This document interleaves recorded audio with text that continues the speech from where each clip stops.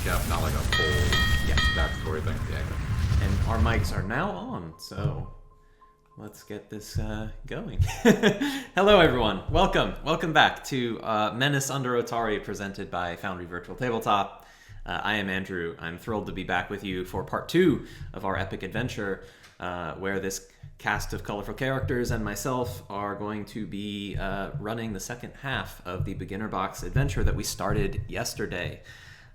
So we'll each introduce ourselves and let you all know a reminder of who we're playing today. But first, I will pass the reins over to our wonderful and talented game master for the weekend, Viviane. Hello. I don't know what I need to introduce. I'm excited to finish this one off. Hopefully I will claim a kill before the end of today. Who do you most want to kill? For the benefit of the audience, I have leveled my party to level 2. This is not the point in the adventure where you're supposed to level them to level 2. If you have a problem with that, please send me a DM so that I have your username on Discord and I can ban you from the community server. Otherwise, we're all excited. Maybe everyone can introduce their characters for those that haven't seen part 1, but there is a Twitch VOD, so you should watch part 1 first. We'll go left to right. So Andrew, why don't you start? Yeah, absolutely. I'm Andrew. I'm the creator of Foundry Virtual Tabletop, and in this weekend's adventure, I am playing Evander, the bard, who is a sort of, I don't know, he's plucky, he's enthusiastic, he's naive, it's fun, and I'm excited to see where part 2 of our adventure goes. I'm Cody. I'm a developer at Foundry Virtual Tabletop. I am playing Morgan Burns, defeater of the 10-foot cliff and, slayer of the kobold trapmaster. Was that you? Yeah. Oh. That was all me. Fantastic. Shane? Right. I am taking the role of Scrapper. Let's circle back.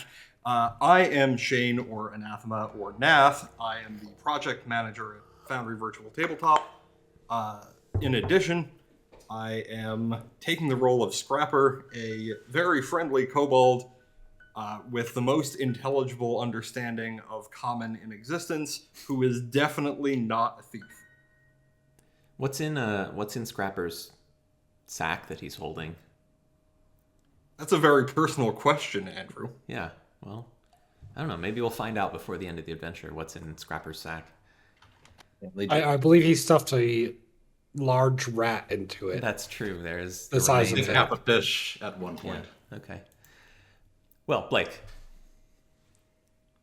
I am Blake. I run the archives of Nethys, and I also play a character named Horace Blackstone, who is a dwarven warrior of Nethys, who goes out and defends and fights in magic's name, and isn't very smart, but, he tries. Awesome. And lastly, Steve. Hey everyone, my name is Steve. I'm from a little group called Recall Knowledge. If you don't see the branding behind me, I kind of went overboard. But we make content using Foundry and specifically tailored around Pathfinder 2nd Edition. We have a brand new live play starting this Wednesday for Outlaws of Alkenstar using the awesome premium module that launches this week. I can't wait to get my hands on it, and you guys should drop in and check us out at all of our social media, Twitch, YouTube, Twitter, the whole 9 yards. But today, I am playing none other than the Dwarven Evocation Wizard, Zavoid Boltbend, although I can't do the accent. And he is going to be trying to overcome his sadness that the underground of Otari is not swarming with Morlocks. It's just... I don't know yet. There could still be. Level 2. I'm still holding out hope there might be a secret, Morlock cult down there, but, it's just normal lizard people running things down there. So we'll figure out what happens today. Indeed we will. And They will. with Hopefully that, they will not be blocked by any more small cliffs. We'll have to see. Our worst enemy. with that, I think I should play our intro reel, and then we can get into the adventure itself. Sound good? All right. Yeah, I'll put together the amazing intro reel that Matt on our team put together for us, and then we will jump back into part 2 of Menace under Otari.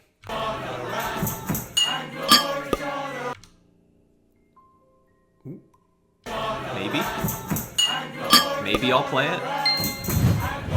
Maybe I won't play it. my hotkeys aren't working. Seems to have worked. Oh, is it work? Oh, I think I toggled it on or off. Oh no, hotkey fail. Yeah, I don't know. Broadcaster fail.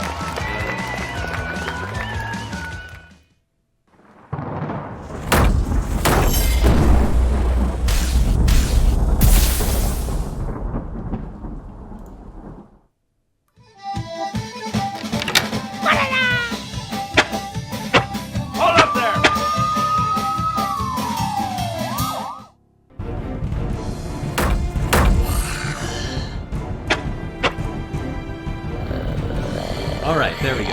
Sorry about the partial fail on playing our intro reel, but I hope you enjoyed it. It was lovingly put together and pretty hilarious. And with that, I will pass the reins back to Viviane, who is going to plot our immediate demise, I think, our impending doom. We'll see. So to remind everybody where we left off last night, well, night for me, I think it was early afternoon for some of you guys. You reached the end of the first floor of the dungeon, and you decided to head home, head back upstairs, and tell Tamily what you had found. Tamily, of course, being the person that hired you to look into her basement. To quickly recap what she told you, she did not realize that there was a hole in the wall of her basement, nor that there was a secret cavern full of various mysterious treasures and creatures behind it. If you would like to continue exploring, she would be very grateful. It sounds like these kobolds are going to keep stealing her fish until someone puts a stop to it. But for the But meantime, if we wouldn't like to, we could just walk away and end the stream, right? you could leave. Yes. Okay. She would probably even still pay you. She would. Well, it's feel been a bad. pleasure, everyone. Have a great day.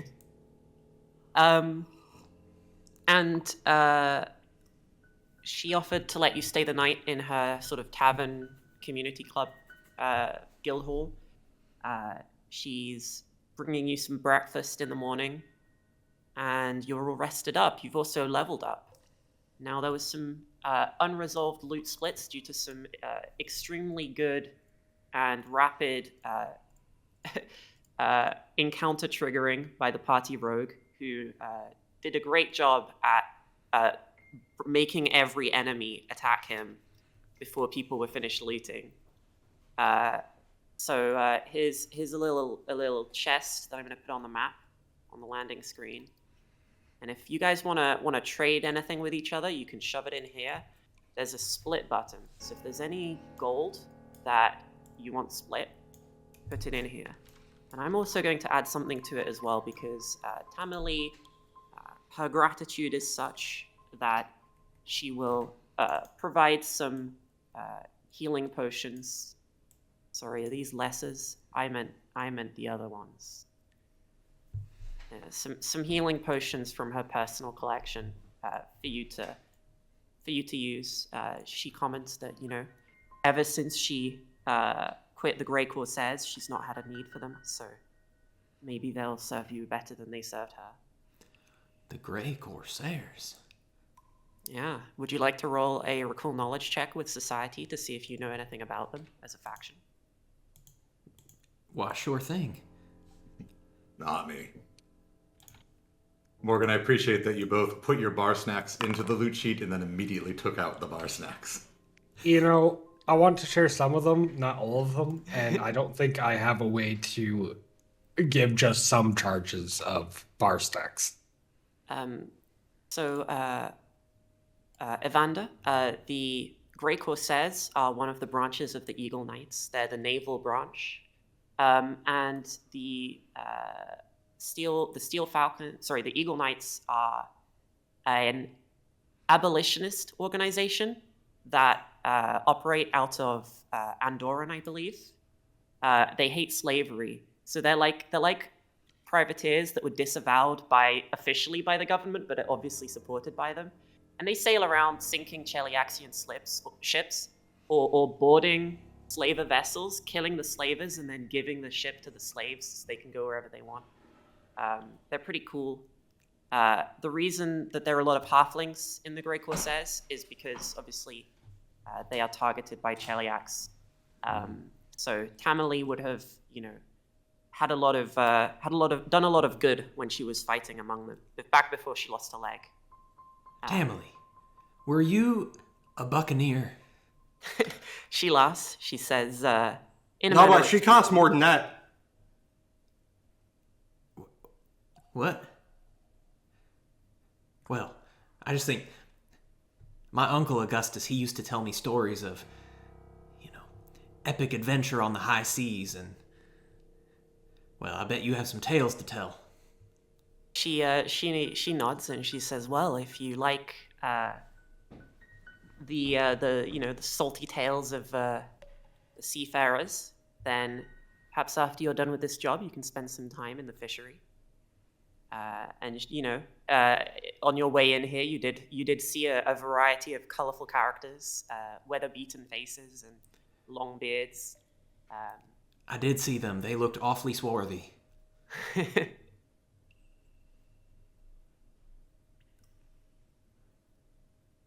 I'm enjoying watching the flow of notifications from the loot sheet, just things going in, things going out, no one quite knows.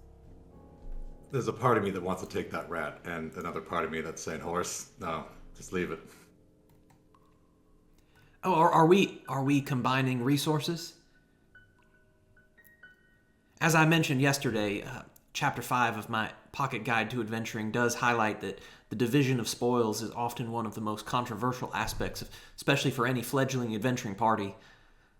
Evander, my boy, you say it's a pocketbook, and yet that tome is clearly over 3 pages.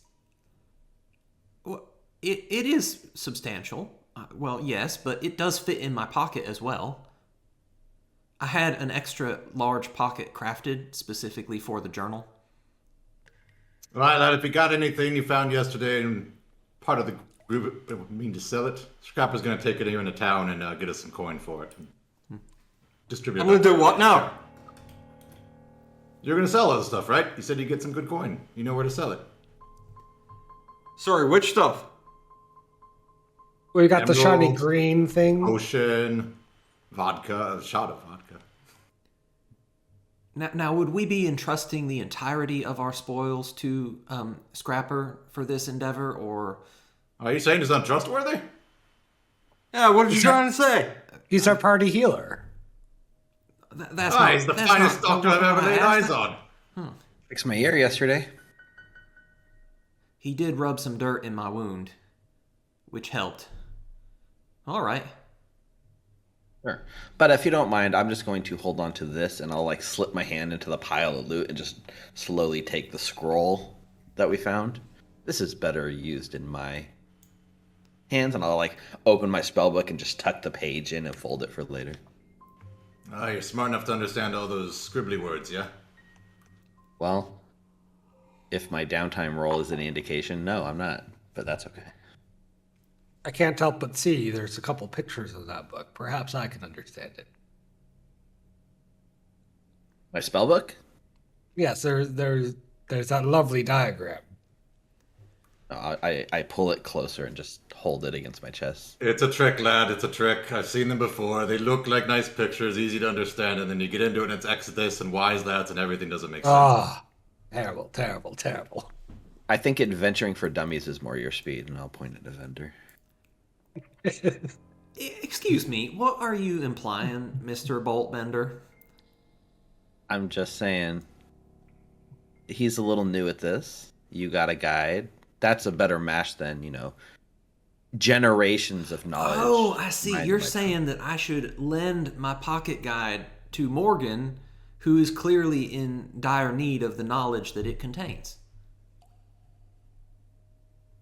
That's exactly what I'm saying, yes, and I'll... How many pictures are in you said pocket guide? It is actually illustrated. I'll show excellent. him. While this discussion is going on, I would like to pull some thievery checks to swipe a few things discreetly from the pile. I think you were offered to grab these items and sell them. You say that like Scrapper actually pays attention to the people talking to him. That's fair. I did want to ask about this. So Morgan mentioned that he was interested in the emerald. Is he keeping an eye on it? Has he already picked it up? Is he? I've been later explained that we should sell it and divvy so up. he doesn't... That's the adventuring way. Okay. Well, what are you trying to steal? How have you guys got this laid out? Did you just empty it out on the bed and you're like sitting there cross-legged around it? I mean, I don't know how easy it would be for you to just pick things out of the pile. Like dividing up Halloween candy sounds perfect. Given that we all expect Scrapper to actually take it, regardless of whether he is successful in pocketing it or not, I think we're all just looking at him like, yep, he's taking it. Yeah. Okay, so after all that talk, you're actually not splitting the loot. Scrapper is still keeping it. Okay. Yes. Oh, I think we're splitting the coin. Just are you splitting the coins? Or is I thought we were giving it to Scrapper to go. Well, get we don't everything need to sell the for us. coins. I trust him. Right. Yeah, we don't need to sell the coins. I suppose we should split the coinage, give the rest to Scrapper to sell, Yeah, that's fair. and definitely get Emerald money and the back. rat. All right, I'm gonna click the button unless anyone complains. All right, there you go. Oh my goodness. I've got some real spending power now.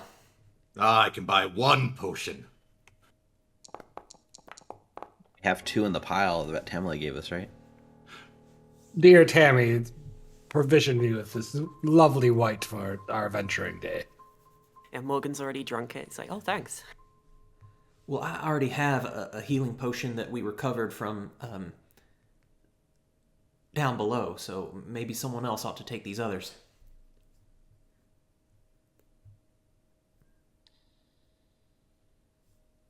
I slowly just am reaching my hand across the table towards one of the potions, just making slow eye contact with everyone. Yeah, you and Scrapper take one. I mean, don't be You shy have now, as get much in there. Healing and magic as we do. And I take one and just put it in my sheet. Oh, wait, no, yeah, yep, got it. This will come in handy when you guys go down and I'm, safe in the back. I absolutely won't just abandon you. I'll bring you back. Scrapper maintains eye contact with Morgan and reaches out, takes the shot of vodka, and promptly makes it disappear, but not into his bag, into his mouth. Excellent. Very good. Drink up, my friend. Drink up. Get us a good price for that emerald, Scrapper. What emerald? It's worth at least 5 coin, I think. That shiny green rock we had in there. You didn't take it? It was there a moment ago. Oh, I'm sure it's still a boot. Can I make a sort of assess value check on the emerald so I can gauge what I think it's worth and what Scrapper brings back for it? Yeah, do you have a relevant lore, or would you like to use crafting? It's gonna Probably be a bit hard crafting. to assess it now that it's gone. From memory. Well, from memory, right? I saw it, so it's not even like an inspection. Yeah, I don't have any. All my lore is very like conspiracy and history related, so this would just be a straight crafting, I think.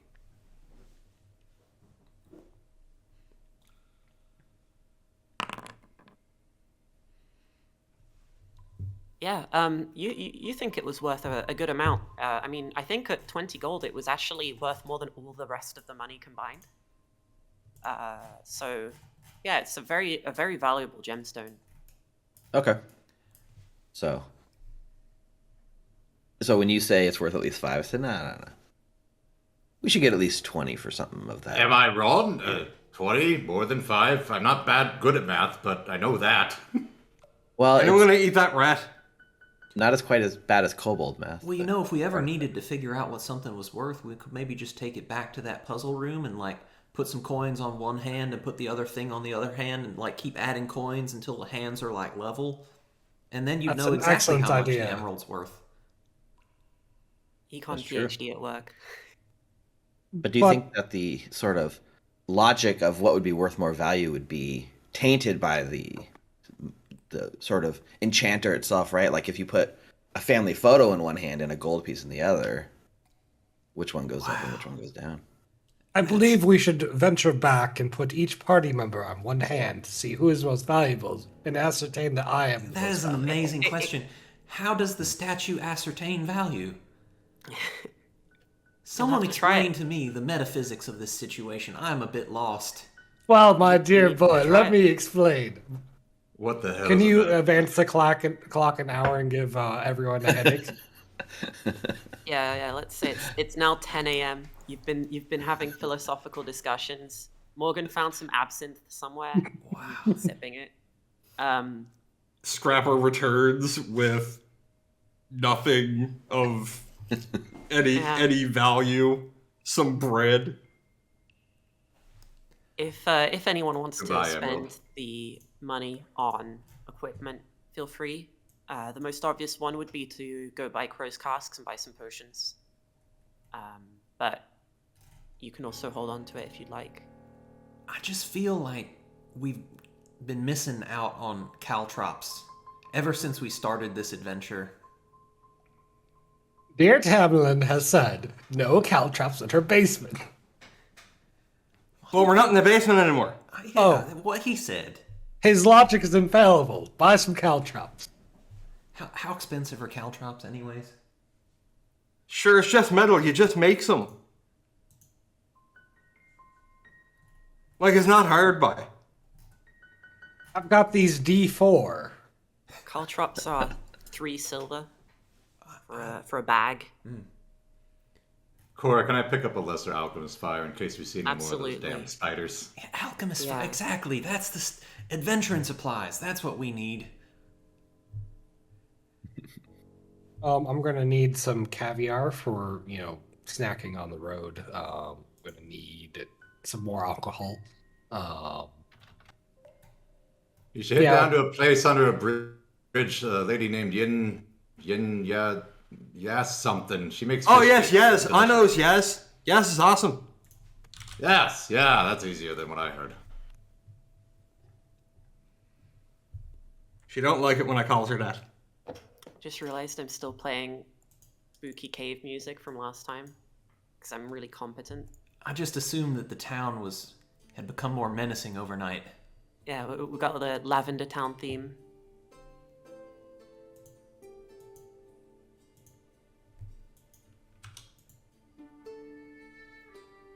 Alright, spent a few gold, got some fire.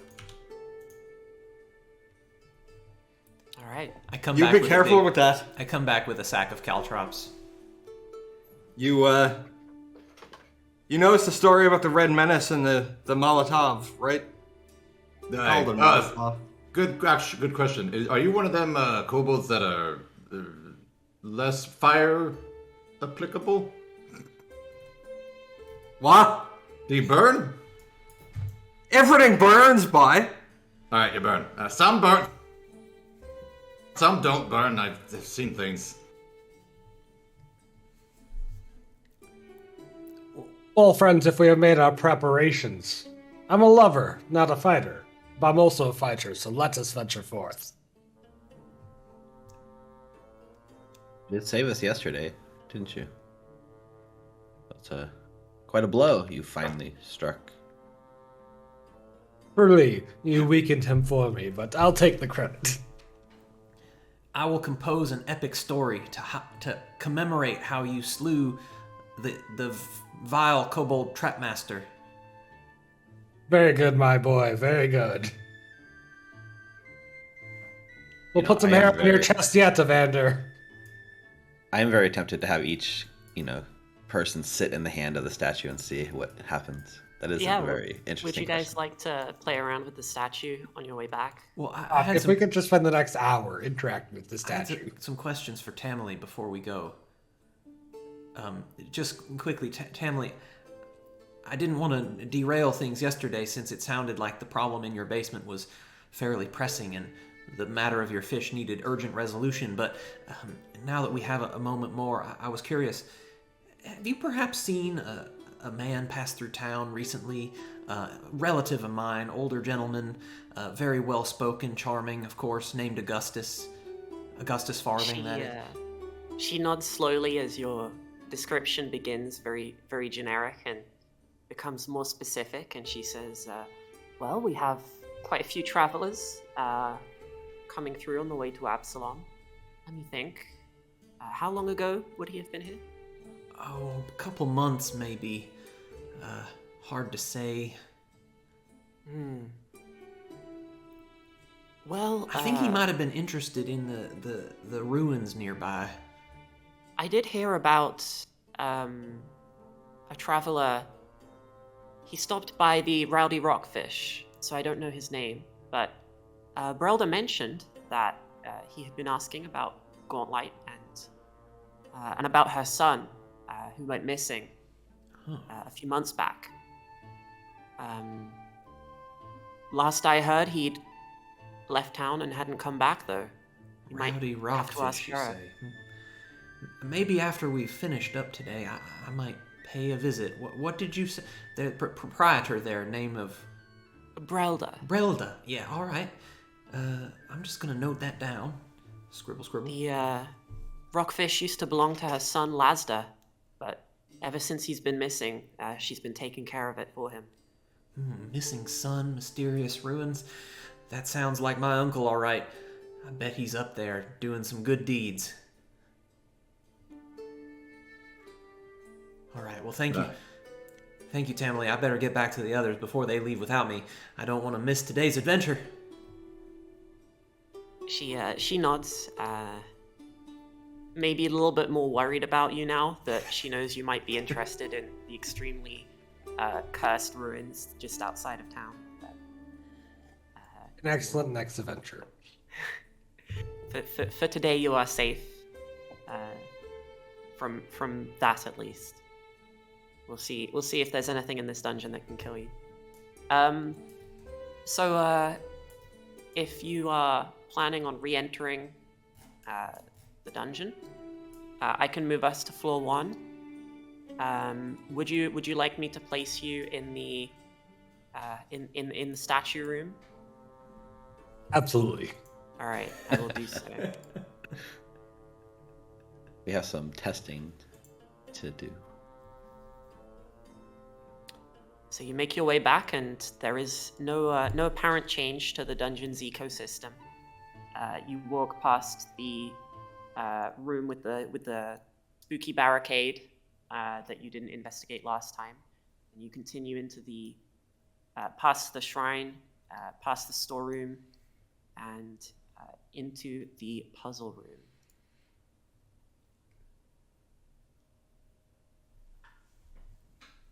Does the statue still speak? Does it still have the same puzzle? That's an interesting question. There's no gold, so I think the puzzle. I think the The statue gold just died. disappeared. I assume it resets its own The gold puzzle. teleported into the vault. Oh, that's what happened. You looted it. Mm. I wonder who would build such a thing as this in this location, and what's this for?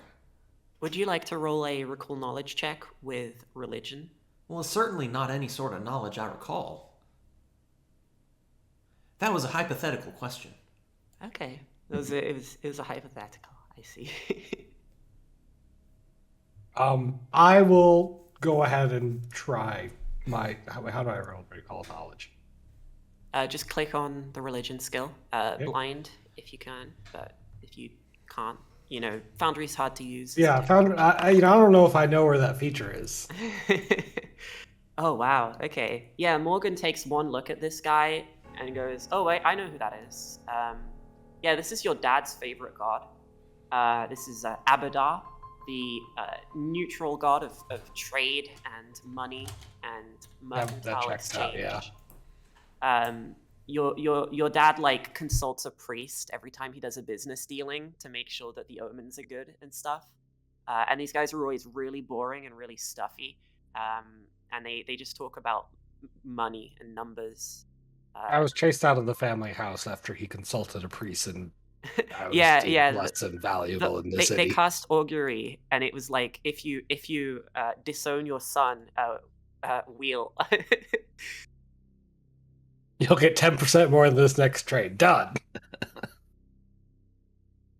So I think what I would like to do to test this statue, we don't even know if it works, right? You watch as like Zavoid, he has his beard, and his beard is pretty full. It's fluorescent. It's changing color. You actually watch as he's digging his hands deep into it, and he's almost like untangling something out of his beard, and he pulls out a little like family charm that looks almost like a friendship bracelet that's been wound into the middle of his beard, and there's like a single like opal at the end that's like charged with electric energy. So I take that out, and I put it in one hand of the statue, and then I take all the gold in my pocket, which is 14 gold. I have 17 gold now, sorry, 17 gold, and I put it in the other hand, and I want to see what the statue does. Okay. Unless I'm mistaken, the opal is mostly of sentimental value to you. Yes, it is my bonded item. Abadar is a neutral god of money, and he does not care for your feeble emotions, and so the statue raises the hand with the gold on it up.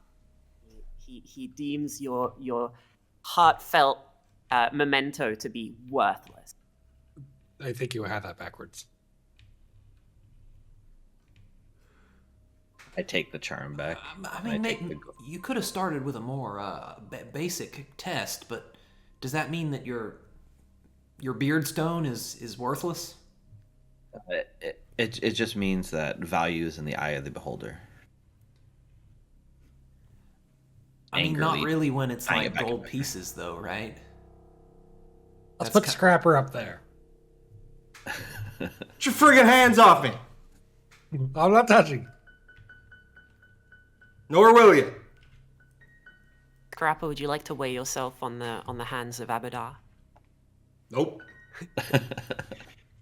Did as I'm collecting my 17 gold because I was so focused on my thing, did anyone dip into that pile of gold that was just sitting there before I put it back in my character Do sheet? you want people to steal from you? I mean, it was very much an opportunity. Okay, Scrapper's already gone. Are we going or what? We just Scrapper gonna knows stand what here an staring at is. a statue all day, or? Yeah, I let's mean, go. we might. It is an interesting artifact. What's interesting about it is stone. Well, the statue itself is stone, but its functionality is rather peculiar. Never mind, Scrapper. Oh, we can be on our So way. are you, but I ain't judging. Morgan's always wanted to know, and he's going to pour out a shot of absinthe and a shot of tequila and put one on each hand. Unfortunately, I don't know very much about alcohol. Absinthe would be more expensive. Does that sound right to you guys? So he will raise the absinthe up because tequila. Well, the thing is, which market does he Depends compare a the lot. prices on? Because Yeah, that's hard. because the tequila would be quite expensive here, right? Because that's made from like Mexican. Depends a lot on whether there's a cactuses. worm in it or not, because it's really the worm that adds the most value. Everyone knows that. I think the absinthe is worth more. I think that's my guess. Because that creates useful art as well, you know. Yeah, Morgan's always viewed this in his heart, so he's glad to have finally a concrete answer. An objective measure. If you Yeah. could bring the statue to your dad, he might actually like accept you back into the family. For at least a week, sure. Yeah. I'll try to lift it a little and realize it's stuck to the ground and move on. It is very heavy.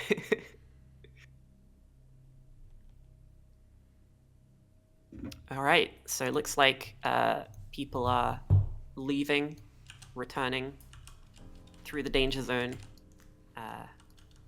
Morgan's going to take a stick or something and a rock, throw it into the zone just to make sure.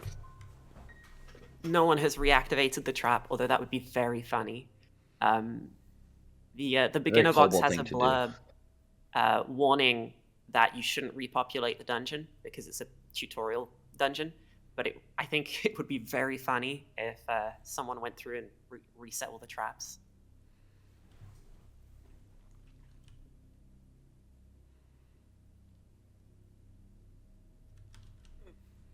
All right. Well, if you are ready to advance down the stairs, we can move on to the next scene.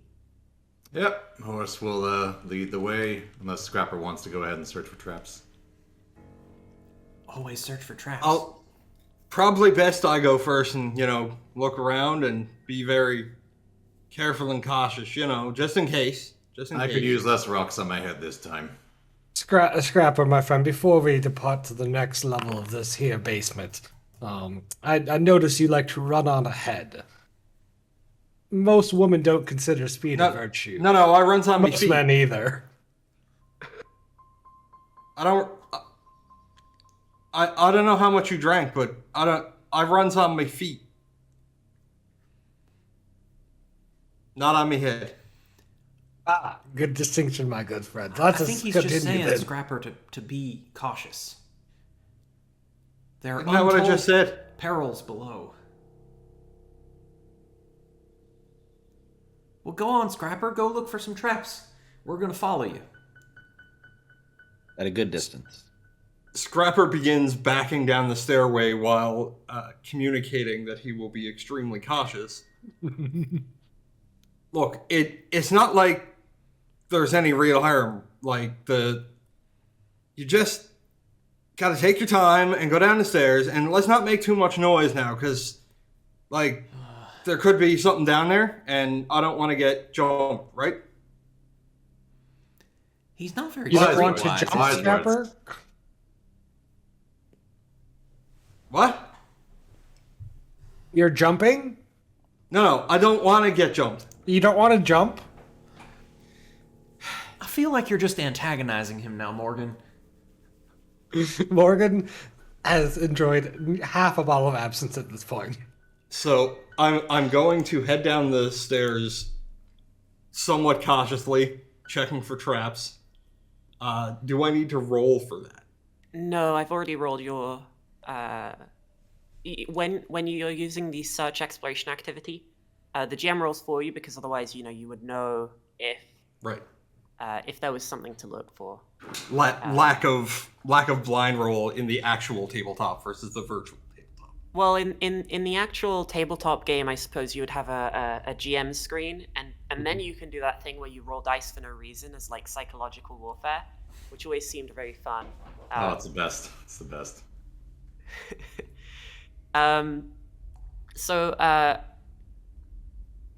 Now, why are you DMing me this? You can narrate what your character does. I'm not going to say it, because otherwise people will think I did that and then that I'm mean.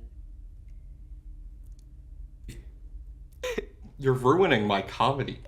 You're ruining it.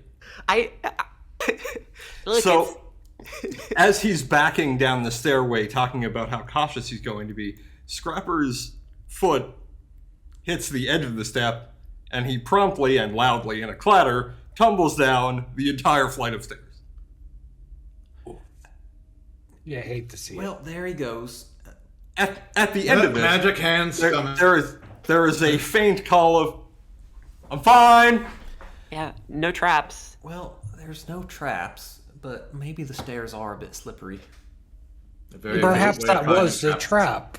Exactly. Perhaps it was a trap of stair falling. I'm going to move you to the next scene at this point. Scrapper. Good job, Scrapper. You roll a short distance after the bottom of the stairs, and you find yourself in a room where all of the furniture has seemingly fallen over for no particular reason. And as you sit up and look around, you realize that your examination of the room makes it immediately. Oh, hang on, let's not get too far ahead. Makes it immediately and abundantly clear that this is an ambush. It's very obviously an ambush. You can actually see a kobold tail sticking out from one of the barrels. There's at least 3 enemies in this room waiting for you, and they have not attacked, but they probably don't realize you can see them.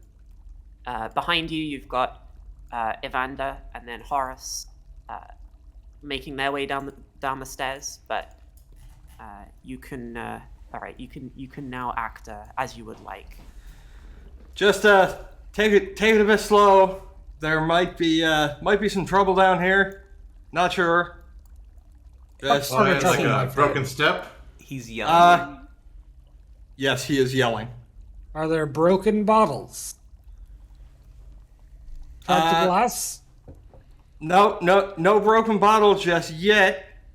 While he is saying this, Scrapper is going to produce one of the vials of oil that he has, and from his position on the floor, throw it at this barricade over here with an effort to break it.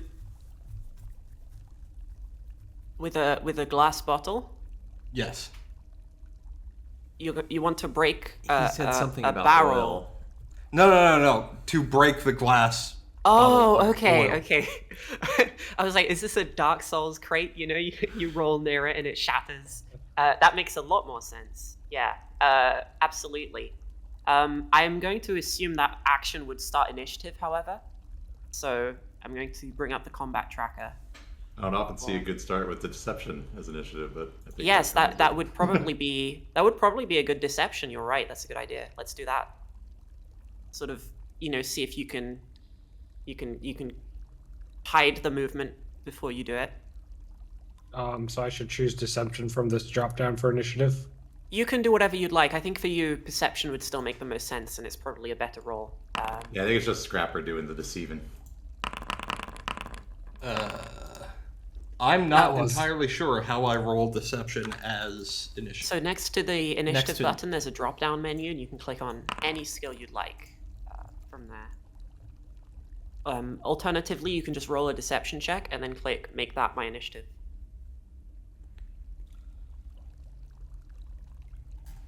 I see.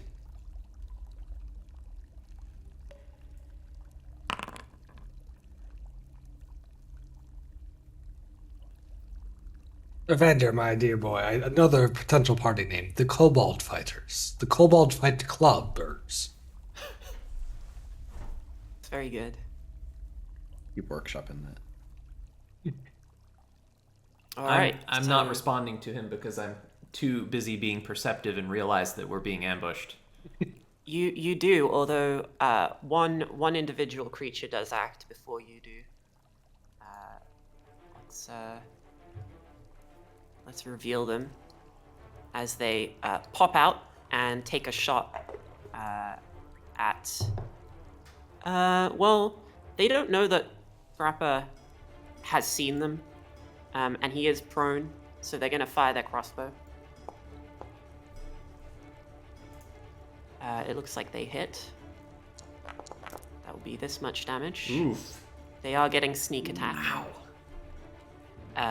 And the scout will reload and then take another Question, if I know they're there, do they actually get sneak attack? Yes, because you're prone. I see. So he will reload and take Not a so second shot. comedic now, is it? It's still comedic. I think being comedic's for the hero. Evander. Oh yeah, do you want a hero point for falling down the stairs? I will absolutely take that. All right. Oh, let's I've see. always done that for free.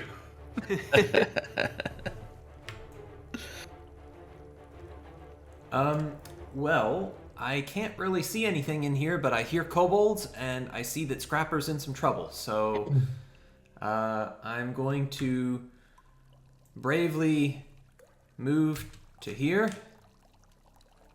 And it's dark in here. I hope this works. I'm gonna yell out a haunting hymn. And I'm Really, gonna- we should have put a light on Evander, just for the viewers. Probably so. I If guess anyone has an extra light. that probably casting. is not.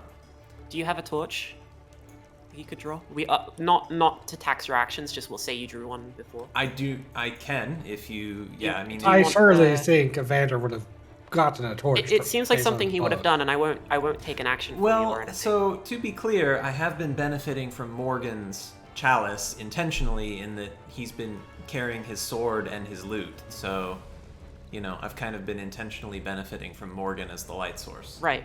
If you would like to have a light source for the benefit of the Twitch viewers, then I will not. It can be one of those tax like you an action, Just for little the benefit of the lanterns. Twitch viewers. Okay, sure. because they can't see anything. Well, why don't right feel now. free to put one on me then that you think is Okay. is what you would like the viewers to see. Well, after a day of adventuring, I could have prepared light as a cantrip and cast it on your. Would you loot do or that? something. That Yeah, would we be- can do that. That would be very Because helpful.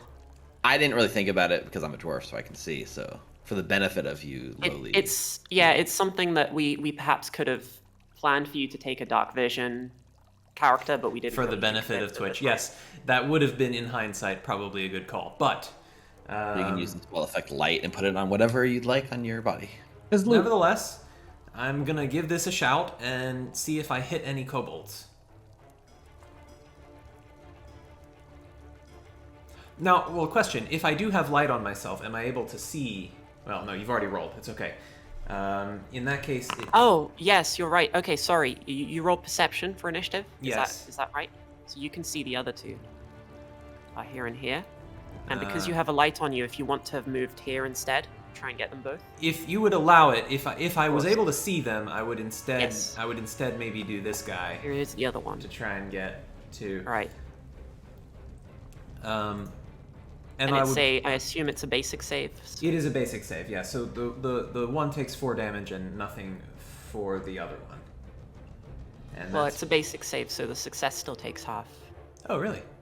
Is Yeah. that what a basic save does? That's pretty nice. Yeah, that's what basic means. Okay. And a I crit thought fail is double. I mistakenly thought that basic was all or nothing. No. I That's am 1 done then. All right. Morgan? Morgan will saunter on down. What is the commotion? Ah, more lizard folk. I meant to ask last time. Are these creatures that would be impacted by divine lance? I think, well, they're intelligent enough to have a moral system, so they are not outright immune. It's Have to use a interesting. recall knowledge check. There are non-evil kobolds in the world, but it would depend on their specific sort of actions and proclivities and so on. So, I have a Morgan's gonna quick give it a question. Sorry, I'll wait for my turn.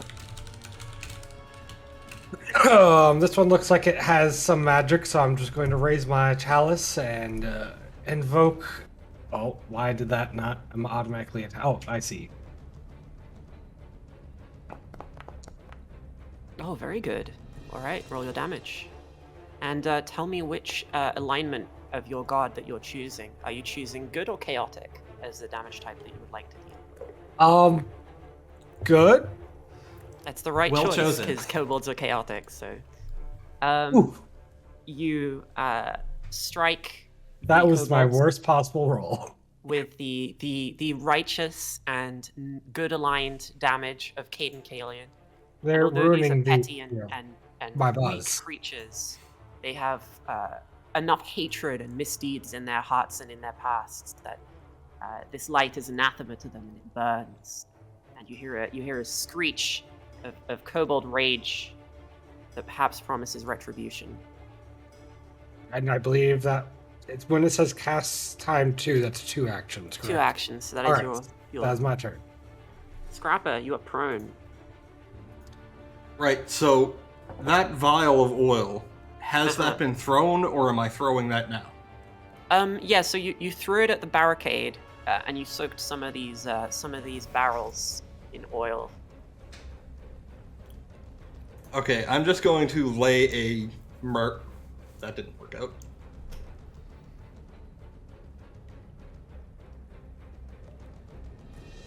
Close Oh, enough. were you aiming for the creature?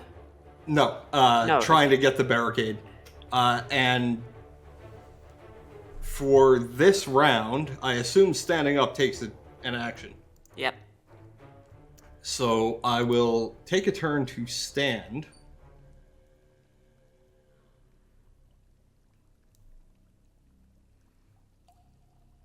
And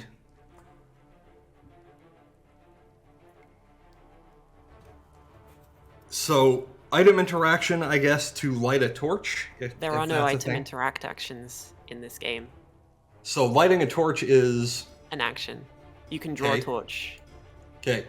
Yeah. Does drawing it light it? Let me look it up. It might have a specific exception. It doesn't. It doesn't say it does. I'll say you can. You can light it as part of drawing it out. 'Cause that's- Okay, he's going to draw it, light it, and throw it on the barricade where the oil is. Okay. All right. Actually, I have quick draw, so that may help too. Did you take quick draw? I did. Okay, so torches technically aren't weapons, but the spirit of quick draw would apply here, I think. So make your. Would it be an attack roll? Normally you light the oil before you throw it, so this is all sort of slightly backwards. I don't That's think you need Scrapper. to make an attack roll. think it like does a say ranged there's a attack flat roll of, check like, a to see if -2 you or something. succeed in igniting the oil. So should we roll the flat check? So just roll a d20. The target number here, 5. We'll say 5 because a torch is bigger than a little fuse. Yeah. Hey. So the square that you have designated, I'm gonna redraw your cube because you used the wrong type.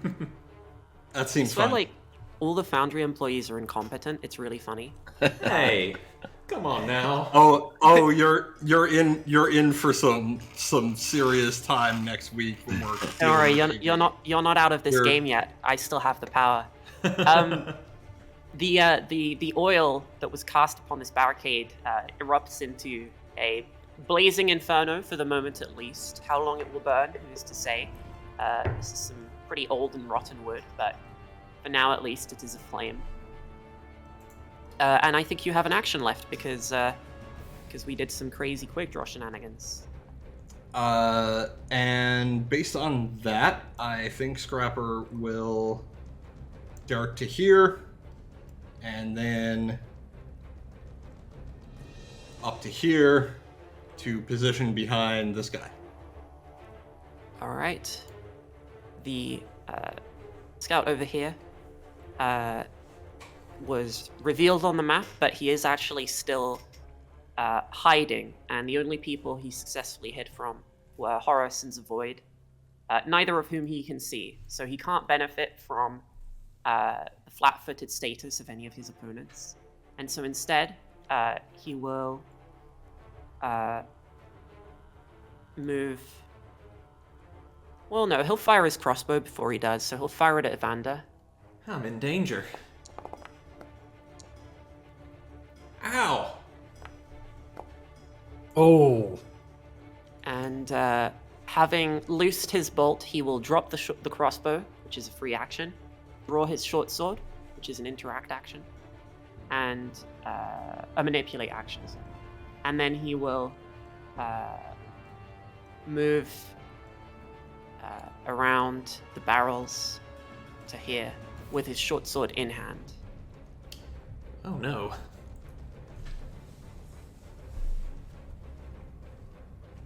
Alright, looks like it's me. I am going to get on in there and get some visibility.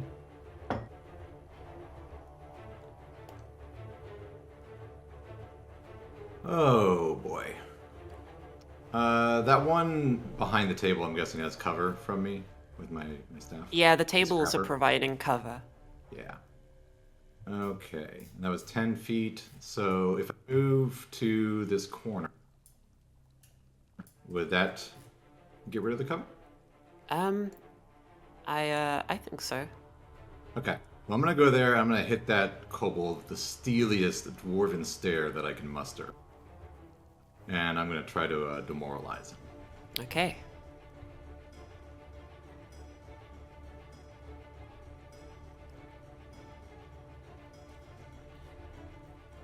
Which one are you demoralizing? Would you say I can physically menace him at this time, Cora? I think you are bearing down upon him, and you are substantially larger than him, and I think that your physical size would certainly play a part in your attempt to intimidate. Excellent. Good. Good. Oh my goodness. That is a success, which I believe is frightened 1 for demoralize. the frightened condition ticks down by 1 each turn, and gives a penalty equal to its value to basically all your rolls and all your DCs. So it's a very strong debuff. An AC is considered a DC in this system. which is Yes, cool. AC, yeah, obviously is a DC, as we were taught.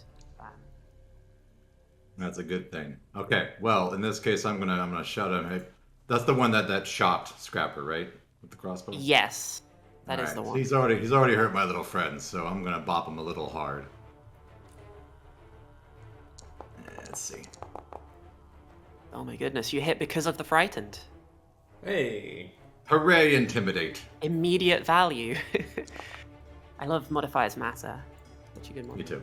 It's a great mod. I think Tim's Whoa. been talking about putting it into the system because I think he likes it a lot as well. So he's possibly talking to the dev, but we'll find out, I suppose. Well, that should be it yeah. for me. That was all 3. A resounding strike. The kobold sort of quails in fear at your display of physical superiority. Zavoid. The Void's been up the spiral staircase just hearing all this commotion, but he can't see a thing. So he has no idea really what he's walking into. So first action is going to be to, walk into the room with my 20-foot speed. Oh, wow, it's chaos. That red square is the burning fire, I assume? Absolutely, yeah. I just can't believe Cora wasn't prepared with a fire tile. Right? If we had token magic installed, I could make the fire animated, but I guess from here, I see 2 kobolds engaged with my ally, so I will just, charge the electricity out of my beard into my fingers and zap each of these kobolds here with an electric arc. very good. That'll be a basic reflex save. Yeah, do you like this, Cody? Perfect. Yes, thank you. There you go. Actually, doesn't look too bad, considering. No, that's actually not bad. That looks awesome. My goodness. All right, you're going at both the scouts, right? Yes, the 2 scouts, so basic reflex saves for each. Oof, unlucky. Oh, I accidentally applied full damage. It would Yep. not have been quite that much. But since it is a basic save, they should take half damage. Yeah. There we go. And that's the Void's turn. Okay. Well then, the blue kobold dragon mage is up next, and seeing you unleash your lightning, he knows he must do the same. He must return in kind, Oh no. What's he doing? and so targeting Morgan and Zavoid. Well, I wasn't Yeah. involved. You cast Divine Lance on him. Look, if he felt bad for what he's done, that's on him, not me. With a frenzied draconic cackling and some shouts, something about how he's a mighty dragon and you will fry, you will burn. He unleashes an electric arc of his own on the 2 of you.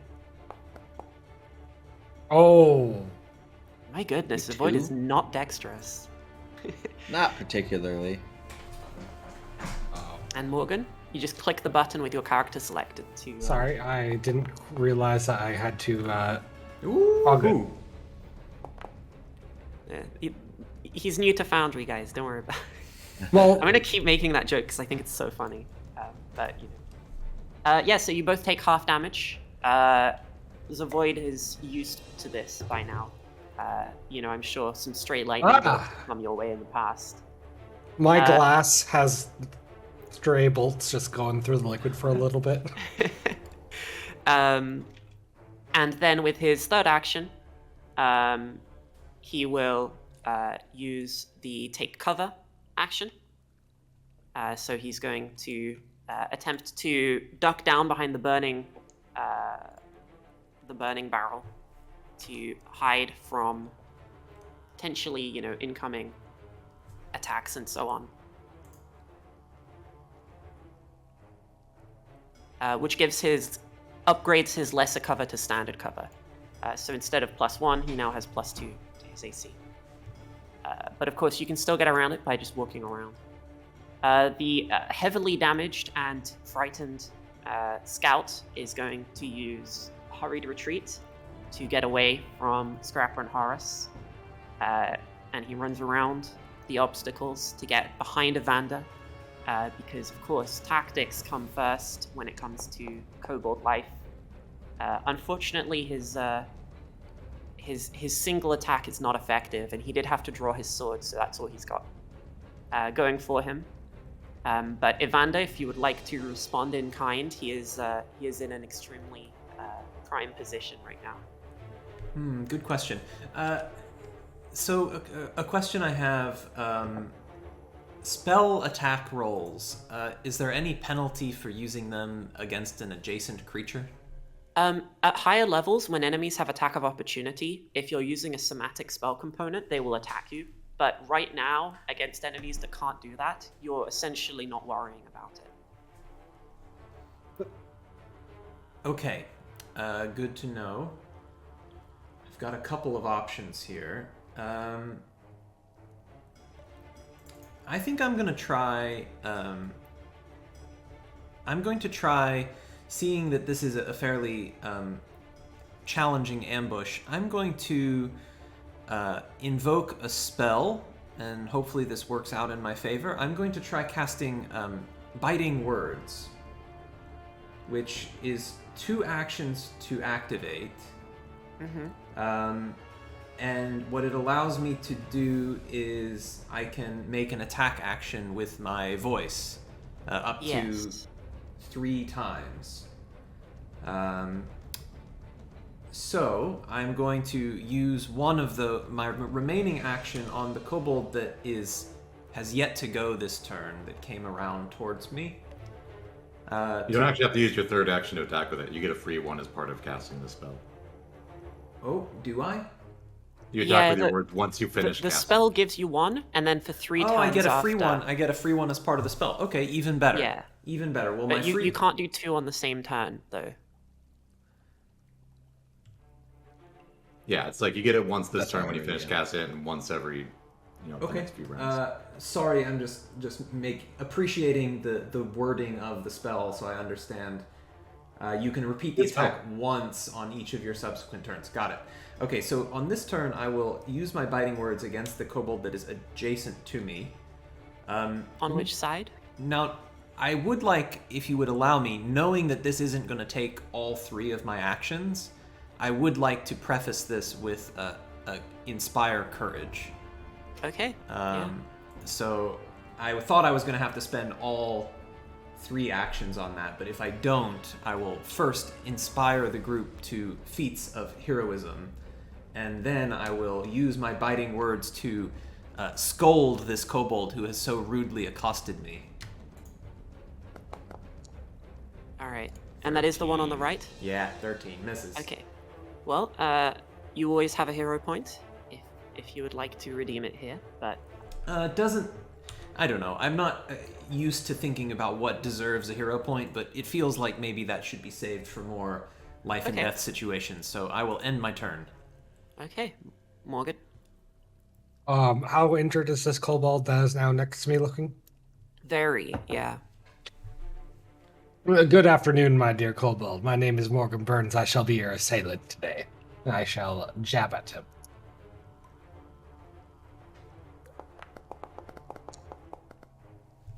Oh, goodness. Oh, no. I guess I'm going to do He it would again. he would have a +1. Oh, sorry, I matters. forgot to apply that. Is a 16 a hit? Unfortunately not. Ooh. Okay, let me hold on. Let me apply that courage for next time. Question about the kobold scout that's between Zavoid and I. Do we both have... I know I do. Does Zavoid have a dagger in his hand? You don't actually need a weapon in your hand to give flanking, Okay. because unarmed attacks can be performed, with your legs, with your head. You can bite people. Okay. So you don't need to worry about what's in their hands for the purposes of... I did not see a way to apply a multi-action penalty, so I don't think it was done for the second attack. Yeah, so the way that you do that is on your actions tab.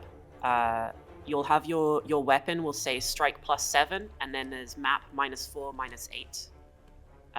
Oh, I see. You didn't have the rapier equipped. There you go. Oh, okay. Regardless, that would hit. So feel free to roll damage.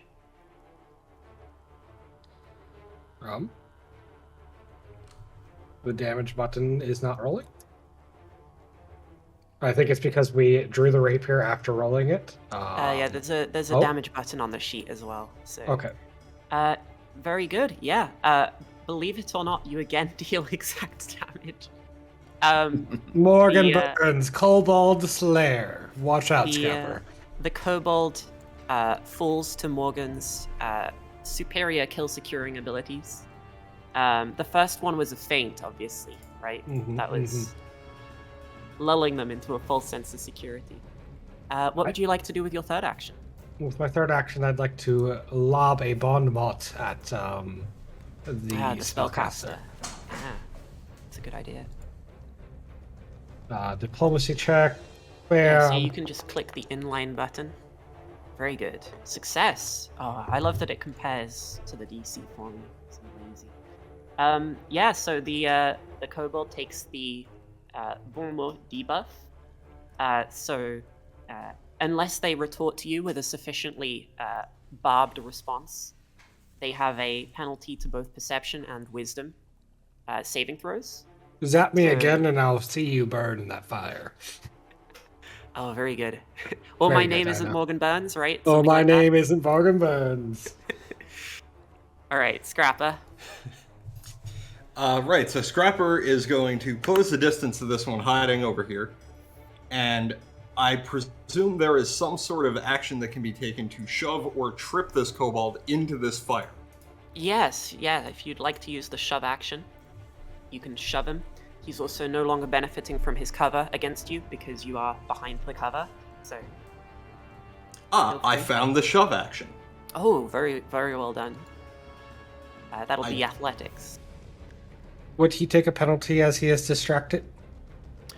So the penalty is to will, so that would be for things like the fear, save against the fear spell, and that sort of thing. Okay. Do we have someone in the party that causes will saves? Well, we had you, but we reprepped your spells between the sessions. So perhaps not. There is some synergy between bards as well and will saves, but I don't know what spells Andrew's picked. So you succeed in shoving the kobold into the fire. Or I guess against the flaming, against the flame. I don't think you'd be able to put him on top of the box. You pick him up, but you shove him against it, and he sort of hits the flames as he does so. Which it seems like is just a 1d6. There's no save, just 1d6 fire.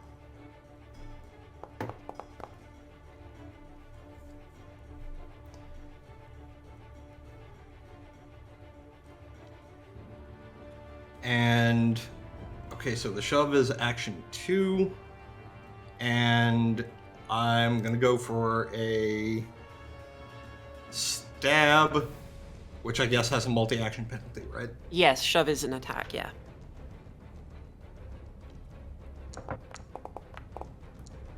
Oh my goodness. Nice. Would you like to roll your hero? Yeah. Okay. Let's see. Ooh, There's fatigue. some chat for that one. My goodness. All right. How much damage are you dealing? Well. This is pretty. Yeah, this reminds me of that scene from. You should actually Lord have of a the Rings. +1 to that because of my inspiration as well. Oh, I forgot to add Inspire Courage, yeah. So, Sounds yeah, right. you sink your knife into the poor kobold's chest, and not only do you deal a sucking chest wound, but you also just kill it outright. Having thrown it against the flames. My goodness. Got that? Indeed. And I believe that's your turn. Tis. All right. The kobold scout will attempt to, get revenge on the egg traitor for Scrapper not carrying or wearing an egg by using the hide action to attempt to conceal his location. This is relative, so everybody except Scrapper can still see him because he's not got cover from you, but he's ducking down behind the barrels to try and make Scrapper lose sight of him very briefly. He rolls an 11, which I don't imagine beats your perception DC, and so you can completely see him as he uses the sneak action to move around here. Having repositioned, he's gonna take a... Oh, he didn't reload his weapon. Okay, he won't reposition. He'll just shoot. He'll reload and shoot. But you are not flat-footed, so this does not crit, and he does not have sneak attack because you could see him the entire time. I might also get a cover bonus because of You do have one from cover, but I don't think that makes a difference to the attack roll. Probably not. But it's not a crit, which it would have been, if... Oh, and only 1 damage. So yeah, you see him. He does that thing where he's like, if he can't see you, you can't see him. So he hides his head, but all his body is still out behind the crate. And then he ducks up again and fires, and you just sort of lean to one side, scrapes your cheek a little bit, but you're fine. That was 3 whole actions for 1 damage. Very efficient use of his turn. Horace. All right, well, I think may repeat the same thing I did before. Good old move, glare, and whack. It's a solid one. So this is an example of something that targets the will DC.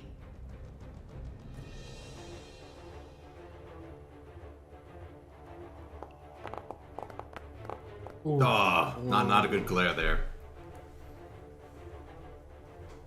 You can still try to attack, of course. Yep, and since Demoralize does not have the attack trait, I will use my full.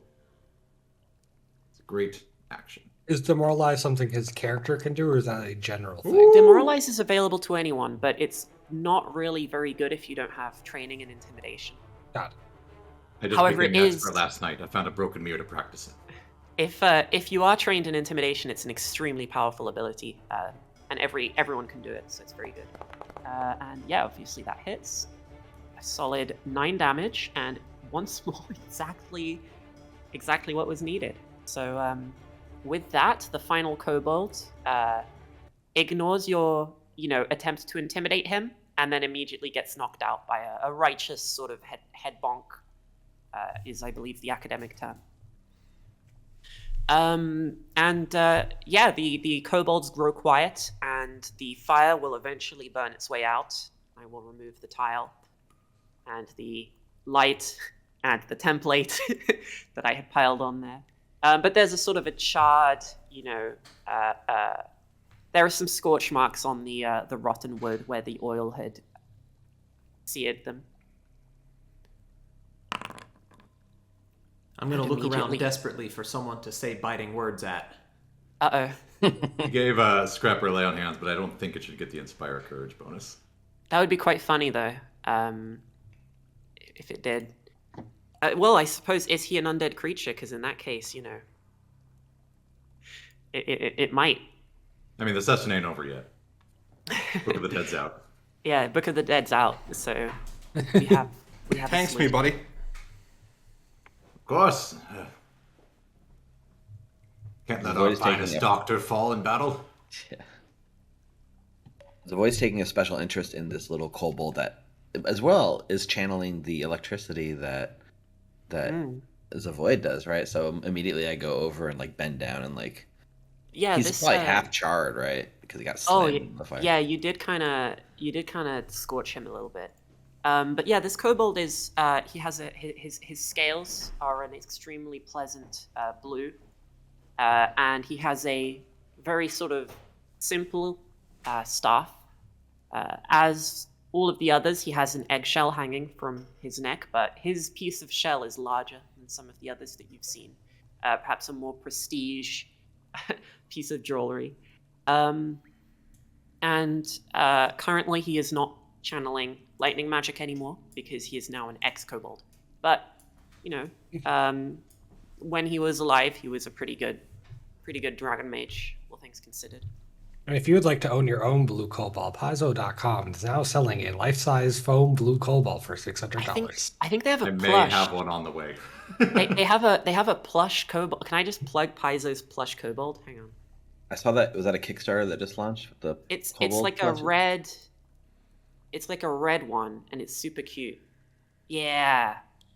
Well, it's pretty reasonably priced. All right, sorry. Just ignore the site. So yeah, so I'm just gonna take some time, nothing mechanically, just like holding the kobold, going through his pockets. I'll probably take the eggshell and like add it to my collection. But Oh, I'm yeah. very intrigued here of the idea that these kobolds can actually channel the electricity. Well, I Yeah, have and to of tell course, you all that as a blue-scaled kobold, he would be imitating his draconic exemplar because blue dragons are the ones that channel lightning. So well, I Do have we to want say take to a y'all little that bit while to I was heal up and such?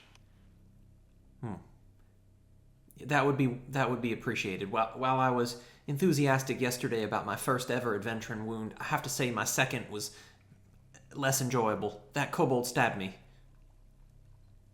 Oh yeah, we'll do that. I haven't stabbed a few dozen times. You get used to it. I believe that makes you a skeet. At No, least, no, no. It's the, Oh, he's a skeet. Ah, I'll explain it after. oh, You just oh Don't hey, waste there's your breath, money on lad. the He floor. won't remember it. wait, what adventure yesterday? Exactly.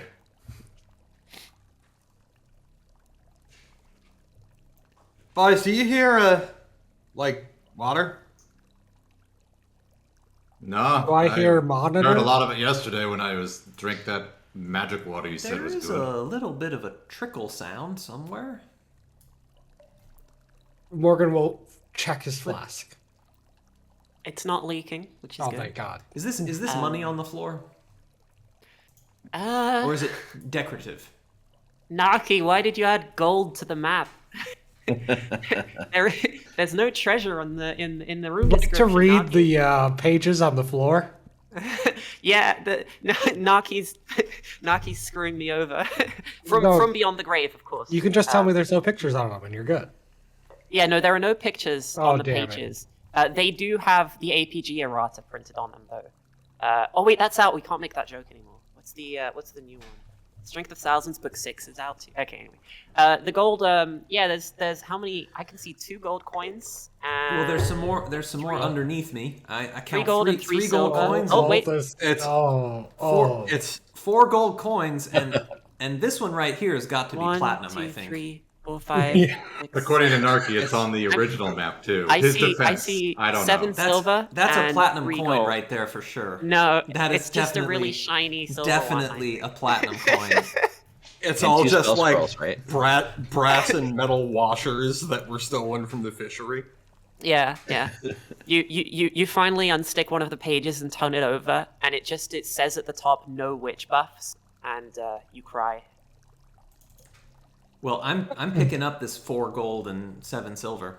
4 gold and 7 silver. There you have it. Yeah. Thank you, Narky. Thank you, Narky. Well, So it does what is- lessen the sting of being stabbed a bit. Money is a salve for all wounds and pains.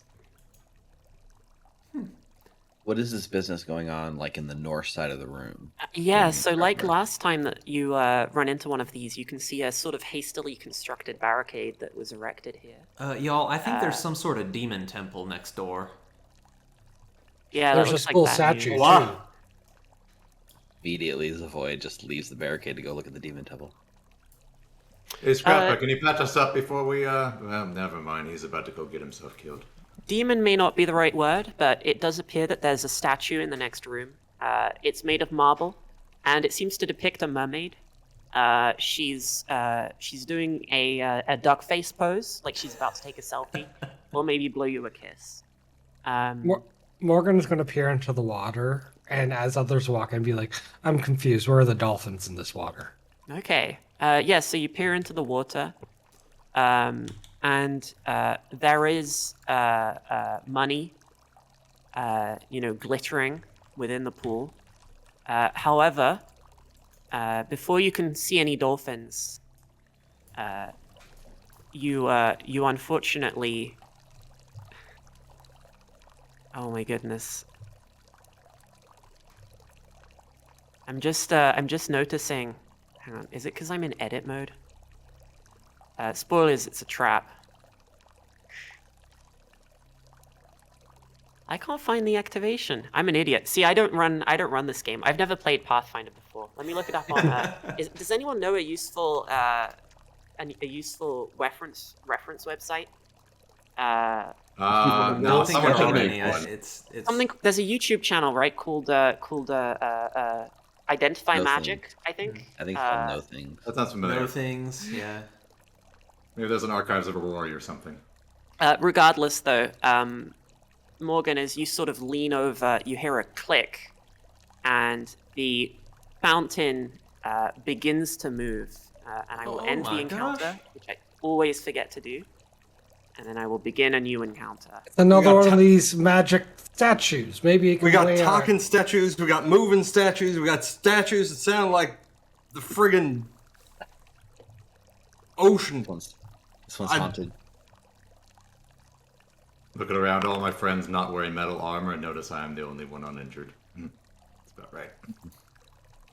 I got zapped by electricity. I don't think metal would have helped me there. I am awaiting your initiative rolls.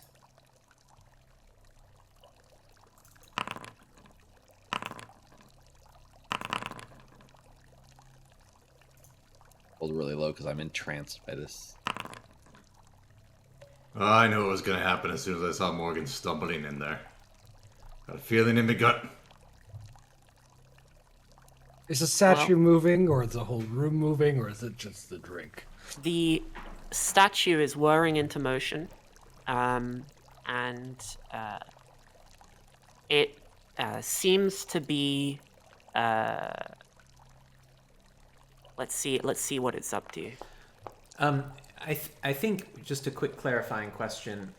I stopped to gather some coins and stuff, so I assume it has probably been longer than 1 minute since our prior encounter. Are you asking for the duration of your spell? Yes.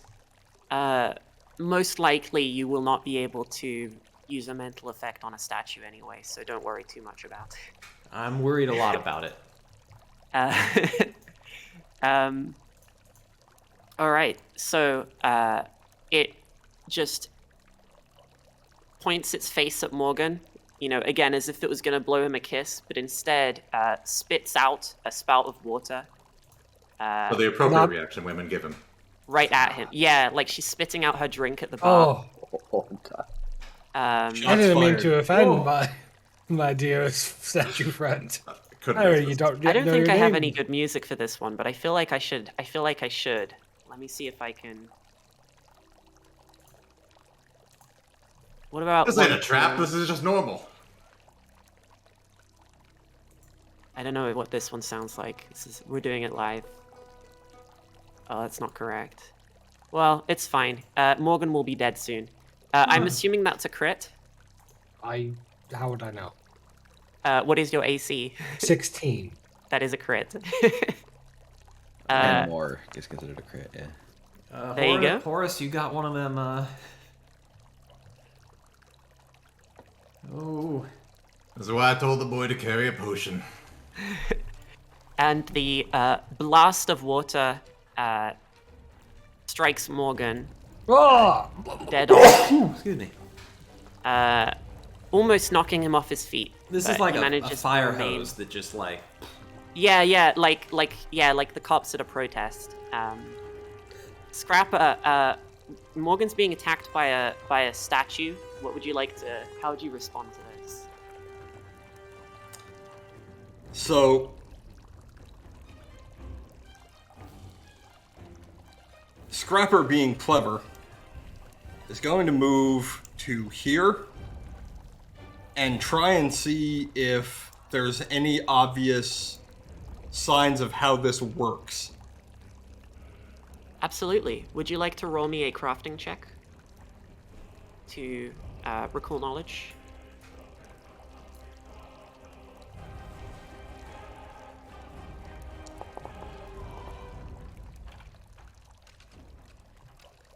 Just want to note, if I die twice to a statue in both times I've played Pathfinder 2e, I don't remember. What did you play? Was it Malevolence last time? I played headshot against the rod. Oh, Headshot the Rot. That one's fun. Okay. And then we had a secret bonus mimic fountain boss where I tragically died in Matt's arms. Aw. Well, there is still time. So, Scrapper, in your expert opinion, it looks as though this is some kind of mechanism. This is a very old, complex machine that was built here a long time ago. And from how it's moving, you can tell it's not in the best of condition. It's creaking a little bit. The gears are catching a little bit. You know, it's in a sort of a state of disrepair.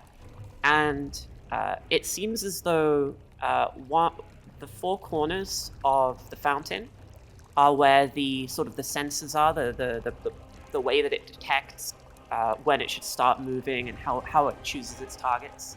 And one of those has already failed. And so you surmise that if you were to interfere with those, they're these sort of magically enhanced pieces that then, lead on through the clockwork nonsense.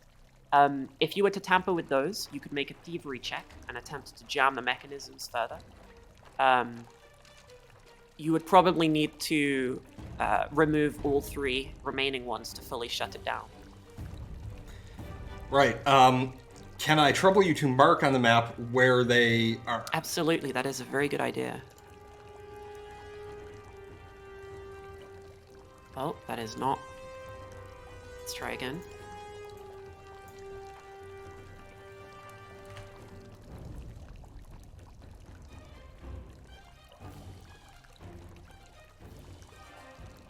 There you go. All right. So Scrapper, realizing there's one right next to him, is going to tamper with that immediately. And of course, alternatively, if one was so inclined, the brute force option would also be acceptable. You could just smash the expletive out of the stone, but I think that in Scrapper's unique skill set, the subtler approach would be more effective. And so if you would like to make your thievery check, here is the button.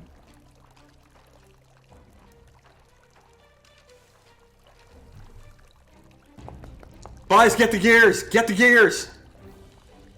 Absolutely. And you succeed. You disable the closest sensor, leaving only two remaining. And I believe disable a device is a 2-action activity, so you have used 3 actions now. But on your next turn, you can move and do it again if there are any still standing. Okay. Speaking of which, Horace. Alright, little one said to go for the gears, so I'm going to try to get his attention, so I will move on over closer to one of the other ones.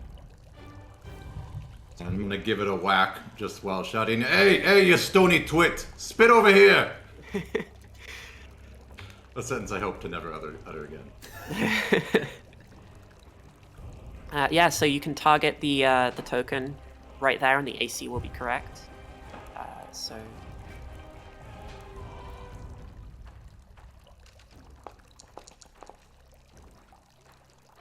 Oh, very good. Yeah, that is a hit. Targeted.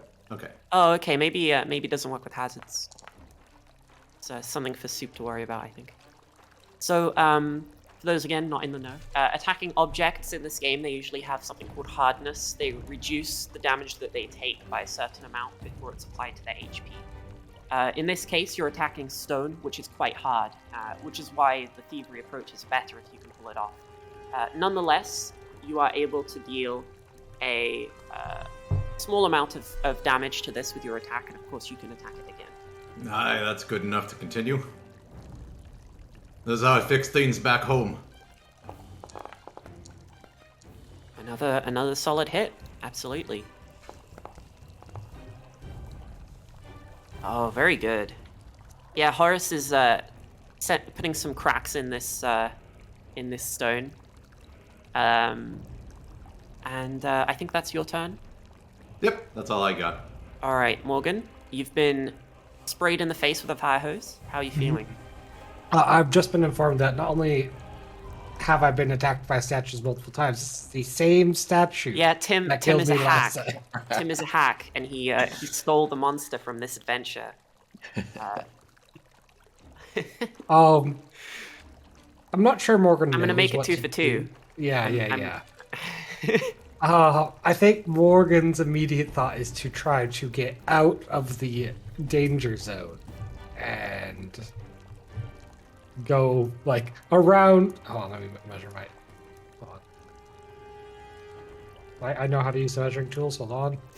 There we go. I don't play with a distance system, okay? I'm gonna move over here. Uh-huh. Is the whole area one strike zone? No, so the bits that you're attacking are these weak points in the corners, and there are 2 left, and they're marked by their tokens. I'm going to drink my elixir of life. That's a good idea. I did not gain much health back from that. Turns out Someday it's he'll learn he just can heal whiskey. himself for much better. Yeah.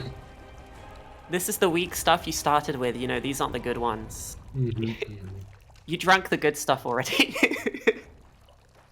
I would have thought that would have reduced the charge automatically, but it does not seem to have.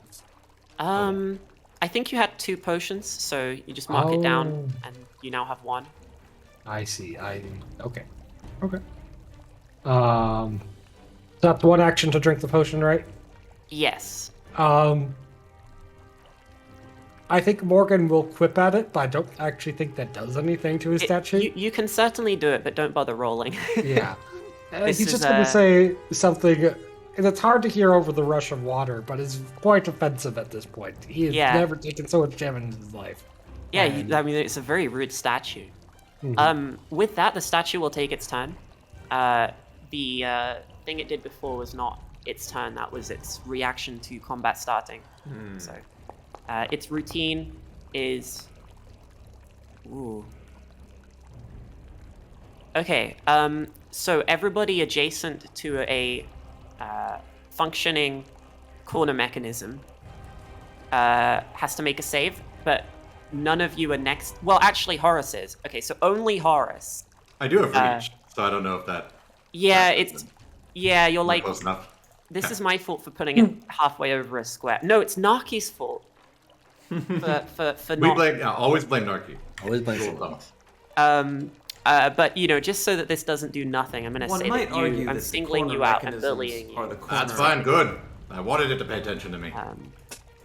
Yeah, that's right. You successfully convinced the mindless robot. Dwarven intimidation works even on statues. Exactly. So it's a reflex save against this much damage. Basic reflex. Oh, it's fine. I'm the best at reflexes.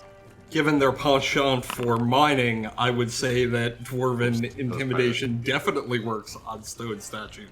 That's true. Yeah. Oh, good. I did roll well.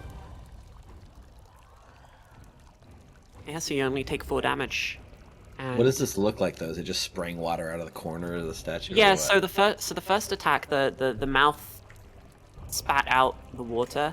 And these are more like waves, like rushing surges of water from the basin outwards, but only on the ones that have not been dismantled already.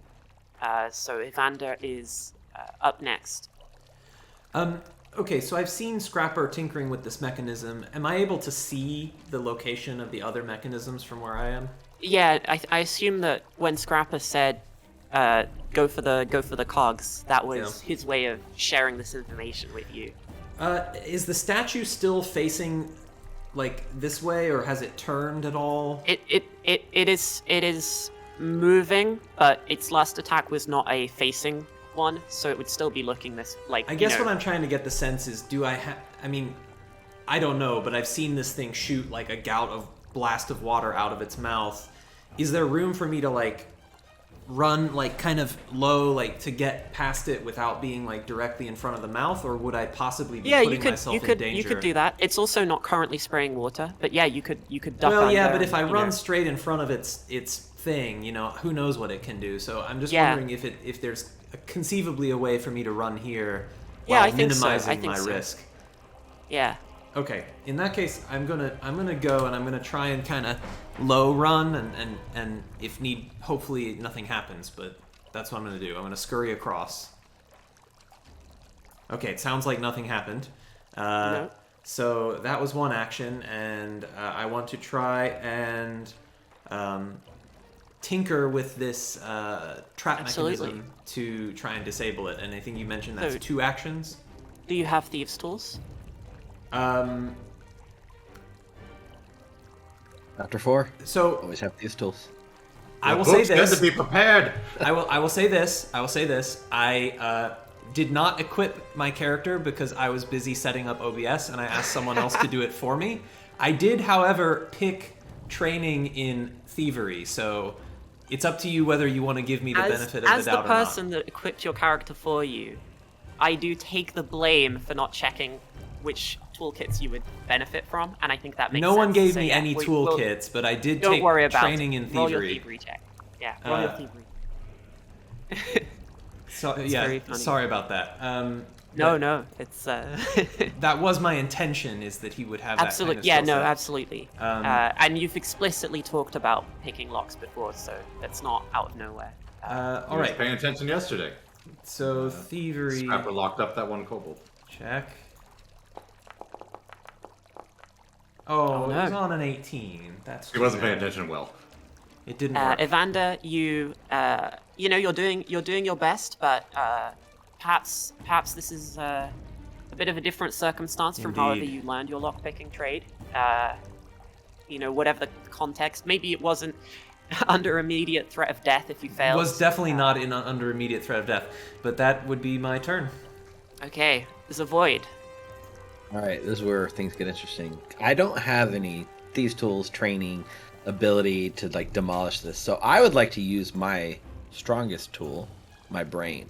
Okay. Is it possible for me to spend my actions watching what the statue's doing and maybe anticipate what it's about to do on its next turn? Ooh, yeah. Would you like to roll a crafting check? I can do that, absolutely.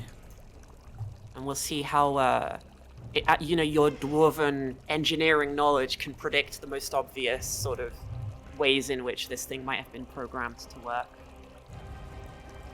Well, I hope so. Yeah, that one. Oh my goodness. Okay, so what I'm gonna do is I'm gonna roll what it will do on its turn, and then I'll tell you now, so you know beforehand. Okay. So, on its next turn, it is going to do the corner spray ability again, which means Okay. that Evander and Horace currently would get hit by it. And you can see it's building up the water to do that, that surge again. And you could either try and disable one of those two, or you could try and move your allies out of the way of it. You have 2 actions remaining. Yeah, I'll use one action to sort of point that out to the group and just let them know. Share this. Right. Like, watch the corners. It's about to blow, and then I'll use my third action. It's just step out of the room into safety, and that's my turn. Oh, good to know. As I watch it happening, powerless to do anything. Yeah, so Scrap, Thanks for the heads up. Thanks for the heads up. you've been warned that the corners are about to explode again. And so the wise thing, of course, would be to not do anything and wait for that to happen and then move in, so that you don't get hit if you fail. But you could play the hero. You could defuse the one near Evander and save him. Up to you. It's only a problem if you fail your check, right? Oh, the gears are turning. Not the statues. I'm curious. I think he might, actually. Save him? Yeah. All right. If you fail, Or show you're off stuck how there good of too. a trapsmith he is. It is a good flex, isn't it? Demonstrate your value to the team as a rogue. That was a thievery check, right? Yes. Wait, he's not a rogue, he's a healer. No, I'm sorry. Yeah. It explicitly said not a rogue in the banner. Party medic. Ooh, okay. Let me check the DC. My goodness. hypothetically, I don't think you have any way to get a +1 to this, do you? I If know it's your going to character. come down to it, I will absolutely hero point it. That's what I was fishing for. All right, would you like to hero point? Fingers crossed. Fingers crossed. This is your heroic moment. So to Come hero on, point, you Nethys. right-click on the chat card. Oh, very good. Way ahead of you. Hey! Ah! So, Scrapper, as you're in there working them, you can feel this surge building up, and there's this moment where you're like, I could leave, I could get out of here, I could be safe, and you can almost feel yourself start to like duck back to get out of the way, and then you have this moment where your heroic resolve builds up in you, And then he jams a knife into the gears. yeah, and then you just like wrench it out, and like the cogs start rolling on the ground. This corner is also diffused, and the rising momentum is just wasted, and the water sort of sloshes angrily, but not to any useful end. The only remaining corner that is active is the bottom left one. Horace. Shoot! Don't worry, I Scrapper. got you, Cracky. Shoot, Scrapper. Nice work. You did that much better than I did. Awesome. All right, I'm gonna listen to Zavoid and be like, all right, good warning, good warning. I'll try to step back at the far reach of my staff and still Yeah, whack yeah. while Yes, protecting maybe myself. one down, and I won't bully you anymore. I'm sorry. I was very mean. No, you're fine. I'll I haven't taken a lot of damage this session. I deserve it. Yeah, HP is a resource, I'm gonna say this is the 10 feet, okay? Just so that you know. So you're safe Sure. where you are. Excellent. Yeah, weirdly, this is 10 feet from my reach, but not for most of Yeah, when I found out Distance is that, not symmetric. when I found out that reach on a weapon is the only exception to the corner doubling rule, I was very unhappy. But those are the rules. As you reposition, so you don't technically miss. It's just like you're not striking. You're getting the stone casing rather than getting in with the gears. I'm not doing a very good job describing this because it is kind of weird to think It's about. hard to hit it this hard from this I'm far imagining back. there's like a panel that's come off, and you're trying to jab in there or something, get at the weak bits. And unfortunately, especially with the area now slick with water, you are struggling somewhat. That's fine. Morgan. Morgan has been drinking more heavily than normal, and as he does, his flesh is like returning back to its normal color. The My pain goodness. is subsiding. We've used our second heal as a cleric. Are you using a heal on yourself, or are Yes. you using Three. Okay, Three. so Yeah, do click this the. action. You can click the 2-action healing button to heal yourself, or you can click just the healing button at the bottom to heal. Why not everybody. go all the way? You want the Well, 2-action one left. You heal more on the 2-action one, so Yeah, you do. it's the trade-off. I mean, everyone else is pretty good on health, right? So Yeah. the second button is healing myself. Yeah, the 2-action healing, the button in the middle there of the card. Yeah. Ooh. So you would heal 16. I think you hit the wrong button. But so you'd heal Yes. 16 Further up, Cody. actually. Further. Oh, sorry. No There's a worries. lot of It's always buttons on plus this. 8. Okay. It's a variable action spell, so it's actually really cool. If you depending on how many actions you spend on it, it has slightly different effects, which I think is really neat. But yeah, there you go. You get a taste of in-combat healing. Turns out it's actually really good. I mean, Turns you out must it's have rolled actually very high, really good. but there you go. You have an With action my left. final action, I'm going to spit into the fountain's water. Oh, that's rude. Okay. Well, sorry. The fountain's turn was locked in previously, and it will send a surge of water to the corner that no one is standing in. Evander, what would you like to do? Oh, well, I'll give it another go, and I'm gonna move over to the remaining mechanism. Yeah, do what Scrapper taught Yeah, you. I'll try and follow Scrapper's Shove a knife in. Scrapper's ways, and use thievery. Oh, Oh, That's a good roll. I'm Scrapper's protege. As are we all. second time's the charm. And perhaps Horace has helped you out a little bit. You know, he, with his strikes, has sort of weakened the I loosened it. Yeah. Definitely Horace loosened it. And so you find yourself able to disable this sensor as well. And functionally blinded to its surroundings, the statue whirs and sinks back into its default sort of resting animation. It just sits there, stationary once more, and theoretically stationary forever because it will never be activated unless someone repairs it. And you have defeated the mermaid fountain. Congratulations. I'm Cody pretty didn't proud of you die. guys. Yeah, this one's actually really tough. I didn't adjust this for the fact that there's 5 of you or the fact that you're level 2. This one's quite famously tough. Who would create a thing like this, and why? Dwarves. Dwarves. Aye, we do this. Perhaps most excitingly for Morgan, perhaps, the treasure, Statue would have a nice beard on her if it was us. the gold that was cast into the fountain is now undefended and available to be plundered. There's plunder. Ooh, gold. Wow. Oh my Scrapper, goodness. all yours. Huh? There's gold Oh, in the fountain. good job on them traps there, Scout. Yeah. Yeah.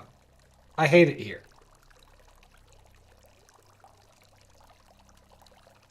Since he has been Coinage. told that there's coin and it's all his, it all goes into the bag. What?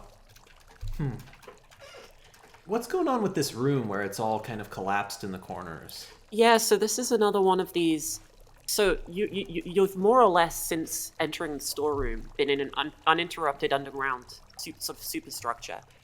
This is an extremely large complex, and it's had some shrines to some kind of random deities.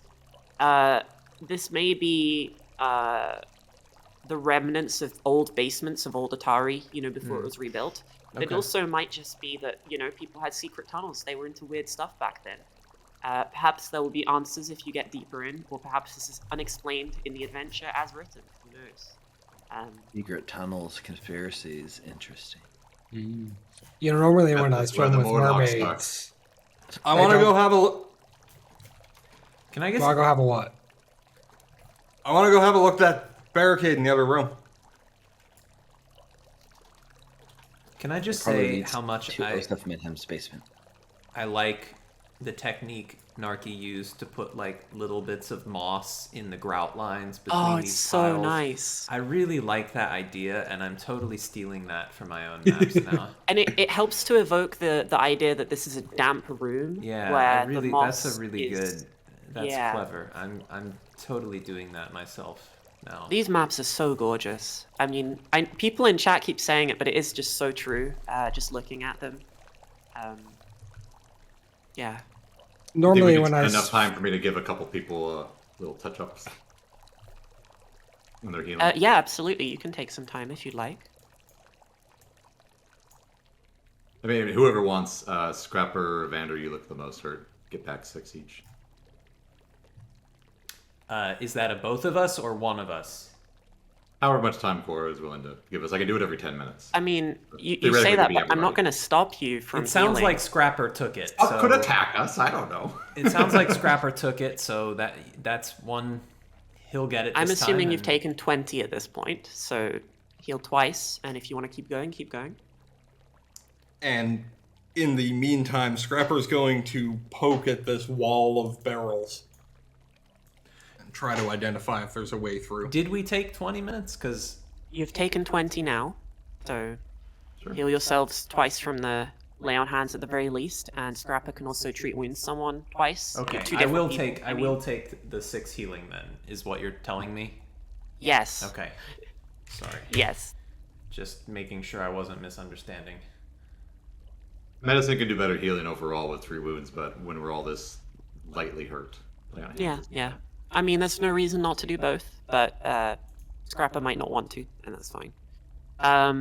So Scrapper was investigating the barricade. I think what's he Zavoid would like to specifically- aid in that if possible. Okay, yeah. So I'm gonna ask for a perception check from both of you then.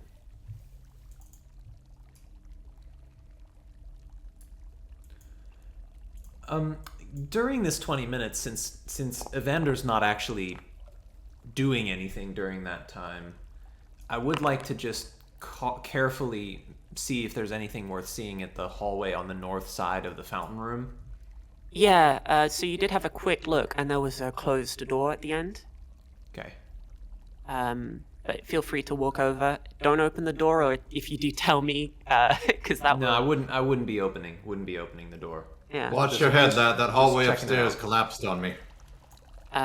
So Scrapper, you know, you're investigating and listening at the barricade, and you can hear.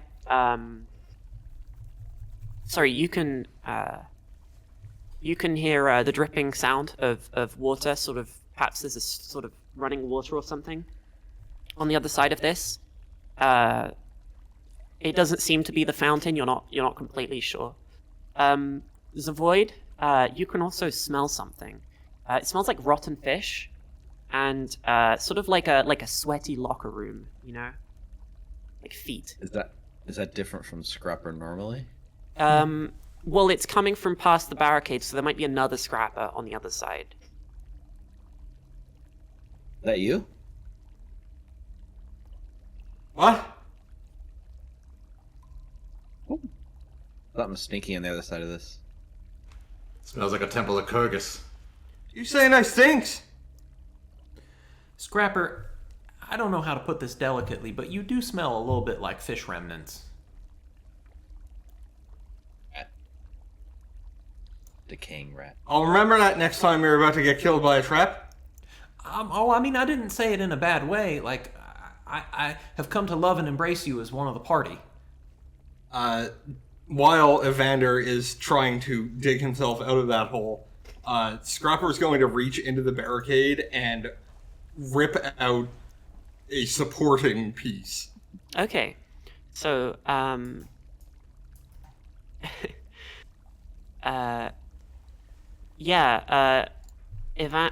Evander is sort of interrupted by the sound of clattering and the sound of the loud dismantling and splintering of the barricade.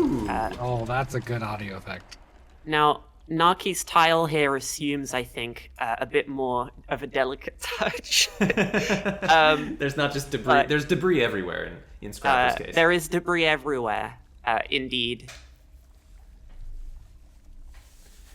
I'm just trying to, I'm like in the middle of saying something conciliatory to Scrapper, and it's just like just overrides anything that Evander's saying. And while the party decide if they would like to advance down the newly opened passageway, I believe we're around the 2-hour mark. So if anyone would like, perhaps we should take a break here. Yeah, I think a short break would be great, just to let everyone 5-minute. Yeah, take a quick refresher. We'll take a quick interlude, and then when we come back, we will be exploring the remainder of floor 2. So yeah, thanks everyone. I will send us to an AFK screen, and we will be back in no more than 5 minutes, so please don't go anywhere. And we will be continuing with the conclusion of our adventure on the far side of the break. Back then.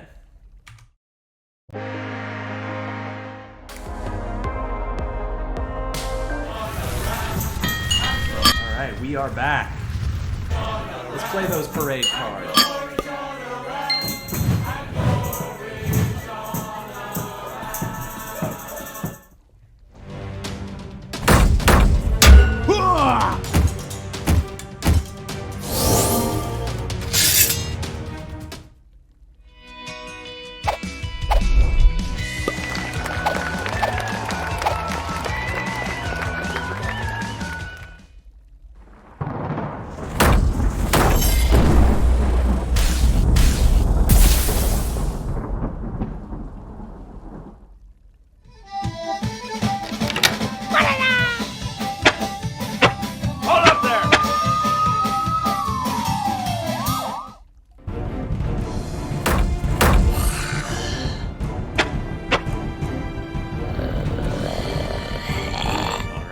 Welcome back, everyone.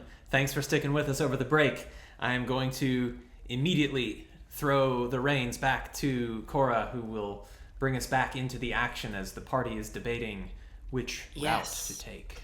When last we left our heroes, there was some heated deliberation over who was being healed and who was not. But with that resolved, and with the dismantling of the barricade that was blocking their path, the heroes have two ways that they could go, and I will leave it up to them to decide which to take.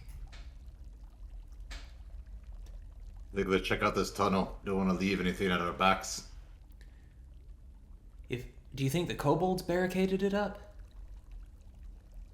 Something. Yeah, it looks like Skeet handiwork, but Were they trying to keep folk like us out, or were they trying to keep something from inside the tunnels from getting to them? that's always the question, right? Like, did they have something coming at them, or were they just trying to like hide something? You know. Before Scrapper destroyed the barricade, did it look like there was one side of it or other that was kind of like the keep stuff outside? Well, I will tell you that it did not look traversable. It's not like it was a locked door. So if it was meant to be the outer barricade of the kobold home base, you would imagine the kobolds would not be outside of it, they would be inside of it. Sure. So you are So the currently entire probably- corridor was just jam-packed with debris. Yeah, it was completely blocked. Okay. So you are probably leaving the safe Going zone if off-road. they built it. Well, In college, a couple of friends and I built some barricades, waved a few flags, sang some songs of the people. It was great. This Yeah. sounds like danger and mystery down this way. I like it. That was like a lavatory. Scrapper, you can see a crossroads. The short path comes to a very slowly flowing underground stream. There's nearly no current at all, but the water is glimmering slightly where light from the south seems to be shining upwards. Not enough to light the place up for your fellows, but you have obviously dark vision. And so you can make out that there is some kind of structure to the south, through the southeastern passageway, another hand-built chamber.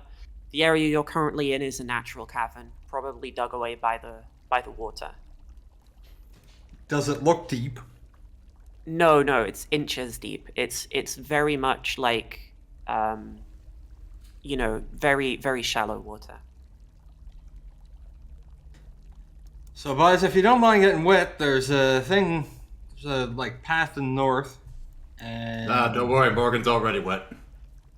I just spent the last 20 minutes drying off, thank you very much. and there's something off to the right that's kind of glowing, but I don't know. Trust your senses, lad. Glowing sounds good. Maybe. Well, like fire glows, right? Well, is it fire? No. Well, I'm What is curious. that? Anything magic? I can. I'll use it to I'll detect pulse. magic. Feck, am I supposed to know why? I'll go up to where Scrapper is and Zav as well. I'm sure we'll do some pulses as we advance to see if we pick up any magic. Okay. You do not detect any magic within 30 feet of you.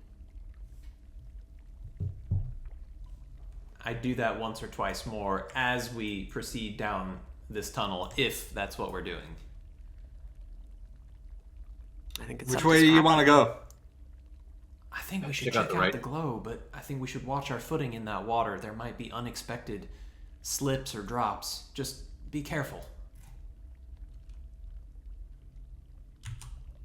All right, let's slow down a bit, guys. Come on.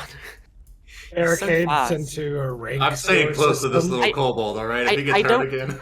I don't want to pause the second one person enters the room because I want the others to also be able to see what's happening. But you guys are so fast. All right, let me. Well, part of the reason let me to step explain. forward is to make room behind you Well, for the other people. in theory, but there are points where Scrap is about 3 squares ahead of the next person. He's hard to keep one up with. And let In me fairness- describe the room. In fairness, he would bolt about 10, 15 feet ahead of the others. This room seems to be built like some kind of altar is in the center of it. A large marble standing bowl that is empty. In the 3 intact and non-destroyed corners, there are pulsing, crackling orbs. The one to the southwest seems to be made of some kind of stone that is glowing with heat. The one to the bottom right is pulsing like an ember is contained within its heart. And the one to the northeast swirls with some kind of inner tempest. I wouldn't get too close, This Scrapper. looks magical for sure.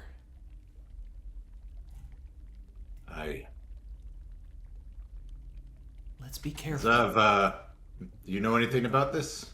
Can your spells pick up on anything? My family home, the summer retreat had these balls that contained moving figures and storms and such. I loved to look at them as a child. My immediate assumption is this is dedicated to the elements, one of which we are currently ankle deep in. That's You seeing traps? Are we gonna just ignore the fact he just said he spent his childhood looking at balls? Not just balls, my friend. Sometimes there are these long shafts that had people in them as well. Well, I think I know what he means by that, but let's just move on. I like what Sure you know. I like what Zavoid said. I noticed that this room it's been partially destroyed. What's under this water? Are there ruins underneath us right now? You are standing on stone beneath your feet. Is it all like level and flat, or are there Yeah, some... so I think what's happened here is that the erosion of the water has worn away at the stonework, and so slowly it's creeping along. But this area that you're standing in is maybe an inch or half an inch lower than the normal floor level, just worn away by the shifting of the foundations of this building, and maybe it's sunk more on one side than the other because that part of the ground is less stable, that sort of thing. I'm gonna lean into Evander and say, actually, boy, you're right to be worried. We're on the ceiling of just any number of cities below us. There might be Morlocks, Durgar, deeper and darker things just waiting to come out from any one of these cracks. Oh around the my room. gosh, I love it. Tell me more. Oh boy, I could tell you things that would keep you awake for months. Well, But now, I we value should my be sleep, quiet. but I also value the thrill of adventure. Zav, get up here. There's magic stuff. I'll move up towards another group. That's fine. Scrapper steps onto the stone to make way. I often find, young boy, that if I'm too excited, a few fingers of whiskey before bed is a soothing balm. Evander, as you approach the Earth Orb, you can feel some of that sort of resonant power that it clearly contains seeping out from it, and you're sure that whatever magic is contained within these orbs is responding to your presence, growing more intense as you get closer. It feels like Can I ask Nethys if he knows anything about this? Yeah, would you like to recall knowledge using Arcana? Well, something, Or- whatever you think I have. I'll trust I in don't his know- fortune ability. I don't know what you have. Do you have a lore skill you'd like to use? It's up to Oh, you. it doesn't really. I keep holding control. I'm trying to use this, so it really doesn't matter what skill check it is, whatever the best one for the situation. I am trained in I think- Arcana, so that's not bad for me. If you're trained in Arcana, let's use that one. Is this? There we go. Oh my goodness. Nethys's favor brings you incredible insight into the situation. And so you're just trying to work out what on earth is going on, right? Yeah, are these safe to use as good magic, bad magic, in simple terms Horace can understand? Well, Nethys, of course, would tell you that there's no such thing as good or bad magic. Magic is just magic. And how it is used is the will and the right of the person who can tap into it. Wise, yes. You know that the concept of the elements is an important part of magical theory, especially for primal spellcasters, like druids. They care a lot about this stuff. For an arcane caster, usually they don't need to have an affinity for a specific element. These orbs are clearly repositories of very concentrated amounts of elemental magic. And it's likely that they were used in some way to share that magic or channel it into a useful means. However, while that doesn't sound very threatening, you also notice, with how damaged the chamber is, there may be other damage to the orbs specifically that would cause them to act unreliably. And very specifically, the counterbalancing of the orbs, if you infer that there used to be a water orb, its absence may cause issues with the fire orb, to which it was opposed. It's opposite it in the room. The air and earth orbs seem more stable. Perhaps they're keeping each other in check. The fire orb does not. I'll try to explain this to Zap in terms Horace can understand. Like, I think these are like grain silos of elements, if that makes sense. We're missing one here. That one over there looks a little shaky, but those two seem pretty full. Zavoid, are you touching the good orb? So this orb is like drawn me, my focus. You're talking in the background, and I don't even really hear you because all I see is this magical swirling orb of energy. And Zavoid is just like slowly approaching it, eyes wide, not blinking. And from what you guys see, it looks like he's reaching out to put his hands on it. As you touch the orb, the feeling of ambient magic that was building the closer you got suddenly suffuses you. And all of your hair, which I'm sure is already doing this partly, stands on end with sort of static. And you can feel as sort of a blast of wind hits you that your feet almost lift an inch or two from the ground and then settle back down again. And a voice booms within the room, saying, "Call upon the wind to gain my blessing. Soar through the sky and be free." And everybody in the room gains the blessing of the air. This ability can be used once, ever, in the next 24 hours, and then it's gone. If you don't use it, it goes away too. And for one action, you can fly 40 feet. Praise Nethys! I'm gonna go immediately for that earth orb, the other stable-looking one. I think how it's phrased, actually, by spending one action to call upon the wind, the hero can fly for the next action. So I think you use it, and then your next action can be a fly action. So it is useful, but it's not better than walking, unfortunately. Horace immediately does the same to the earth orb, just laying his hands on it immediately. And again, the sort of the rising feeling of energy builds, and when you touch it, it releases, and you feel a tremor. The room shakes, and for a moment, your limbs feel as if they weighed 1,000 pounds. And then you hear the voice say, "Call upon the earth to gain its strength." You gain the second ability, everybody does, as the room quakes. And as the room quakes, something happens. Fire orb shatters. What? Oh. And in a burst of flame, from it erupts a tiny creature, itself seemingly made of fire, but taking the form of a small mammal, perhaps a rat. The cinder rat looks furious. This minor elemental, its eyes glow red with flame. It was living happily within the fire orb, absorbing that excess energy, and you have disturbed its slumber. And so we will need to roll initiative. What Someone does- who used this creature in another adventure without the art. This guy looks awesome. I love him, yeah. Cinderats are cute as hell. You cinder possum. When I was a player in this one, I did adopt it. My wizard kept it as a pet, so... Is that an option? I would like to do so. Well, you can try, but I am not my GM. I'm a different GM, and my GM is very, very lax with letting me befriend everything. So that's nice.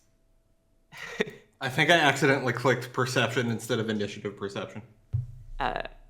Nath, do I want the rats on fire or everything is fire? Soundboard. You'll want everything as fire. Okay, let's see. Oh, I'll say perfect. The shattering effect, that was cool. Oh, I love, yeah, so Matt made the macros, and obviously Naki made the tiles, and Nath made the, he used the sounds from Sirenscape and picked them out. So it was really a big group effort getting this working. Technically, I helped because I double right-clicked on them and got the IDs out of them, except one where I confused a capital L, no, a lowercase L and a capital I. But otherwise, I did help a little bit. So yeah, group effort, they're really, really cool macros.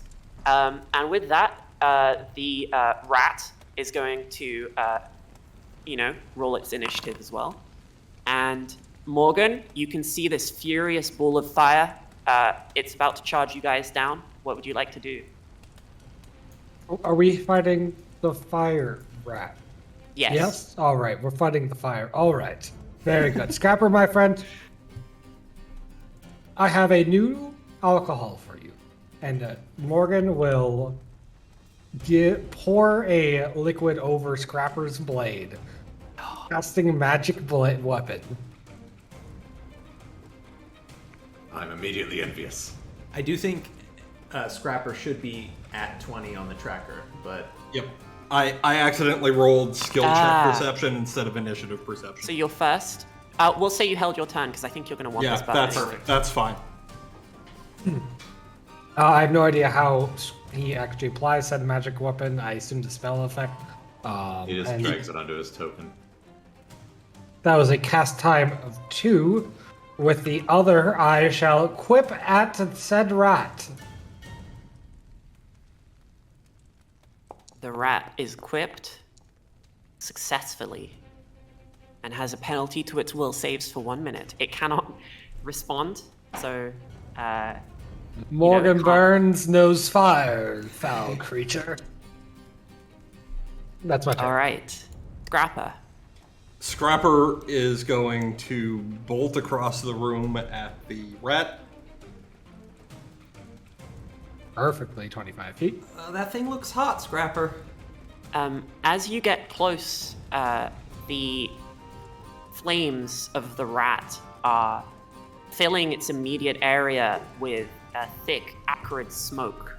And I'm going to need a fortitude save from you.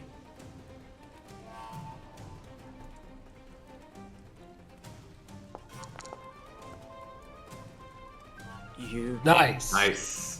You do not suffer any immediate issues. However, the rat is concealed.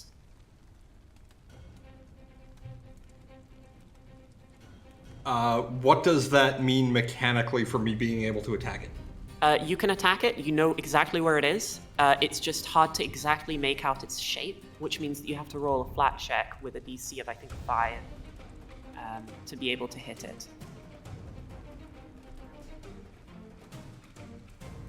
So you would roll a d20 before each attack.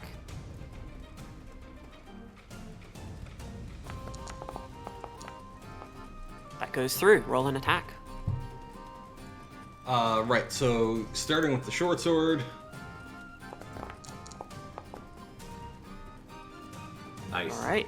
That is a hit. Target. Time for that magic weapon Thank you. damage. And because of the magic weapon spell, your weapon is currently striking, which means that you deal an additional d6 of damage. Woo! Nice. Hitting it for 14. So a very solid hit. Boys, I don't think I can eat this one. Too spicy. You have one action remaining, I think. May as well swing again. No reason Yeah. not to. So you'll have to do another flat check. But you'll probably succeed. It's a very low DC. Yeah, there you go. Roll an attack. With, map 1, map 2. How do you phrase that? -4. Okay, not a hit, but solid try. Horace. All right, I'm gonna bear down upon it. Say, all right, little guy, back to the maelstrom with you.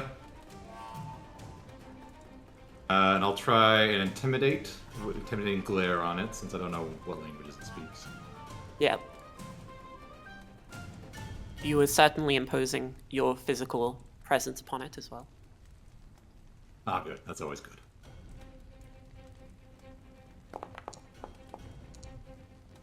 On a success, its weakened will from the trash talk allows you to frighten it more easily. Excellent. All right, followed up with a whack. Oh my goodness, what a solid hit. Roll your damage. Not bad. Nice. Is there a flat check on that from range? Oh, I suppose yeah, there flat is, check, isn't yeah, there? yeah. You're too far, I think, for the you're too far for the saving throw, but you do have to roll the flat check.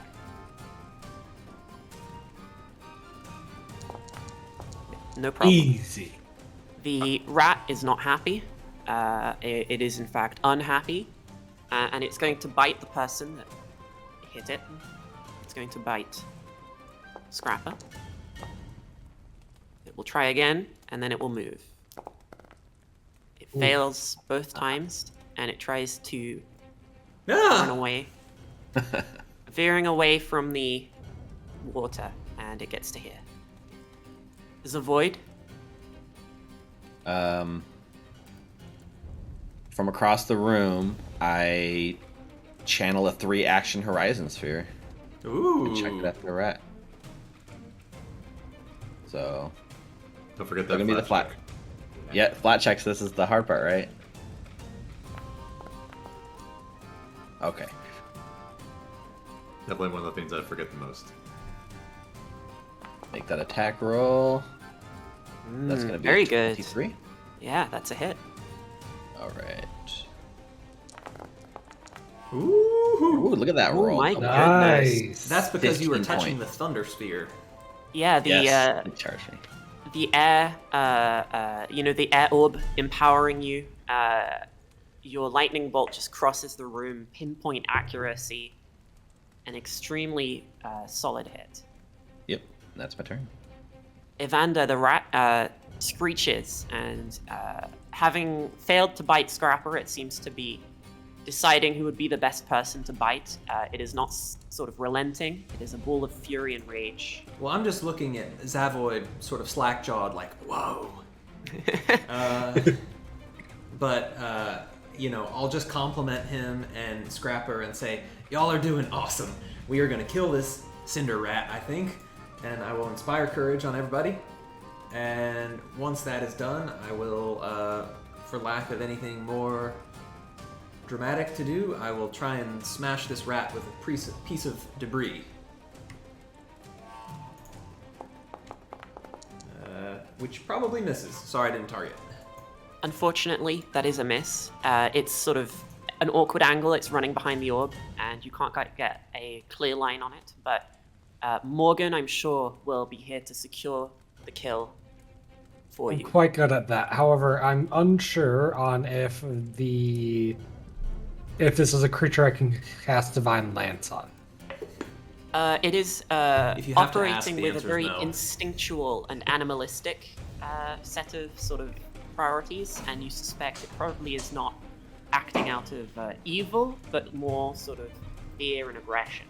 All right, Morgan will move in to secure the kill because he is the hero of this. All right, can you story. roll me a fortitude saving throw, please.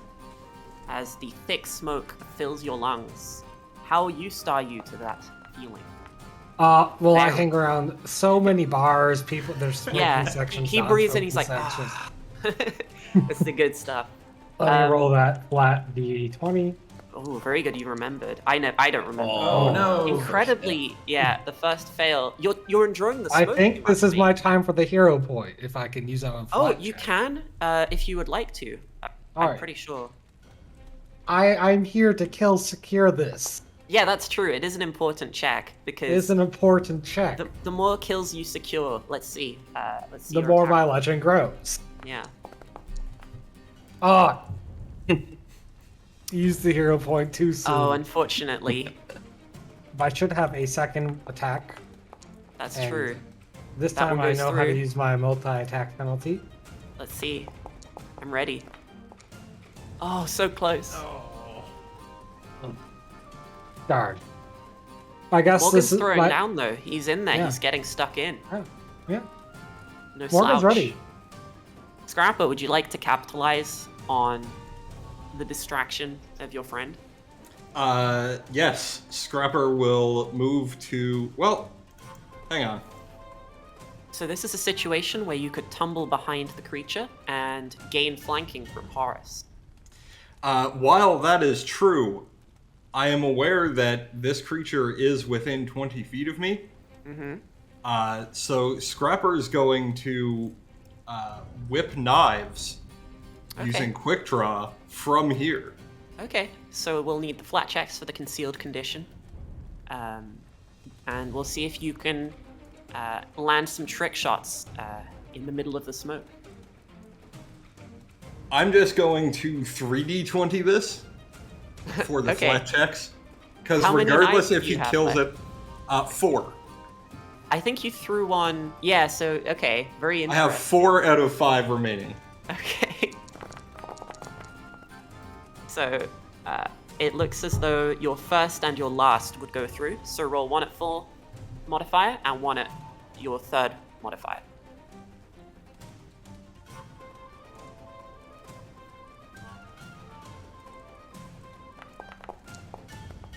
Ooh, not enough. Not looking good. Not looking good. Unfortunately, no. That third attack is brutal. Very difficult to hit on your last action. Can we say that the one that I missed the concealment bonus on is like stuck in the tail of Morgan's coat? Hey. Yeah, it's some slight PvP, but yeah, we can allow that. You know, it's hard to see. There's a lot of smoke going around, and he's breathing it in. He's loving it. So, Horace, do you want to secure Morgan's kill? Yeah, I think I'll try to take care of this thing. First, I'll make it a little harder for it to deal with. Well, for it to deal with us in case I miss. I'm gonna try to trip it with my staff. Very good I have idea. a trip trait.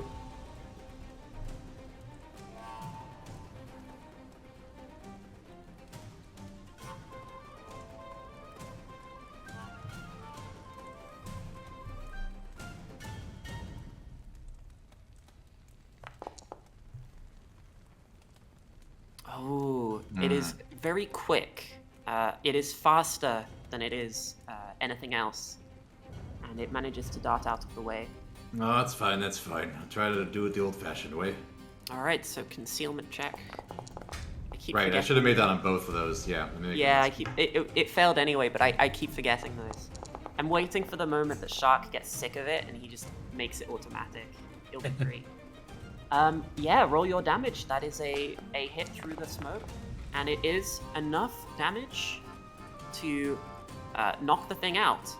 And as the Cinder Rat's energy is spent, it sort of extinguishes, and as the fire burns out, it just vanishes. The magic that had summoned and bound it here disperses, and the Cinder Rat returns to its home plane, unharmed, happy, and comfortable.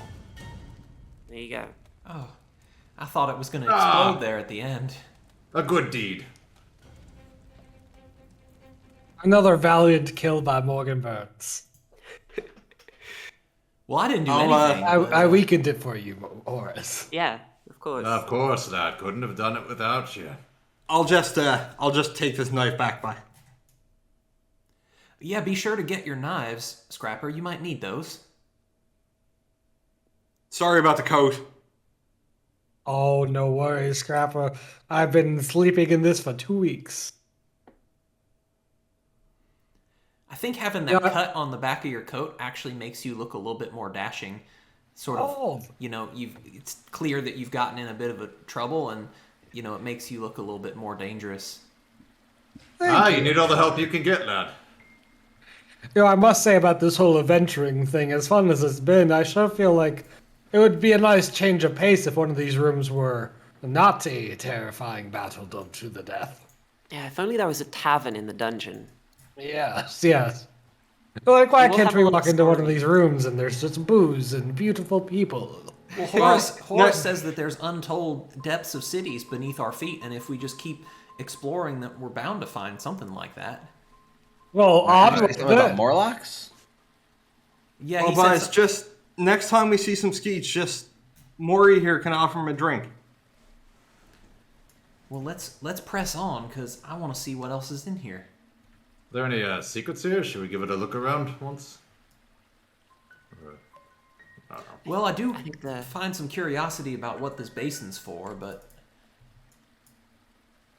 Maybe It we should seems deal like with Menace it was a place for whoever built this to, deposit the offerings they made to whatever elemental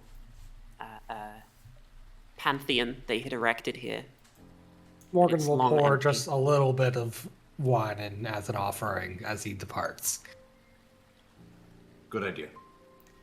Very, very kind gesture. Missing on.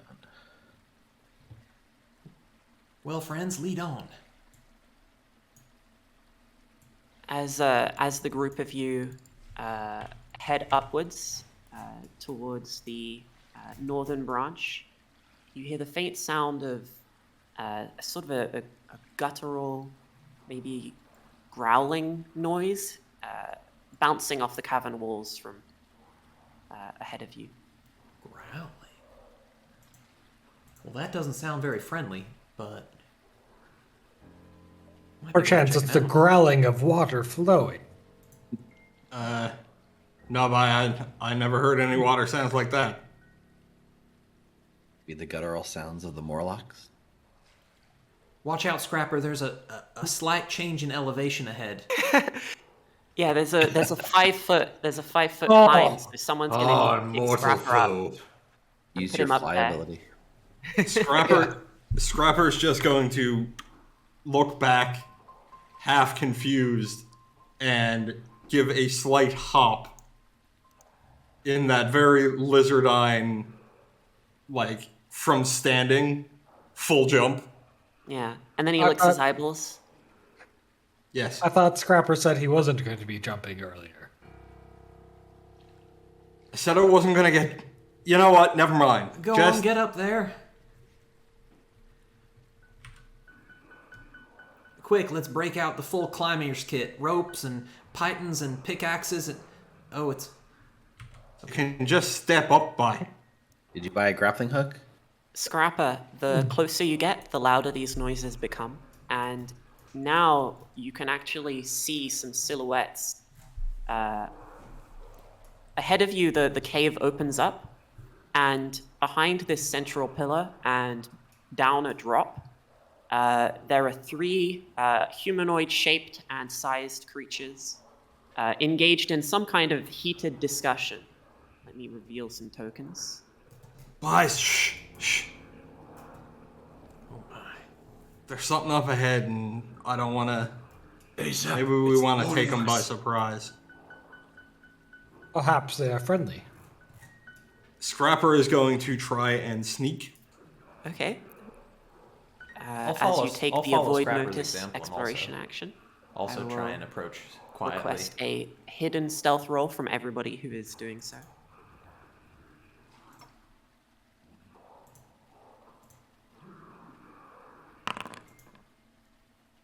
Horse is not very quiet. He'll try. So of course, your ability to sneak is hindered somewhat by the light sources, but not completely. Sounds will still be muffled. And so the three of you that are sneaking ahead, feel free to move up. I'm curious if Scrapper, because of his smaller size, can squeeze between the space between this wall and this. I think so. Yeah. Would you like to roll a acrobatics check to see how quickly you're able to get through there and how quietly you can do it? Evander, did you want to go in front? Or? So why I wanted to try and be stealthy was to avoid making sound. I do have the light. I don't want to go into the cavern with the light.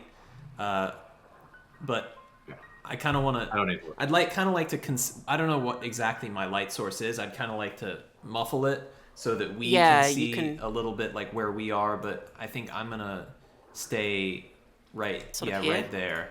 Okay. Yeah. I think as long as you don't move from there, we can say that you're sort of trying to hold it in a corner and not be too obvious. I just want to be ready and be Scrapper- quiet so that the rest of the party can get an advance. Yeah.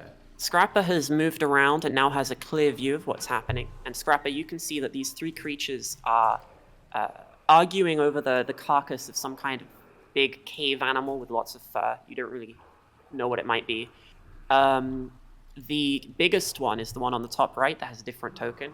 And he is shoving one of the other ones out of the way. And they're both sort of bickering, but they're not really contesting him. And he picks up the juiciest chunk of meat and starts like tearing into it right there and then.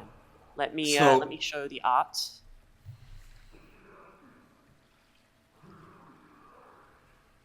Go ahead. While he's picking up the chunk of meat, Scrapper would like to quietly pick a stone up off the floor. And when the larger of the three, the one that just took the meat, bends to do so, he's going to toss the stone so that it feels like the one closest to him has just hit him or shoved him. Okay. So, are you doing this with the intention of making enough of a diversion that you can retreat quietly, or are you attempting to get an edge when combat begins in the confusion? I'm trying to make them think. I'm trying to make the lead think that he's being like challenged and cause them to fight each other. Okay. So please roll me a deception check to create a diversion. And we'll see what effect that has on their interaction. My goodness, that was a good roll. So just checking their perception modifiers. So none of them see you. None of them can tell that you threw the stone. And you remain hidden. The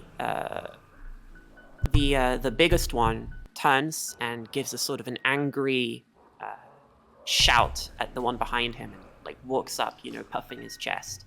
They're clearly speaking. They speak a language that I don't think any of you understand, called I think it's Aklo. Might be Undercommon. Do any of you have Undercommon? They I don't speak think Elvish so. poetry. Zavoid speaks Undercommon. The third one, however, is looking around a bit confused, trying to work out where the rock came from. He's looking up at the ceiling, like, did something fall? And you sense that if you wanted to strike while they were distracted, this would be the ideal time. In terms of getting them to fight each other, the other two are ceding to whatever the big one says, so he's not really getting any resistance from them.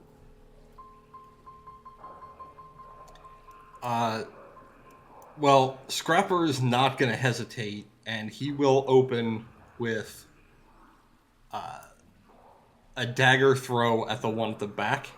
Okay. So, we will start initiative, but those of you that rolled stealth checks don't need to roll initiative again.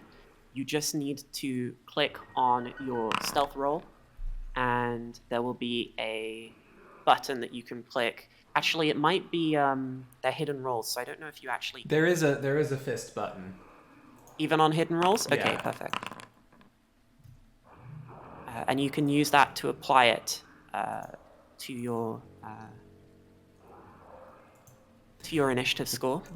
Get that natural 20 initiative in the back. Does it help that we're like getting the drop on them at all? Like, would there? Yeah. So the way that getting the drop on them helps is if your stealth roll for initiative beats their perception roll for initiative, you start combat undetected by them. Okay. So Evander did not beat anyone on initiative. So what basically happens is, as their suspicions are aroused and they look around, they will notice the light first, and thus Evander first. But everyone else beat them. So you guys are going to have a chance to alpha strike, so to speak. And that means that before you reveal yourselves, every single one of you, you will have an opportunity to exploit that they are not aware of your presence. And of course, as a rogue, Scrapper can do this for all his turn. He can walk out in front of a guy and shank him, and the guy won't notice him until he's been stabbed. So, rogues are especially good at this. And with that, I think we should get started. So, Morgan, if you would like to get this started, tell me what you are doing. Yeah, if I could, I'd like to bump up to my good pal Horace. Yeah. And pour a bottle of alcohol over his long bonking stick, casting a second usage of magic weapon.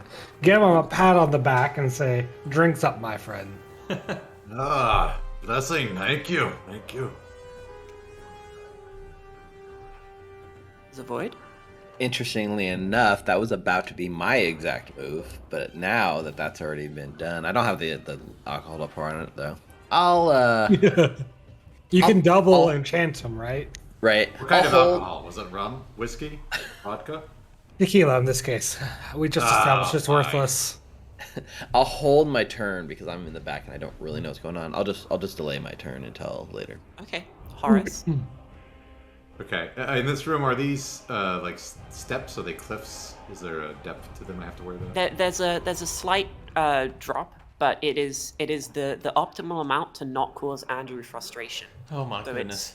I was It's scared. Nine 9 feet. feet and 11 inches. Oh, thank goodness. So you can walk off of it and not take full damage.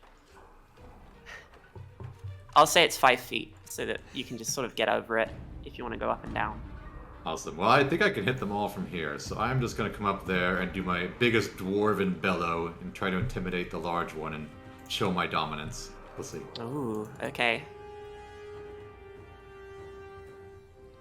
Also distract from Scrapper, who is inevitably about to draw attention to himself. somehow. Gank a bunch of boys.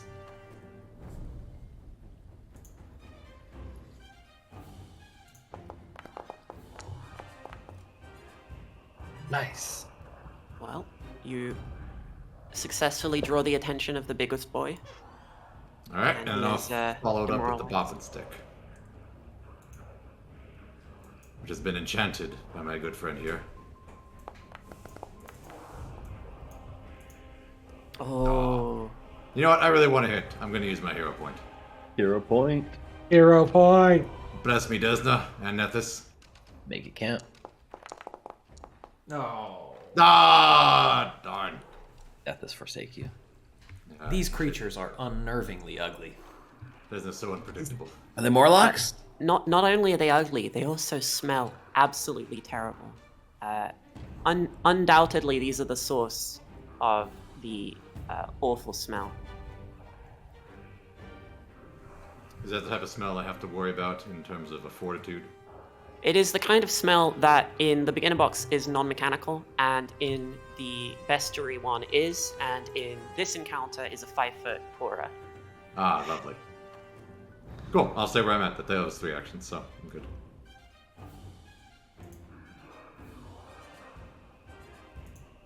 Right.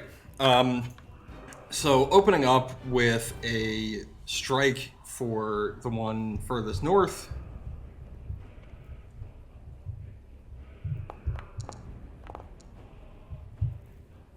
Ooh. Okay, that's a It hit. should And be- on your character sheet's actions tab, make sure you click target is flat-footed at the top. There's a toggle, because they are flat-footed to you, I see. and that will automate the sneak attack. Oh, Ooh, looks like we lost somebody. So our stream cards are going to be very odd Oh, for these a are moment. great. Or just lift yourselves up so that Yeah. you're not. It'll be okay. I'm not gonna touch it. He'll be back. Oh. Now we're shuffled around. Yeah. I think Steve is going to be called Blake for now. No. No, it'll- Once he it should gets his correct camera itself. back. No, when he puts his camera on, but for now, they've swapped. Anyway, so I'll go ahead with damage. Yes. Wonderful. Okay, that's a good hit.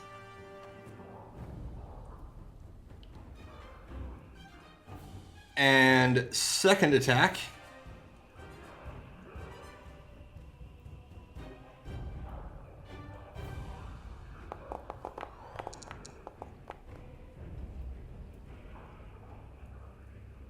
Unfortunately, a miss.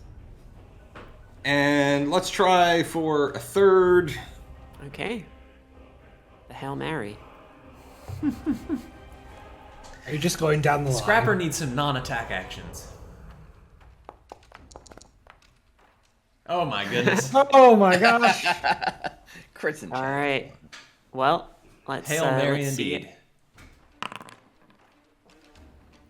Oh my goodness. Crit Blake out of the call again. Let's see if he's even alive before we do that. No, he is not. Yeah. So, Scrapper throws 3 No, knives. sorry, at it's guy. the one on the bottom. I worked my Oh, way down sorry. the list. Ah, okay. Hang on. I didn't realize that you were changing targets. Actually, even though he wasn't damaged yet, that still just kills him outright. Nice. So Scrapper unleashes, the three knives, like he's playing Yu-Gi-Oh cards, and catches the first one in the shoulder. Middle guy sort of leans to the side and dodges it, and then the third guy just gets hit like through the eye and just falls over backwards. The big boy is. Can I take my turn now? Oh, sorry. Did I skip you? No, You I delayed delayed his my turn. turn. Oh, okay. Yes. So now that I hear combat going on, now I'll take my turn. Okay. So 20 feet to move to here. Oh. We established we're kind of standing on a cliff over them a little bit. I'll target Yeah, it's these only two. a foot or two. Like you can climb up it without spending extra actions. to 11 move. feet, 11 inches. No, 9 feet, 11 inches, right? Yeah, 10 feet and 1 Either inch. Either way, electric arc on these two. And my eyes go wide because I think they're Morlocks and I've trained for this moment and I blast Yeah. them. I mean, what else is a Morlock? You have not trained very well for this moment, I see. I think Well, you they did were- notice that Those are roll. perfect. It was Those their are failures, saving not throw mine. fails. Oh, I understand. Yeah. Sorry, I It's a missed very good spell. Yeah, so a solid lightning hit on both of them, and then the big one will go. He will walk up to Horace with violent intent. He has this sort of like club in his hands, not knives, ignore the token. And he will attempt to use it. So he is going to try and smack you on the head with it. And then follow it up with a sort of strike from his claws, his sharp. It must claws. be hard to hit someone on the head when they're up on a cliff. No, he's a dwarf though, so it makes up the difference. Well, They're face to face right now. The wounded, but nonetheless evil and mean other Zolgath will run in, get behind Horace, and try to help his friend with his own bonking stick. So he's gonna hit you with that, and then he will use his claws for his second attack because they're agile. Ooh. Very good. Who was complaining about not having taken any damage? Ah, this is better. This is a fight.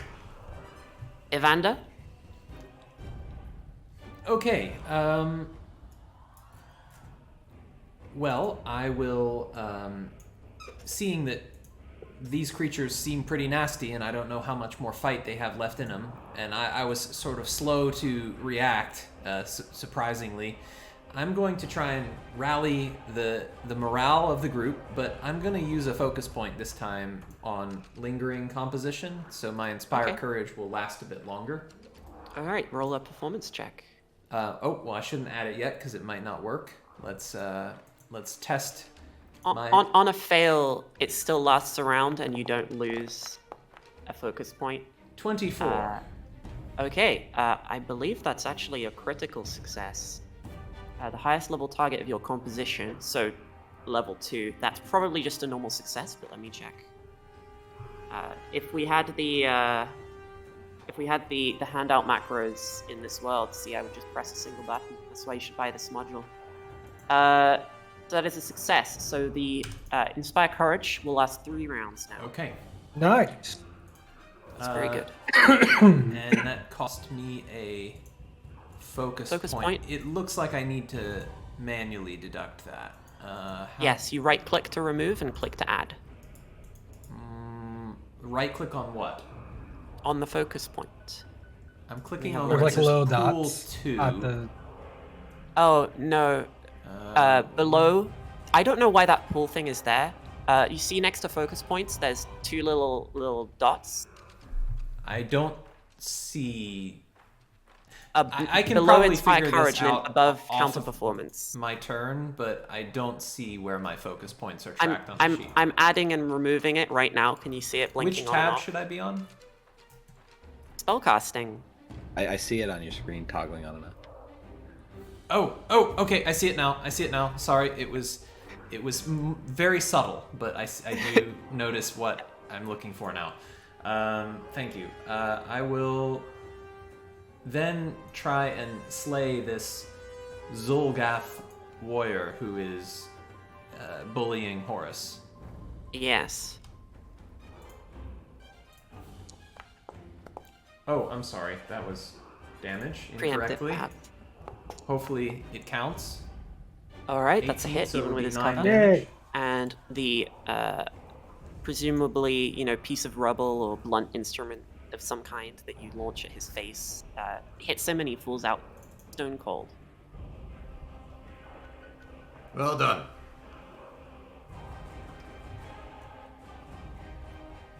Morgan, seeing his beloved Bonkstic ally has taken quite a number of blows, will throw him a shot, this time of nice rum, such that Horace can down it and heal with 2 actions. Very good. Do I need to click that for him, or does he just click it? Yeah, so any of us can click it. I'll click it for you. Nice roll, Cora. Oh, excellent rum. Gosh, what a great spell. What a great spell. Man, if only I knew I was a cleric earlier. I don't think Morgan knows yet. Well, he that- hadn't learned it yet. He learned Yeah. it in overnight drinking. With that cast, I am going to quip at this remaining target. Oh, that's a good idea. It's a success. He is bon mode, so they say. You smell worse than insert smelly alcohol here. Oh. Horace, I think I need a fortitude save from you. Oh, that's alright. Dwarves are known for their fortitude. That's true. Time for the 1. I will note, playing my character feels like I'm playing a bard. Yeah, well, cloistered clerics don't even have armor. They're just like Sorry, I didn't- nerds in robes. That is a success. You do not take any penalty from this foul stench. You smelled worse. Excellent. Alright, well, let's knock this guy off his feet. Hopefully.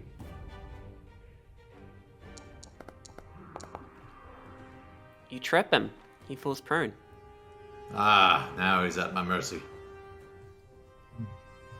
Malort. Malort is the smelly liquor. I see someone in chat is a fan of How to Drink. Well, that missed, so my last action is just going to be this defensively parry. That was a bit... It's a good idea. Scrapper, this Zolgath is prone. What would you like to do? Scrapper is going to maximize on that opportunity, and with a quick hop and a skip, is going to dart to here, and promptly follow through on the advantage that Horace has given, and straight up stab this guy. Damn it, I targeted the wrong one. Ooh, that's gonna hurt. Yeah. It's in chat. So make sure that you I'm have just target critting is all day today. enabled. Triple damage, sorry. Well, my goodness. Ooh. Yeah, alright. Scrapper. So do I roll It's another 30. one? No, it's just multiplied, so this is 30 damage. Shouldn't he also have has a 20 striking weapon still, or no? No, that lasts a minute. Okay. So you deal 30 damage. He had 23 hit points, so he is gone. He is an ex-Zolgath. Yeah, I mean, how do you think you just eliminate him from existence? I'm gonna go with Scrapper unintentionally as he jumps down, like half lands with his sword on the Zolgath, Yeah. and then like repositioning goes to strike and realized he just right in the throat. This poor prone creature. And Well just then. kind of yeah. You did it. The Zolgath is defeated, and the combat music ends. You know, I feel like I got a lot of value out of casting magic weapon on Horace. Nice job, Scrapper. That was violent. I kind of liked it. Yeah, totally meant to do that. That was my plan all along, but What are those things? ugly. Are you still healing? Are you still hearing? We are. You may need to kill the ambient sound. Oh, I always see. I never use ambient sounds, so I'm like, oh well, it's off in the soundboard. They could just be gurgling for their life for a little while. Yeah, that Wow. the ones that weren't eliminated from existence. Does anyone know what kind of creature these are? Would I've you never like to seen roll any. Ugly. roll knowledge with society? I would certainly like to do that. Maybe Uglies. maybe my uncle has told me tales of these things. Face on them like a smacked arse. I'm sure these uglies regret ever having crossed paths with us. My only regret, on the other hand, is not knowing what regret feels like. I'm looking for any evidence these are Morlocks. Yeah, Zavoid. These things are pale-skinned. They have large eyes adapted for the dark. They smell absolutely terrible. They lurk. They're terrible. However, you're pretty sure that, unfortunately, once more, your skills are too high for you to successfully be a conspiracy theorist, because you can tell that these are actually Zolgaths, aka troglodytes. They are reptilian creatures that live in the Darklands and emerge to hunt sometimes. They are very similar to Morlocks, but unfortunately they are not Morlocks. These are Morlocks, ain't they? Unfortunately, it's just more lizard people, and I kick the dead body. Evander, my boy, these mushrooms are not quite as large, but look at the colors. Whoa. Those are vibrant. I bet they do weird things if you eat them.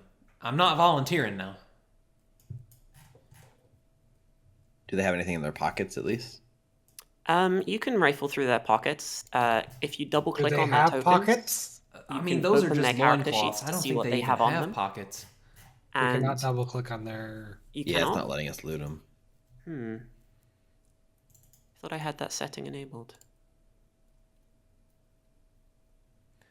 Also, what pockets? Well, they've got sacks Nature's and pocket. things, you know. Oh, here we go. All right, try To now. say, these creatures look more amphibious than reptilian to me. Yeah, that works. Thank you. You know, quite a many young dame have complained to me upon chances of drink together about the lack of pockets in their attire, and yet these creatures have multiple sacks. They should take note. Yeah, loincloths, one might say. Oh, this one And, seems to have some money. I know one of y'all are going to be excited by that. Yeah, Evander, as you sort of pick out the coins from this guy's questionably positioned purse, wherever he's keeping it, the coinage isn't one you recognize. It has a sort of an elfin figure in profile with a very stern and harsh expression on their face, but it's not any local currency that you know of. There's some gold coins with a mean lady on it.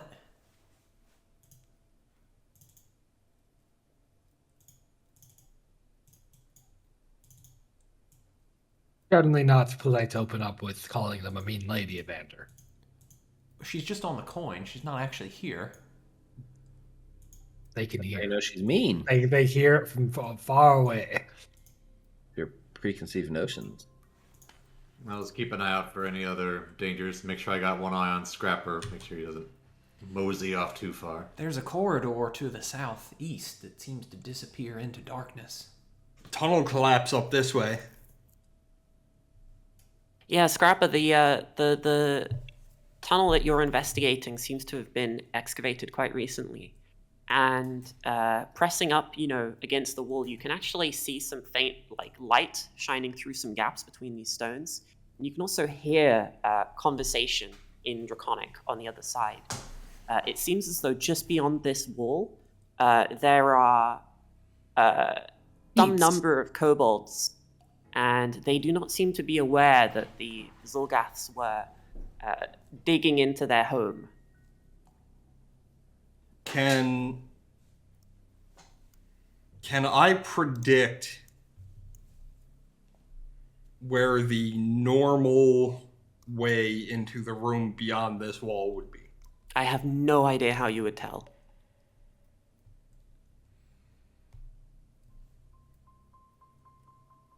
Do you have kobold architecture lore? I'd wonder if...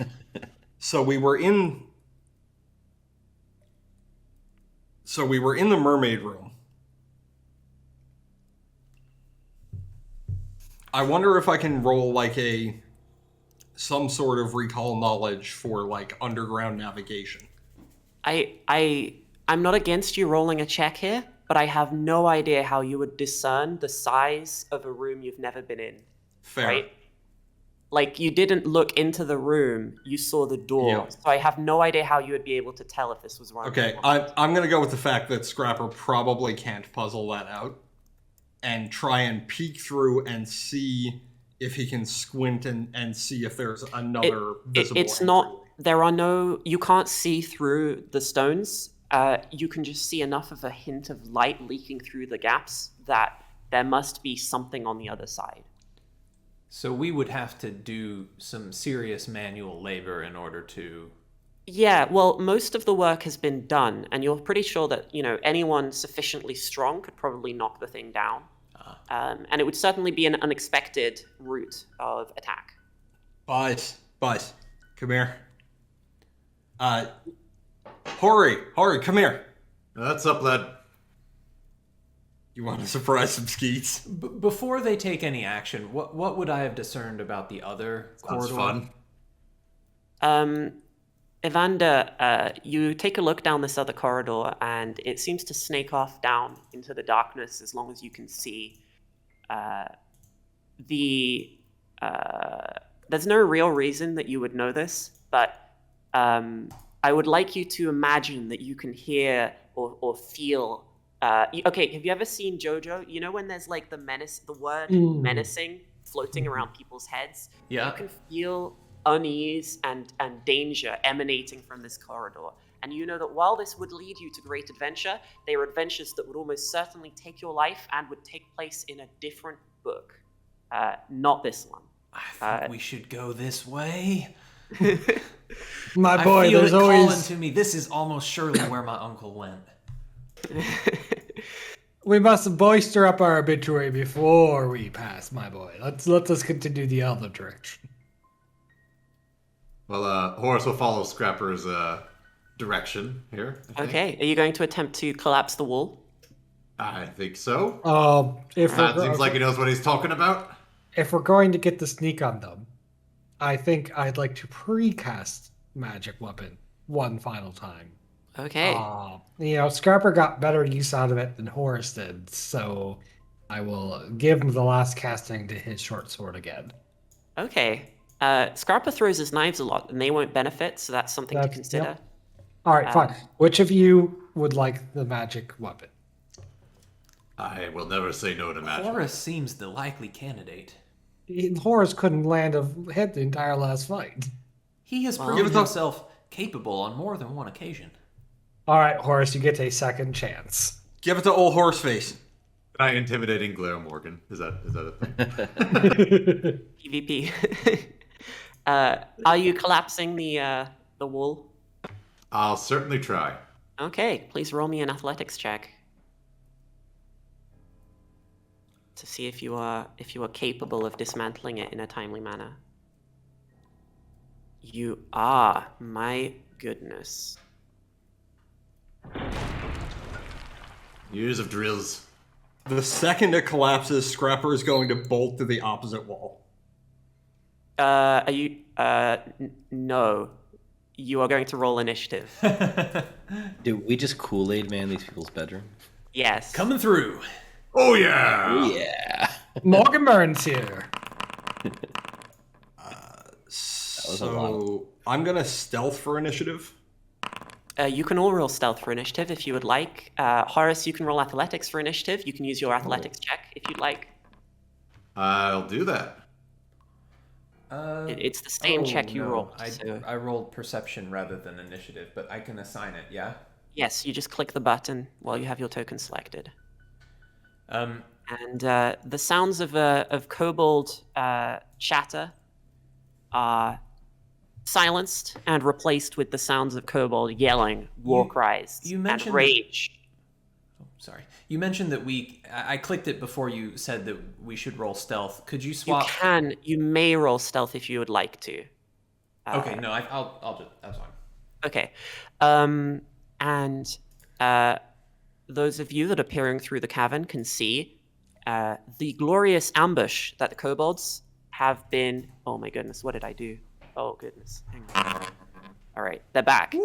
The glorious ambush that the kobolds had been laying for you as they waited for you to enter the doorway about half an hour ago.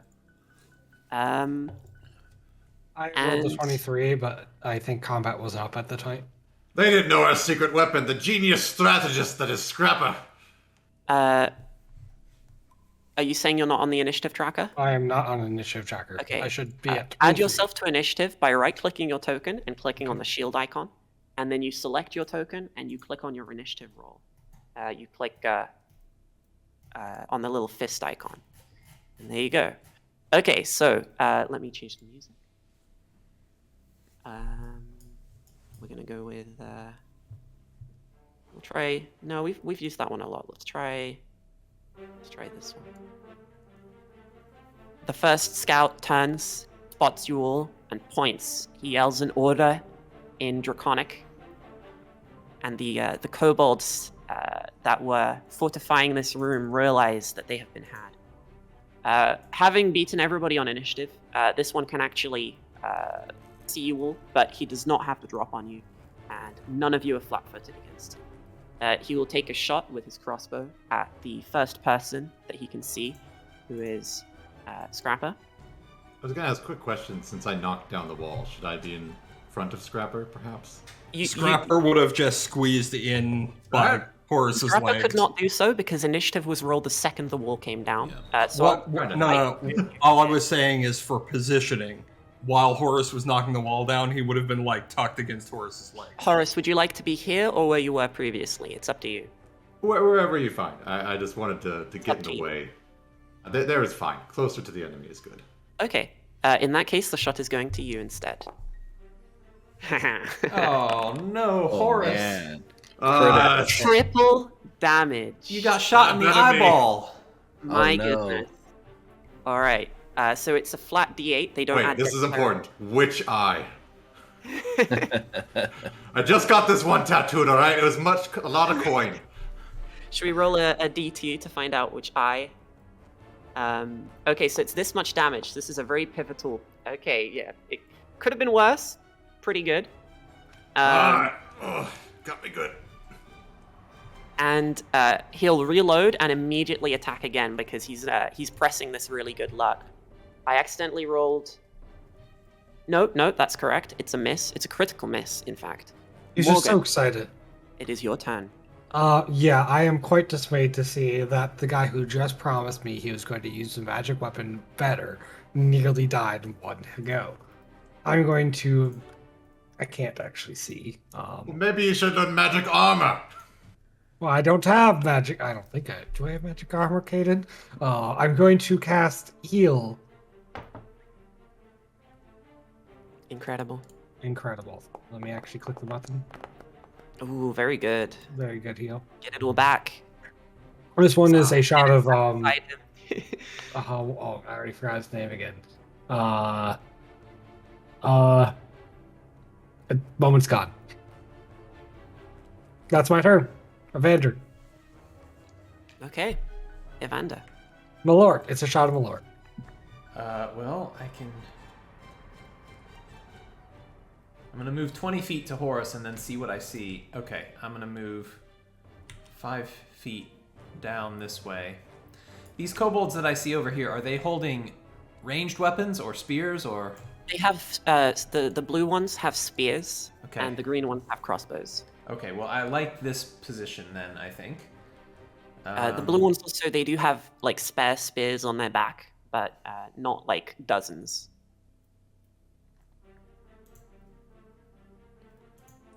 Okay, and I don't think I'm within 30 feet of anything, but... Alright, so that was one action. Tricky. Okay, well, I'm gonna go ahead and use my other remaining focus point on a lingering Inspire Courage. Misclicked. Heal yourself, and yeah, roll your performance check.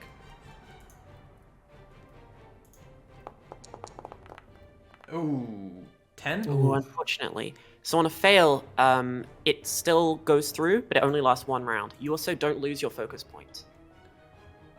So you can try again next turn. Okay, so And they still get a normal Inspire. Oh, from all right. that. Well, that's still pretty good. Yeah, it is. Although not exactly what I was hoping for. Of course, yeah. And I will use my remaining action on shield. Okay, it's a good idea. The next kobold is going. However, he cannot see anyone. So he will move out in front. And now he can see someone. So he will fire at Evander. Just as your shield comes into being, he fires a shot from his crossbow. Oof, hits me. It's a hit. Would you like to block the damage? Oh, you don't. You probably shouldn't.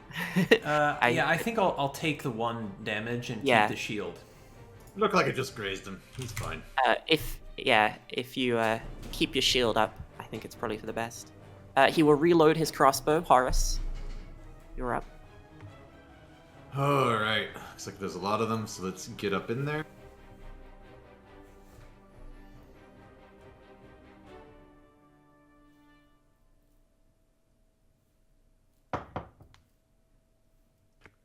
Can't quite get within range within 1 action. You say all the blue ones are spears, so there's 2 with crossbows? Yes. The also by quirk of the dice, the blue ones are all still sort of surprised by what happened, while the green ones were quicker to react. Okay, well, I'll take advantage of the magic weapon and the surprise and take my second action to step a little closer, and then I'll whack them.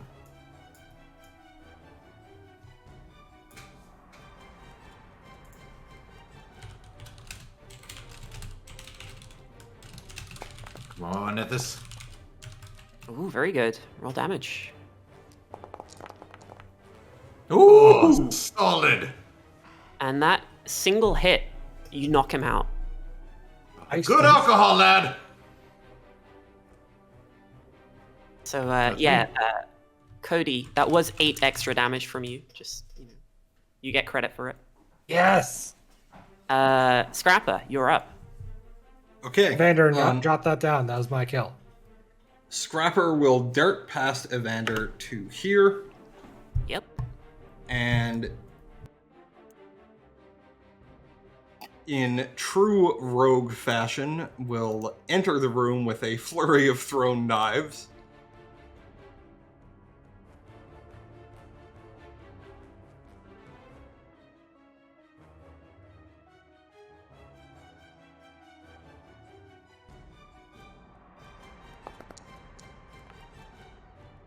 Oof.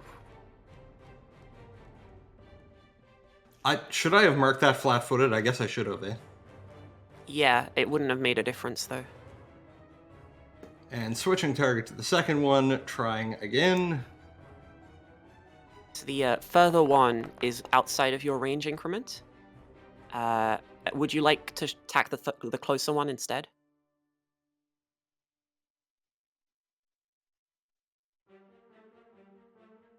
Oh, so it is. Yes, we'll just do both on the same Okay. one then. Roll your damage. All right, excellent, very good.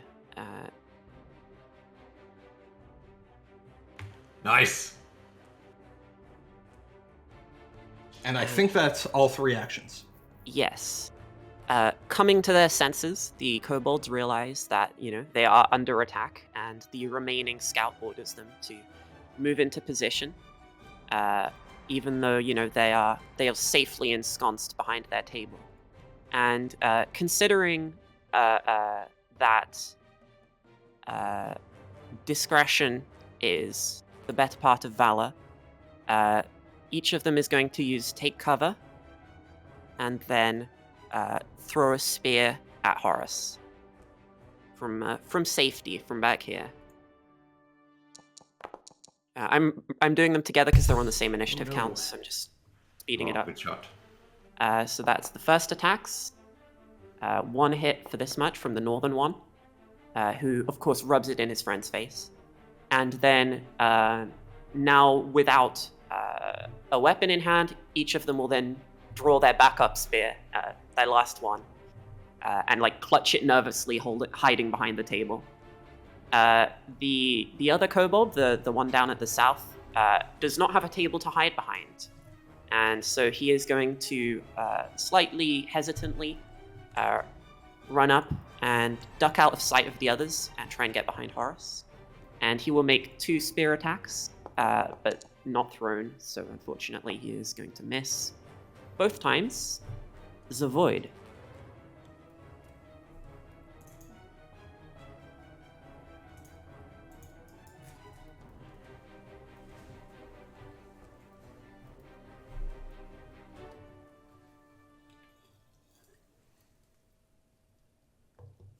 Is Zavoid talking? Sorry, I'm muted. So Zavoid is in the back. Zavoid had no idea what was going on. So my first action is to stride here. Everything is really far away, Yeah. which is unfortunate. And they say Paizo maps, small rooms. I'll take my second stride of 20 feet to get here, shoulder to shoulder with Horace. And I guess for my third action, I will target this kobold that's taking cover. And I'll target the one in the back. I'm going to cast my focus spell, which is Force Bolt, which can't miss. Very good. So cover's not going to help you. And he takes 4 damage. Or it takes 4 damage. Excellent. And that's my turn. The remaining scout's weapon is currently unloaded because he reloaded and fired, so he will instead move up. However, Zavoid is tactically positioned so as to deny him flanking, using that dwarven shoulder to shoulder brother, shield brother mentality. Dwarven phalanx. And so instead, he will go up to Zavoid and try and punish him for stymieing his tactical dreams by drawing his short sword and striking the wizard who foolishly entered melee combat. Sure. Actually hits because you are a wizard. Oof. Yes, that is true. I am. I'll think about that. He is made to reconsider his life choices, but commits fully to this course of action, dealing 3 damage to Zavoid and gaining enfeebled 2. It's actually 4 less now since we gained. Ooh, it. yeah, you leveled up. Oh, very good. So 2 damage. Morgan. I'm gonna do something unexpected. Okay. I'm going to use my elemental aid to Okay. gain flight. Okay. I am going to cast the bullhorn cantrip.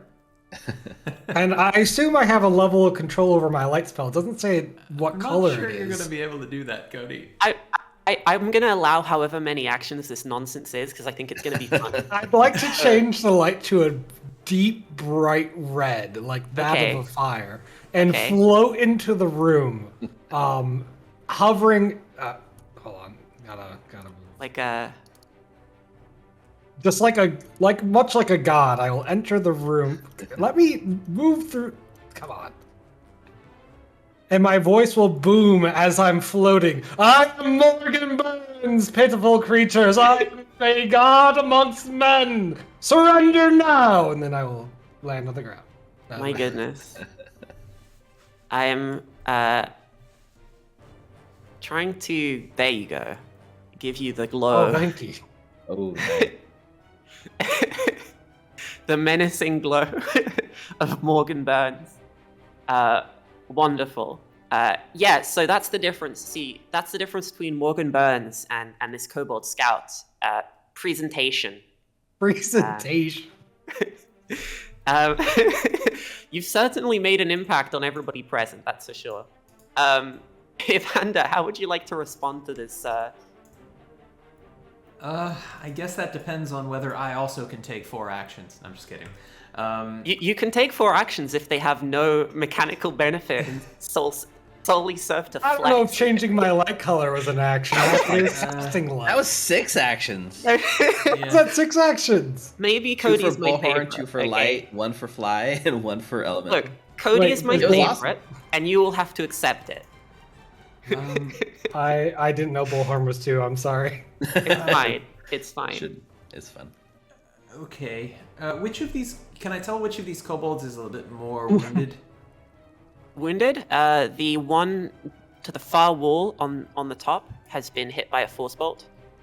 This one. Okay. Far wall on the top. This one over Oh, here. okay. Well, I can't really get in a place to do any sort of AoE, and I spent an action on moving, so I think I am going to use a telekinetic projectile. Okay. And I will target the kobold warrior up here. who Okay. is Yeah. I mean, you can probably. They're so frail that whether or not they're wounded doesn't I necessarily. want to grab matter. a big chunk of rock and try and smash it into Absolutely. him. Or it, or she, or whichever type of kobold this is. Don't worry about it. 19. That's a hit. And it will generate 10 points Yeah. of bludgeoning. So, obviously, kobolds' sexual dimorphism is such that, like many reptiles, nice. the only difference is that the females are larger. Okay. And so, the green ones obviously are powerful and strong lady kobolds, while the green ones are weak and I soy smash a brain. weak and puny he kobold. Yeah. Of course. And you crush him. The poor guy. Horace, you're up. I feel like I don't know if I should lose an action just for staring at Morgan's entrance, but Yeah, are you fascinated by him? almost a little bit, but there's still things to fight, so okay. We gotta do this 99% champion thing. of the way towards mechanically fascinated. I'm gonna get more in the middle of things so I can kind of hit everything. And then take a whack at one of the ones behind the table. I think my friend's got this other one with the crossbow pinned down pretty well. Yeah. He's losing a sword fight to a wizard. A dwarven wizard.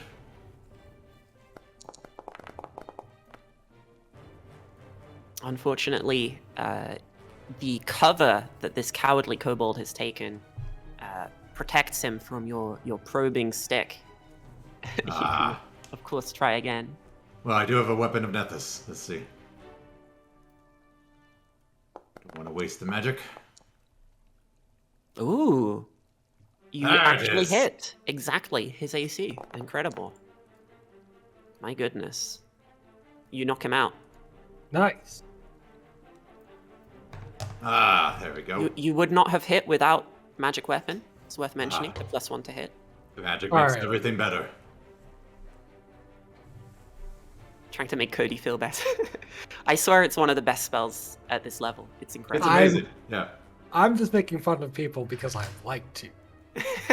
I wish there was a heightened version of it. I always feel bad when I have to tell I players feel like they it would probably actually shouldn't prep almost it be anymore. too good. Like, it's so strong that I'm almost glad It it's is. not. Anyway, yeah, Scrapper. The scene is beginning to unwind, but there are still opportunities for stabbings to happen. So, I have a potentially mechanically not compatible action, but Okay. I'm wondering if Scrapper can duck under Morgan's coat, jump onto Zavoid's back, and use him as a springboard. And while at the height of his jump, throw a knife, avoiding the cover that the fire kobold is using. Yeah, let's say that it's an acrobatics check to pull off the maneuver in such a way that you negate the cover. And I'll set the DC at 18 because that's the kobold's AC. But if you fail, then you can still attack. You'll just not get to ignore cover. Okay, so you successfully pull off your acrobatic maneuver. I'm going to move that guy out of the way. And in midair, roll your attack. You're ignoring his cover.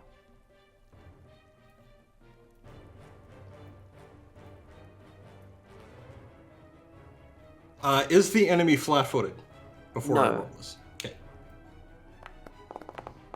The one that you're jumping over would be flat-footed to you. And that checkbox you only really need to worry about for damage. It's only Yeah. So unfortunately, you still miss, even avoiding the cover. But your dagger lands close enough that it sends a very strong message to the kobold that is behind the desk. Clear signal of intent. And in the face of this, I know it's technically your turn. I know you technically have an action, but in the face of this display of martial and acrobatic superiority, this kobold will surrender. He lays down his spear and like crawls under the table.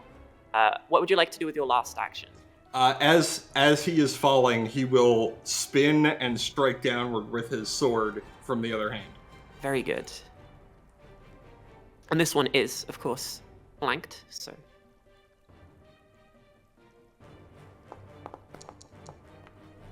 Ooh, that is a hit.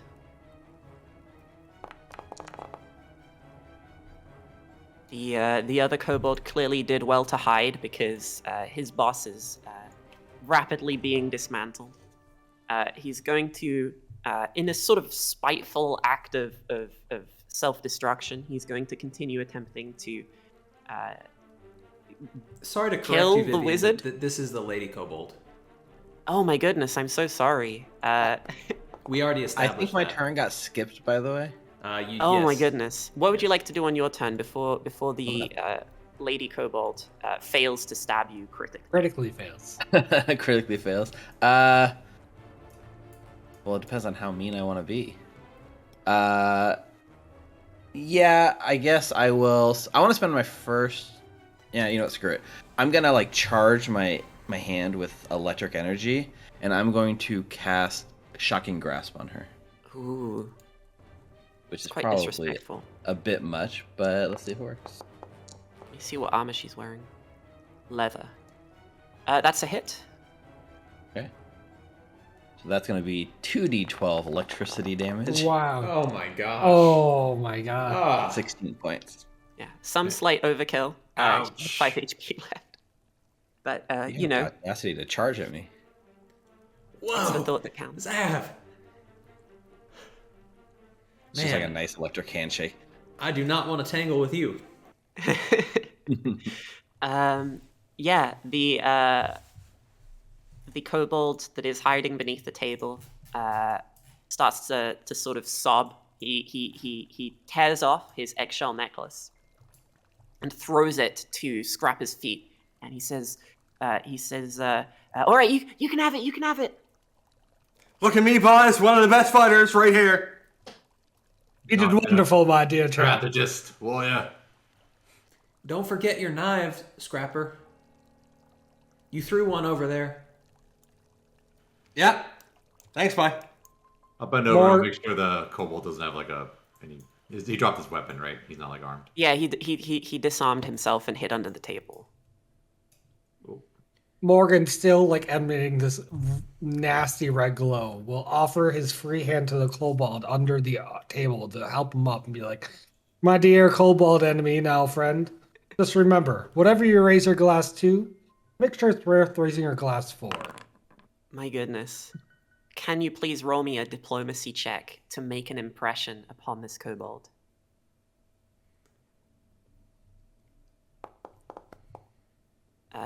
The kobold looks up at you with eyes wide, and he slowly says, "Are you a dragon?" Yes. Yeah, good. He looks at you and your red glow, and then he looks at the eggshell on the ground, and then he looks back up at you, and he says, then, and he crawls out, like taking your hand from under the table, and he grabs a tankard off the table, and he holds it up with you, and he says, "I raise my glass to you." Yes! Drink up, my friends! He drinks whatever's left in the tankard. I'm going to get this kobold so drunk. Well, that's kind of adorable. Oh, this one's all right. He starts trying to stand how you're standing, like hold the tankard like how you're holding your wine glass and stuff. I'll be a little hard without a stem. This is endearing at the moment, but I sense that it could become a problem over time. I don't see how that could possibly be the case, my boy. Morgan, Buddy will can stab you you in the get, ankles first chance he gets. Can you get your new little acolyte to tell us what they're here for? What they're just living down here? Oh yes, my Denzian, my comrade. Why are you here? He nods, very eager to share this knowledge with you, and he says, well, the other dragons, mighty one, they have a false prophet. They have been fooled. You see, there is an inferior god that has descended upon them, a reptile of incredible proportions, but no, not a true dragon. No, not like you. And he holds up his tankard for you, and he says, "They hold their cups incorrectly for the wrong cause, and I hold mine for you. Surely you must want to destroy this pretender, yes?" We shall destroy this pretender in the name of Morgan Burns. Buddy, you're full Yeah. of shit. He holds up his Right, glass all I've and he seen says, everything. "Yes, in the name of Morgan Brums." And he points to the door, through the door to the north, and he says, you should kill Zolgren and then the dragon, and then we can fight the pathetic humans on the surface. Yes, we shall fight. Wait. Yes! Hey. Okay, Morgan, get him to tell us another dragon. What color it is? I know that's an important thing. Yeah. He just said dragon, right? I'm not the only one who heard that. Oi, yes. Well, it must be a color fake is this- dragon because it doesn't look anything like Morgan Brums. What color is this false prophet? The kobold sort of scratches the side of his snout and he says, well, it's green. Zav, what does that mean? The kobold sort of frowns and says, it means that when you hold a light up to it, it's the same color as sick and sometimes cave moss and he's sort of thinking, and Zolgath. Hey, Vander. Yeah? You got any green dragons in that book? Oh, I've heard all about dragons. They are nasty. Green ones? Well, yeah. I mean, there's all kinds of different colors. That each color means something different. Horace, you know, of course, green dragons are associated with poison. They're maybe so they're chromatic dragons means that they are generally evil inclined, and they often live in heavily wooded areas and will shape the forest around them into their den. How do you boys handle poison? Morgan swishes his alcohol pretty well. Okay. The kobold swishes his alcohol as well. Well, it's not actually alcohol, you know. It's like whatever they're drinking down here. And he's staring up at you as he tries to imitate your way of standing and holding your glass. I'll pull out a bottle and just give him this bottle is worth several gold. It's a very nice bottle of wine, but it's not one of my nicer ones, so. Oh, he throws his tankard aside and accepts it with wonderment. And then he tries to drink it, you know, like he tilts his head sideways and like his mouth opens really wide and he just like starts pouring it down. And as he's drinking it, he's like speaking at the same time to you, like gurgling, and he says, "Libations for the Great One." We shall strike down this false prophet, and I shall return, and we shall see to the future, my young kobold friend. He nods eagerly and he runs over to pick up one of the crossbows from the green boys over here, green ladies over here. And he has clearly never held a crossbow in his life. He does not know how they work. He's actually holding it backwards, but you know he's got spirit. It's a thought that counts. Yeah. Can I take a moment and just do a detect magic pulse in their den and see? Absolutely, there is magic here, and indeed there is also a conspicuous treasure chest against the wall on the right, which you could easily open. Young kobold, what is your name? The young kobold responds almost like abashed, you know, like embarrassed that you would ask this, and he says, My name is Ziz. Evander, write that down. New party member. Viz. Morgan, your cup runneth dry. Let me pour you a drink to commemorate your new friendship. Drink up, Well, my Scrapper, there's some oil in here for you. I pour Morgan a drink out of the crystal decanter.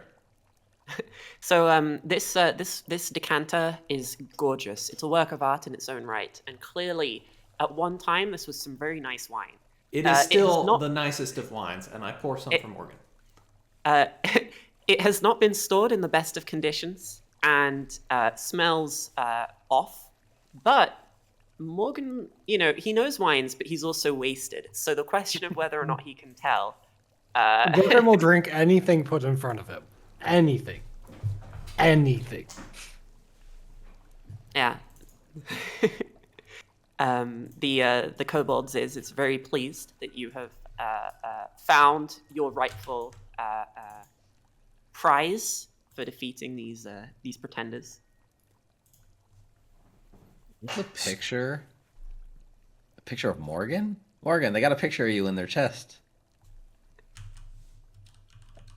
I was prophesized, after all.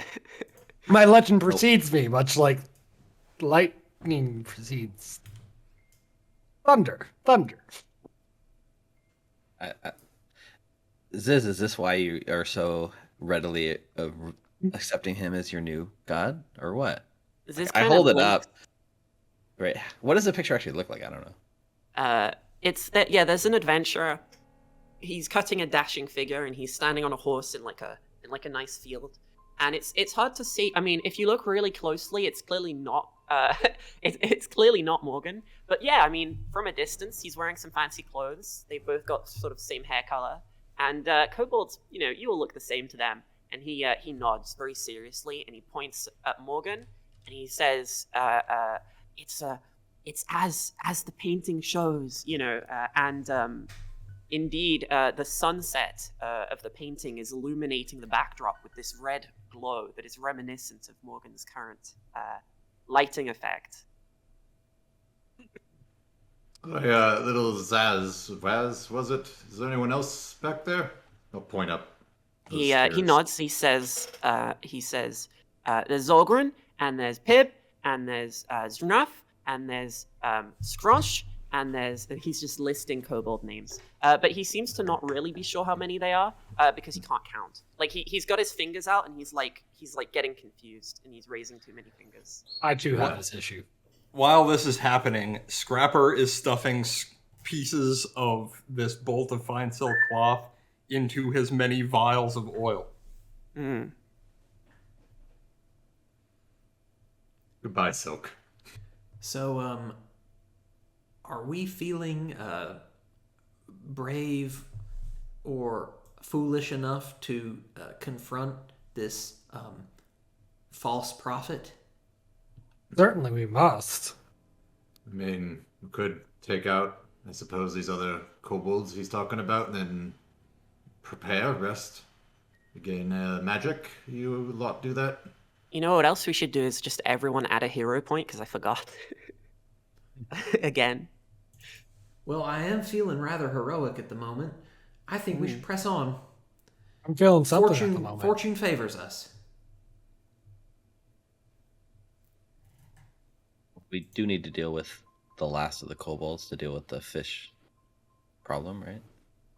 Indeed. Let's. Although, I focus guess we on now that. know why they needed so much fish in the first place. Now, I would like to stress I attempted to give you an opportunity to not have us drag an NPC along on our adventure, and said we'll come back after we deal with the false prophet. Oh, he's following. He's not letting you out of his sight. Excellent. Let's go. First chance he gets, he's going to shoot you in the back.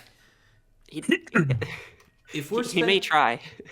If we're spending a We little wanna- bit of time preparing here, at least 10 minutes, I would like to recover a focus point. Yes, you can refocus and you can heal yourselves and all of that, as always. I think we have Morgan, time to heal to full. Is that okay? Yeah. I'm also going to refocus. Morgan has learned, and he's going to cast Bullhorn before entering combat, since it's a 10-minute cantrip. Oh goodness. When I put that on your list, I knew you'd find some terrible way to use it. All right, friends, I let's go. hope I've lived up to your. Yes, it's everything I could have hoped for. Let's go deal with the remaining menace. This menace under Otari has to be dealt with once and for all. Roll Perhaps credits. our party name could be called the Otari Menacers. We are not the menace, Oh. Morgan. We are attempting to Menace. resolve the menace. Menace Handlers. What's the opposite of a D-Menacers. menace? Yeah, the Demenacers. Otari D-Menacers. That has a ring to it. All right, quiet. I'll pause for a moment here, since I don't know if we want to read anything. Thank you. You power through into the next room, and you can see a sort of pitfall, a big hole in the ground in front of you. It doesn't go on forever, but it's pretty deep. In fact, it's deeper than Andrew would like, I think. It I is am deep enough to uncomfortable about cause that whole emotional distress. It is 20 feet deep. Oh no. Ooh. That is too deep for a Not hole for to me. be. Nope. Across it, there is a stone throne on a raised cliff, and sitting in the throne. Are you hearing a? Oh, I've scared myself with the ambient. I clicked on one of the tokens, Yeah. and I started hearing the noises, Yeah. and I Clicking the buttons. At least I'm not the only one with computer issues today. We should be. Oh, we're back. We should be back. Sorry about that. I just got some sort of like pop up from OBS that said it got. I don't know. It was defeated. It was defeated by the menace. Indeed. When you will enter the room, the large kobold on the throne stares and then picks up the large. Her art has like an axe, but it's actually a staff that is leaning against the throne, and she stands and points at you all and yells in Draconic. kill the intruders. And we will once more find that this is an initiative.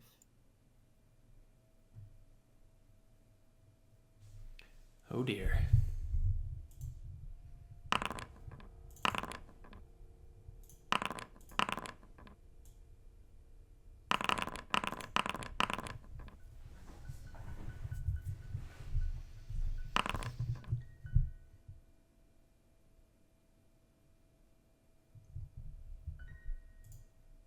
Immediately following, those orders, the kobold on the left leans around and takes a shot at Evander. How dare you?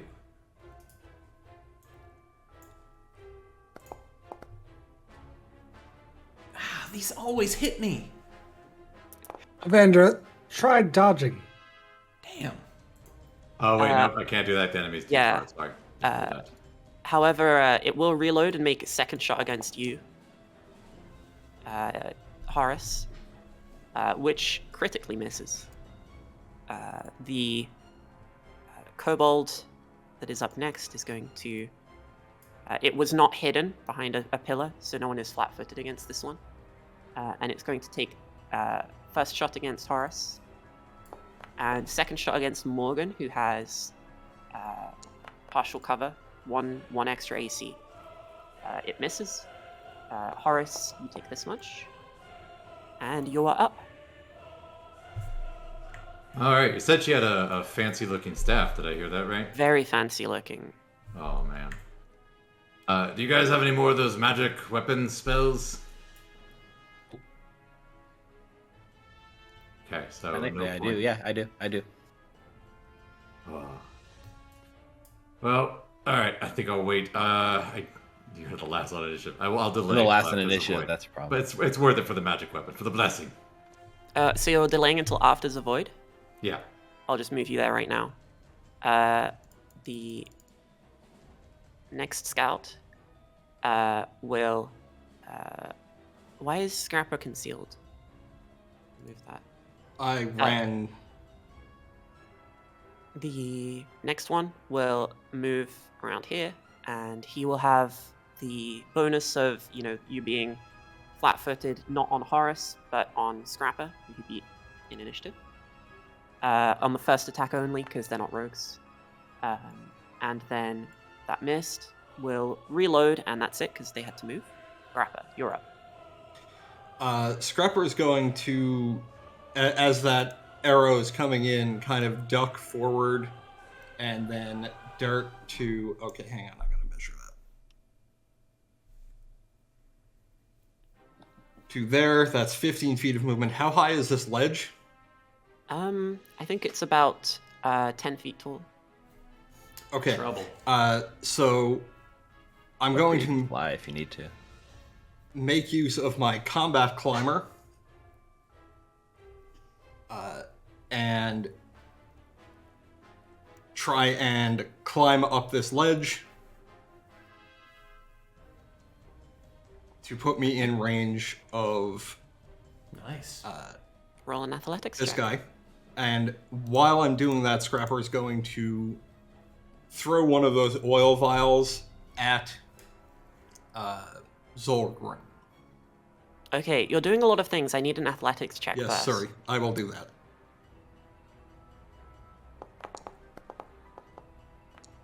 Okay, so you climb up here, and then you draw a pint of oil, and you throw it without lighting it.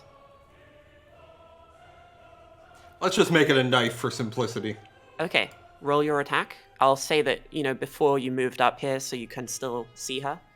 Roll Yeah, your it's attack. as he's climbing. And I rolled stealth for initiative, so Yeah, she is flat-footed then? yes.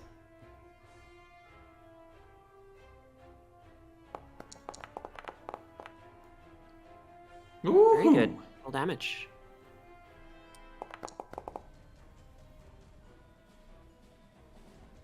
Okay. I think that concludes my actions. Yes. Zolgren will cast a spell. Oh no. She Spellcast. points her staff at Horace, and she casts Fear.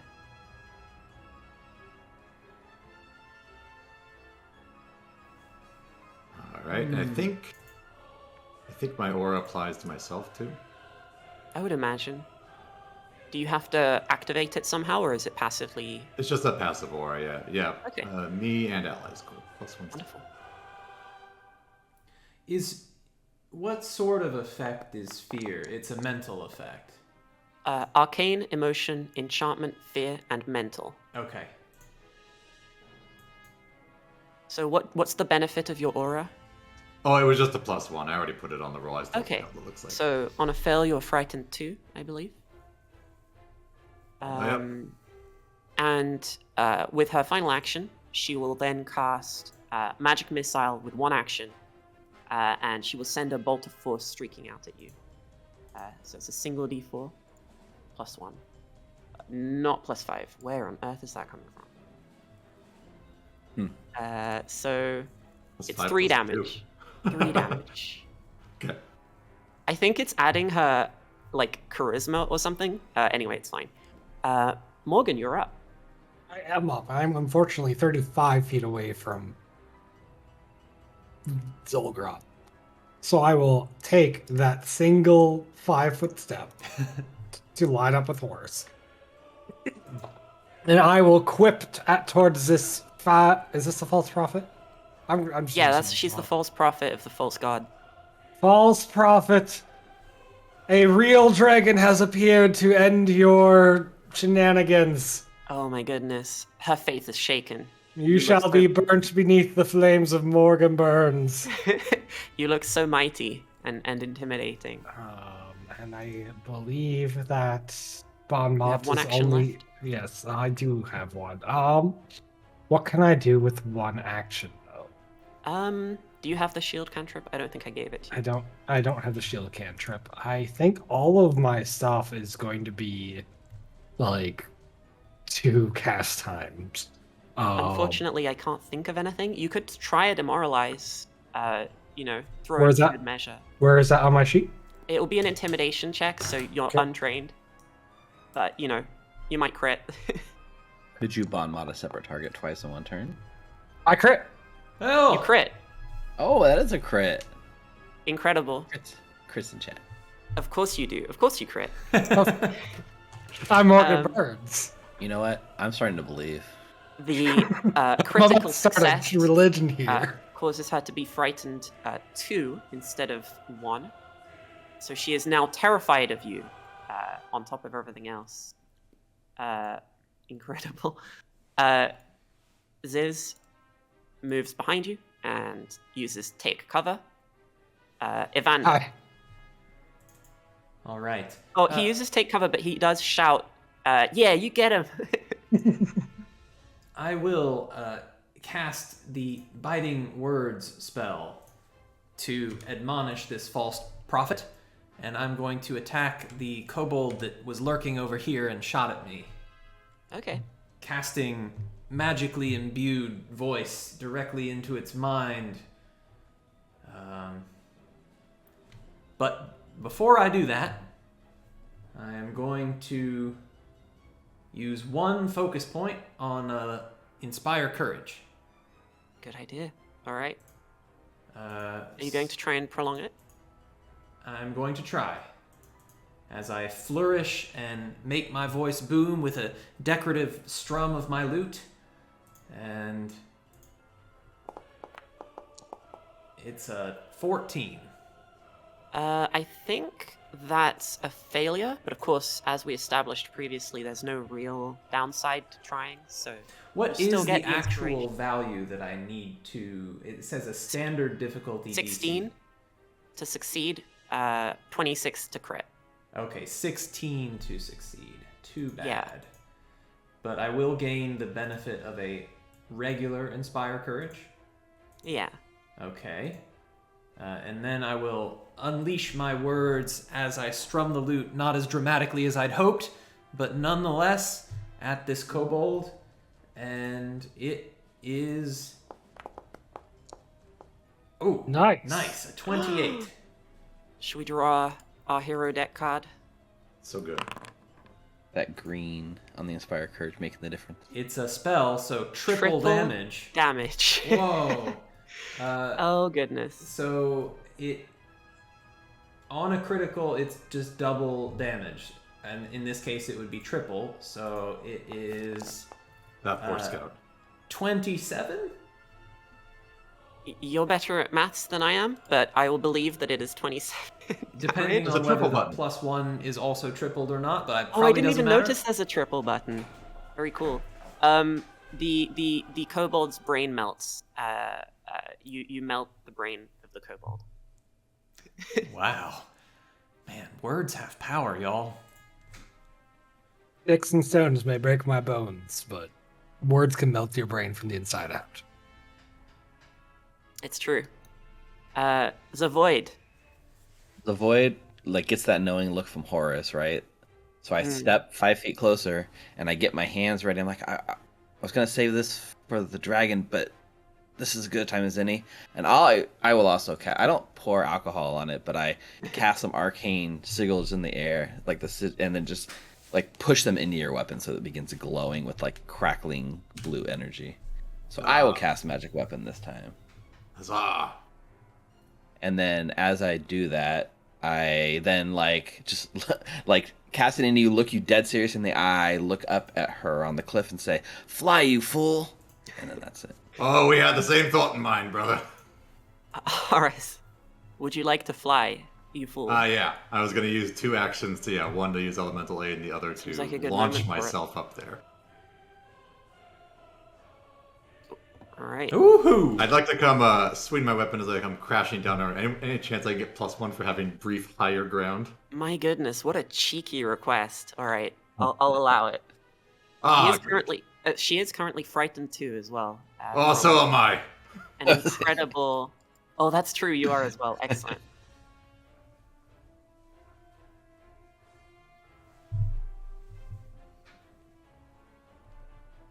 Show us how it's done.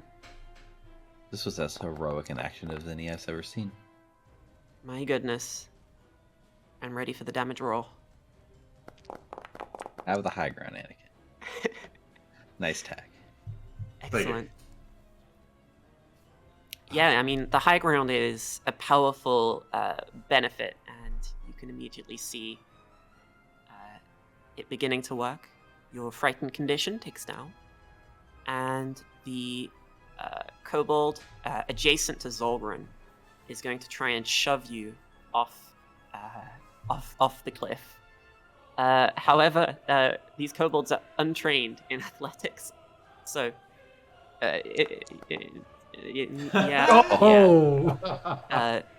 and No one shoves a having dwarf. embarrassed themselves enough, they will draw a sword and attack you with it instead. Crit fail on a shove. I've never really looked.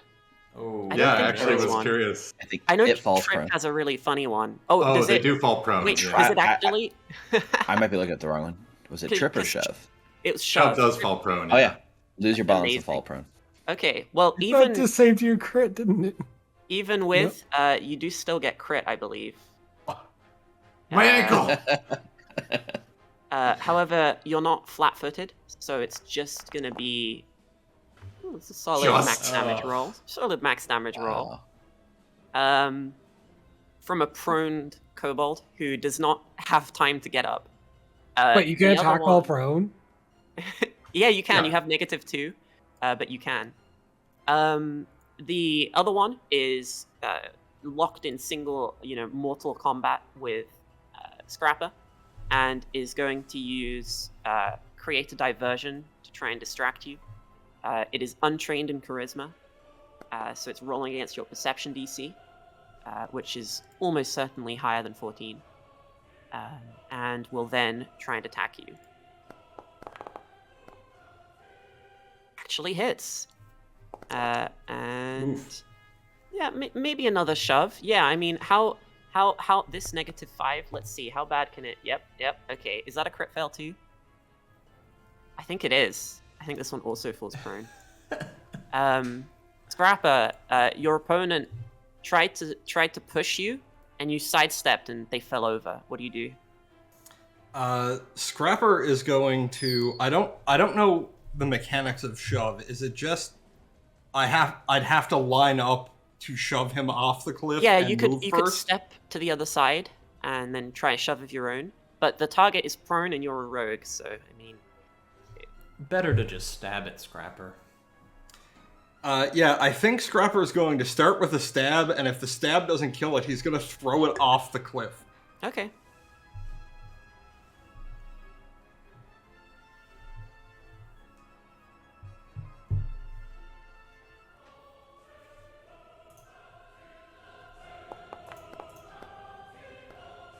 It's a hit. Roll damage.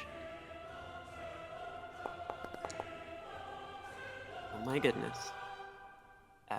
You deal a substantial blow, and the kobold is barely clinging to life. In that case, so can I shove sideways, or You was could that not? step to the other side and then shove. Can I continue moving after that? No. Okay. Well, he's not going to leave it uninjured. He will take his movement to there, and then he's going to just, with a foot, full shove this prone kobold off the side. Okay. Please roll me an athletics check. With multiple attack penalty, of course.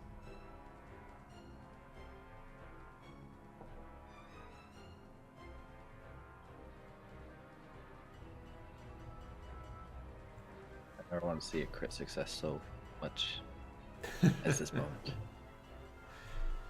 Does he shove it far enough that it goes all the way into the central pit? No. I Surely think so. not. It just flies. Well, we're all waiting to find out, Nath. There we go. On a 13, that is a failure, and you do not kick the kobold strongly enough to move it. But you don't fall over, so you've done better than they did. Zolgren will furiously cast Magic Missile with all 3 actions on Horace. Ooh. So that'll be 3 of these. Oh, that's I'm going to gonna roll it manually because it was broken last time. So that's a total of 11 force damage. That is Oh, I'm still up. her entire turn. So, that was that. Morgan. Does frightened stack? Sorry? No. If you crit her again, she would go back up to 2, but it doesn't stack additively. And you're not very likely to crit, so it's probably unless you've How been hacking the dice a dare- little bit. How dare you? I also have the fright spell. Oh, very good. Yeah. That's you it, if- cast Frighten. But Cast, she's frightened 1 right now, right? Yeah, so So you there's would no only- point in reapplying it. You could cast it on one of the other ones. The one Yeah, next or to I it. could cast Cure on Horace. Oh, that would be a... Horace loves this idea. Horace was shaking his head at Core and being like, come on, I'm dying here. With my last heal, there's my 2-action healing. Do I have a 3-action heal, or is that worse than for healing Horace? 3 actions is less, but it hits everybody. So- Horace needs the health, so we're Yeah, gonna you want the see- single target nuke heal. The big heal. Thank you. My follower shall not die at your hands, false prophet. And Horace just takes one last shot. Ziz gazes on in amazement and echoes your words, and he says, followers, die, prophet hands! Screaming encouragement to you. You Now, have an action left. I've already bon mocked her, so I'm gonna do some. No, that'd be silly. I'm gonna bon mot the one next to her. Okay.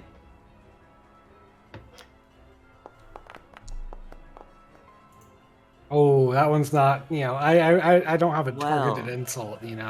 Little did you know that your boy Ziz used the help action on his turn.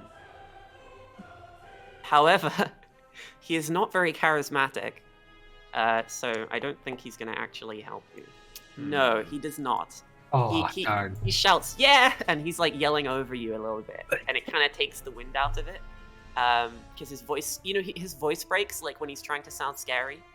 He goes into the falsetto, but he's trying. He's trying. And it's the thought that counts. And he will once again, he'll stay in cover behind you, and he will once again use aid. He is ready to help you no matter what you do. Evander. All right, we're gonna try to again inspire courage. Okay. Oh my god! I just can't manage it. It's just not. It's more than a 50-50. Like, you should be getting it. It's not. Gotta It's tune just that not thing. happening. You tap the mic. Is this thing on? Yeah, but I am going to use biting words against the prone kobold next to Zolgren. Yeah. And you will get an AC bonus. An AC penalty to her on your attack. So.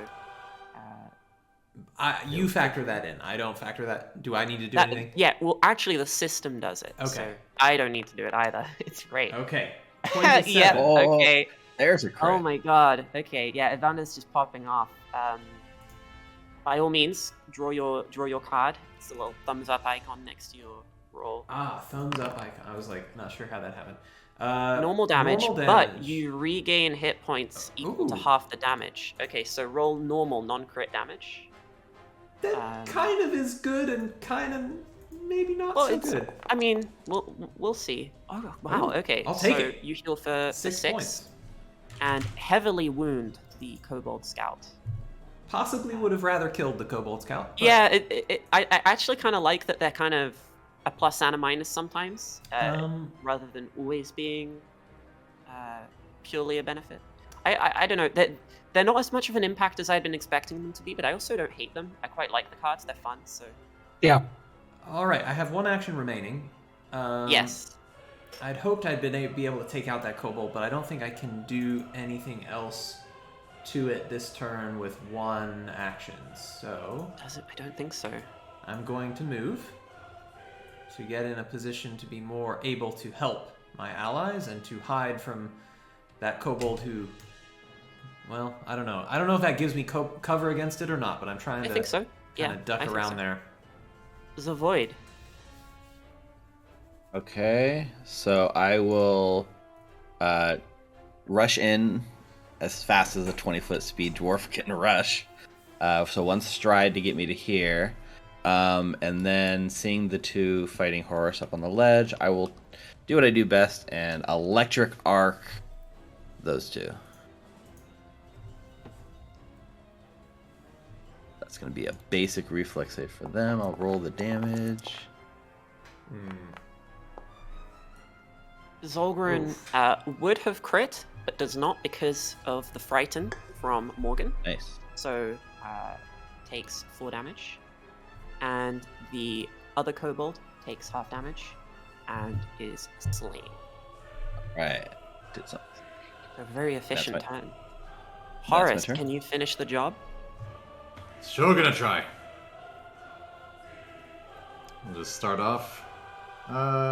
She's still frightened, so just a whack.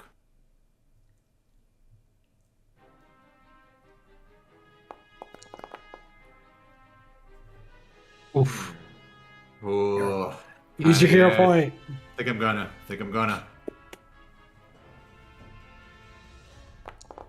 Come on. There we go. Hey. Ooh! Oh my goodness. Nah, I that's a don't know. hit. I always forget with Magic Weapon, like, how good it is until I see the rolls. My goodness. I'm not talking bonk. +1 damage. It's The double false damage. prophet is dead! With the weapon enchanted by Zavoid, you bring it down on Zolgren, and she is out of the fight. Okay. You have an action remaining, I think. I think 2. That was only 1, right? Was that Yeah. your first attack? Oh my god. So I think I will go. There's still one around the side fighting Scrapper, right? Yeah, well, fighting is relative. They're at 1 HP and prone. But yes. I'll go over here and We can and gain another level follow. my staff at that kobold and say, "It best just surrender now, lad." And I'll try to intimidate. Okay. Grow in the congregation. Oh my gosh. Oh, there's a 20. The kobold responds by standing up as one action and sprinting into the next room, screaming in Draconic Uh-oh. for help and vengeance upon her enemies, Uh-oh. and so on. Scrapper, you're up.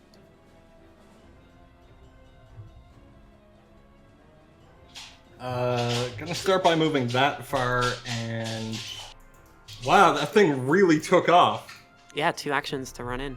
Sprint.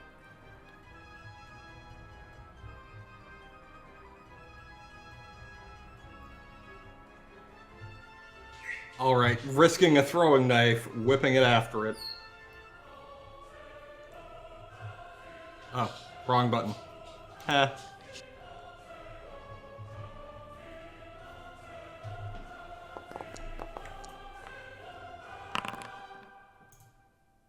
Don't mind that.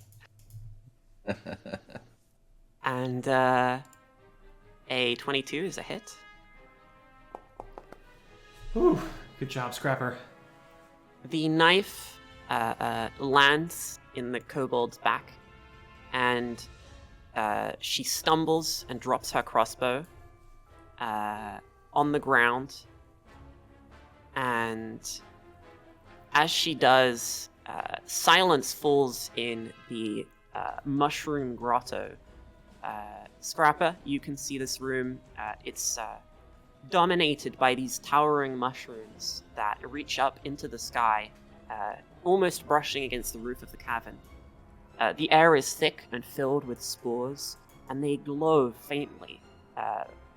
Whatever bioluminescence is when a plant does it, that's what these spores are doing. And the room is dimly lit but hazy. Scrapper is going to spend his last action ducking back into the other room near Horace. Okay. Morgan?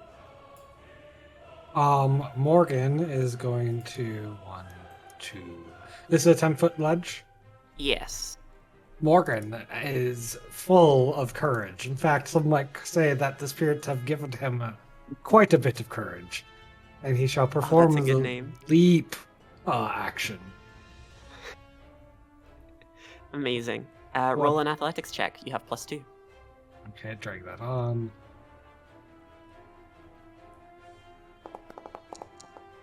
Ooh. Oh my goodness. And with his legs giving far more strength than they ever have before, he will leap up this 10-foot ledge and land his glass. With all the grace and Poise. might of a Final Fantasy Dragoon, Mhm, Morgan, in one move, leaps from a standing position to the top of the cliff. And when he arrives, he does not bow or even acknowledge what he just did. He sips from his wine glass and keeps moving. Oh my god, y'all, I am starting to believe that he is a dragon. Ziz Okay. drops the crossbow and just stares, eyes wide. You gain a Oh. hero point. Yes. Yeah. I'll believe he's a dragon when he jumps off here and just starts flying around. I flew earlier. Can you breathe fire? I heard all dragons breathe fire. Morgan will pull a bar trick where he drinks a little bit of booze and then goes. Jeez! What do you do with your remaining 2 actions? I'm going to hand Horace feed Horace a healing potion. Feed it. Take this.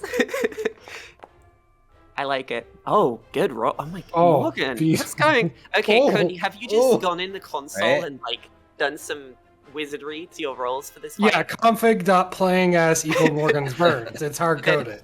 There's a secret setting. If you type /Cody in chat, you get only crits from then on. No, that's to only get crit by bus attacks. Yeah. Yeah. Nath has the alternate one where it checks if your name is That is- Nath, you only crit fail. So I will have had to move here to feed him to that, and that would be my turn. All right.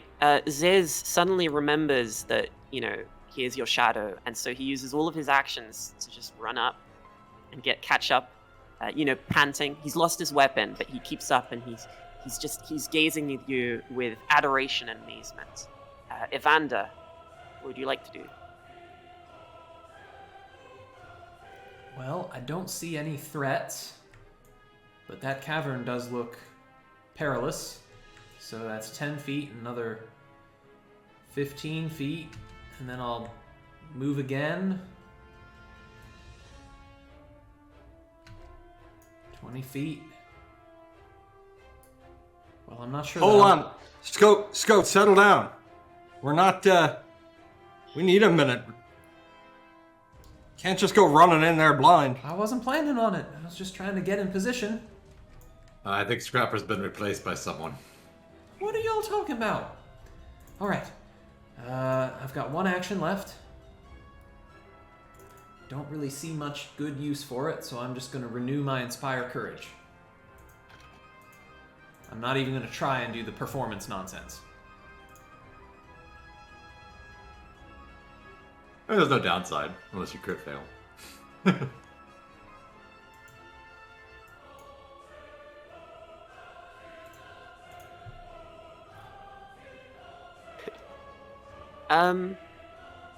The Zavoid, it is your turn. Okay. Use my dwarven legs to carry me as far as I can. You mean you can't just leave up 10-foot cliffs?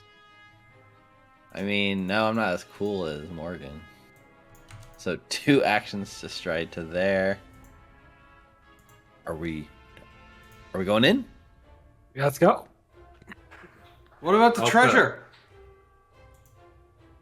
It's right Treasure. here.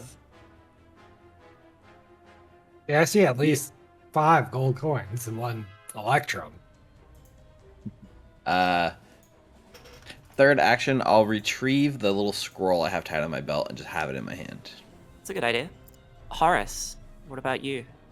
Horace, you're back on your feet. Get in there. Did you see anything in there, Scraps? Scrapper?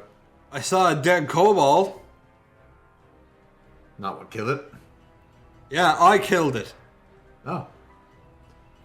Well, this staff's only magical for a little longer, I think, so I'll go take a look. I'll use my 1 focus point to lay on hands myself and give brief AC bonus, because I've been forgetting to apply that, I think.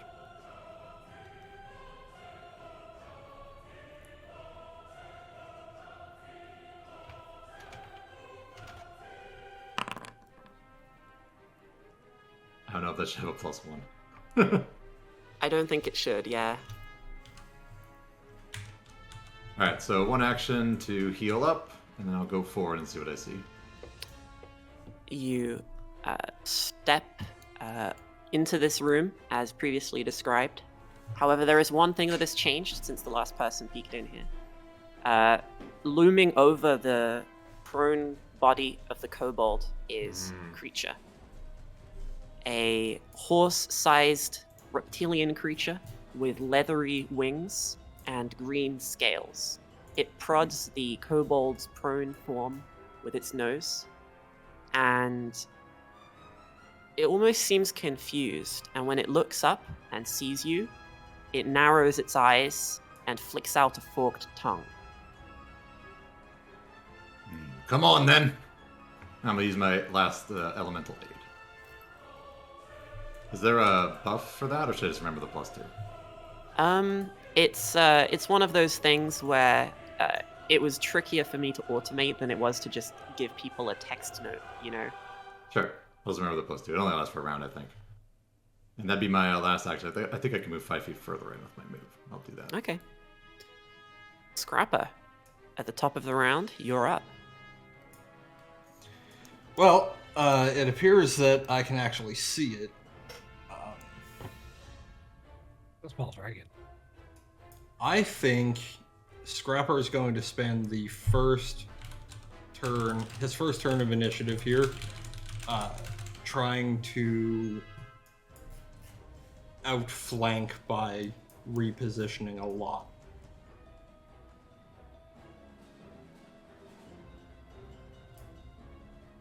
So 25 to there,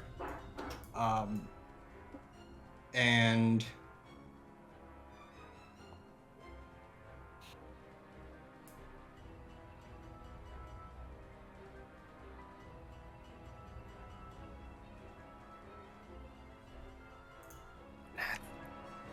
sorry, I'm deciding.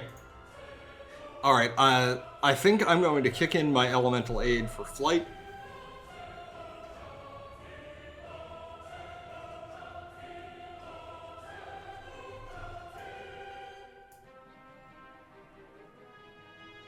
Shoot over the dragon's head to here and land safely.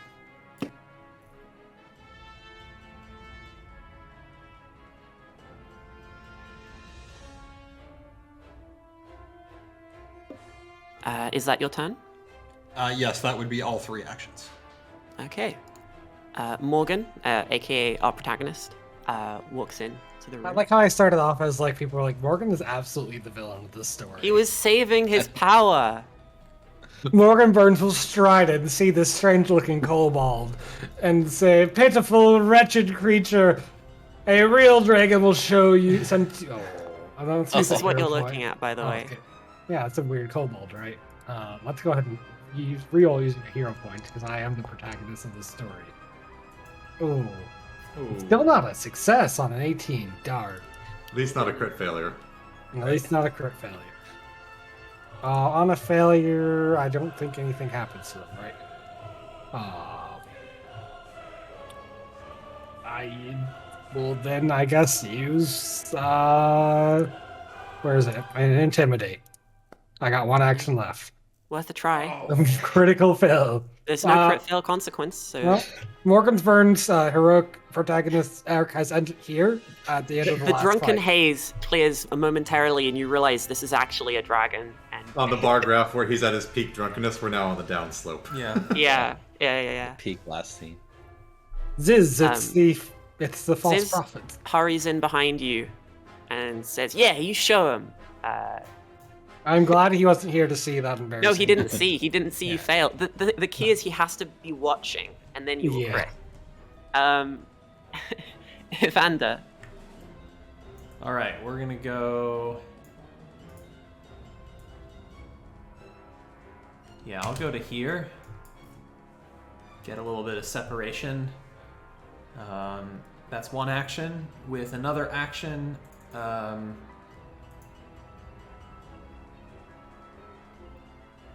let's see, what's the range on Inspire Courage? 60-foot emanation.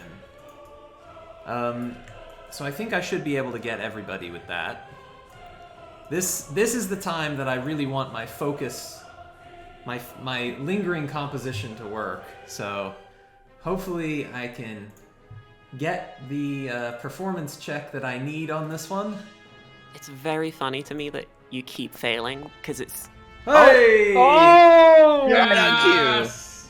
Cue the Extra music. long Inspire Courage. Oh, man. As I inform the party that we are positioned to deliver ourselves to glory, as we will slay this dragon, and I think I can change it to last 4 rounds.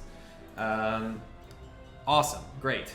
And I have 1 action left. I still have 1 use of my biting words left, since we've kind of chained directly into this combat, so I will use that. Although I do need to find it. I could just play it again to chat, but yeah, maybe I better do that. I think I've lost. Oh, no, there it is.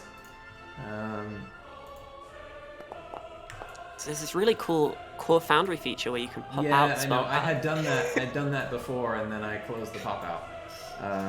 So an 11, I'm afraid, is probably not going to do it. Would you like to hero point?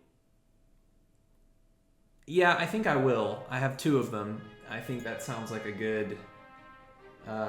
is there some... Oh, re-roll using a hero point. We'll give it a shot. Exactly. Nope. Ooh. Sure won't. But that's my turn. Unfortunate. man. The dragon rises, looking around, and Scrapper zooms over its head. And the dragon will respond. Egg trader. It's a young dragon. It's actually a wormling, and it has, perhaps a bit of an eagerness, a bit of a hair trigger on its breath weapon, and it's just going to turn and point blank blast Scrapper with its toxic breath. I believe. Hey, yes. Ah, Scrapper. Incredible. Scrapper You take like half of this damage. whips his cloak forward as the breath weapon comes in and like throws it at the dragon while trying to get out of the way. All right, you take half of that poison damage, and it follows it up with a attempt to ram you with its horn, which fails. Zavoid. Good job, Scrapper. Staying alive. Okay. I'm still far back. First action, stride. Oh, crap. I guess too far away. Let me just measure. I think I'm too far away from my spells. Yeah. So I will second action stride over here behind these mushroom type things. And then I'm gonna try to like hide from the dragon. Okay. Not exactly as good as Scrapper at this, but I Give believe. it a shot.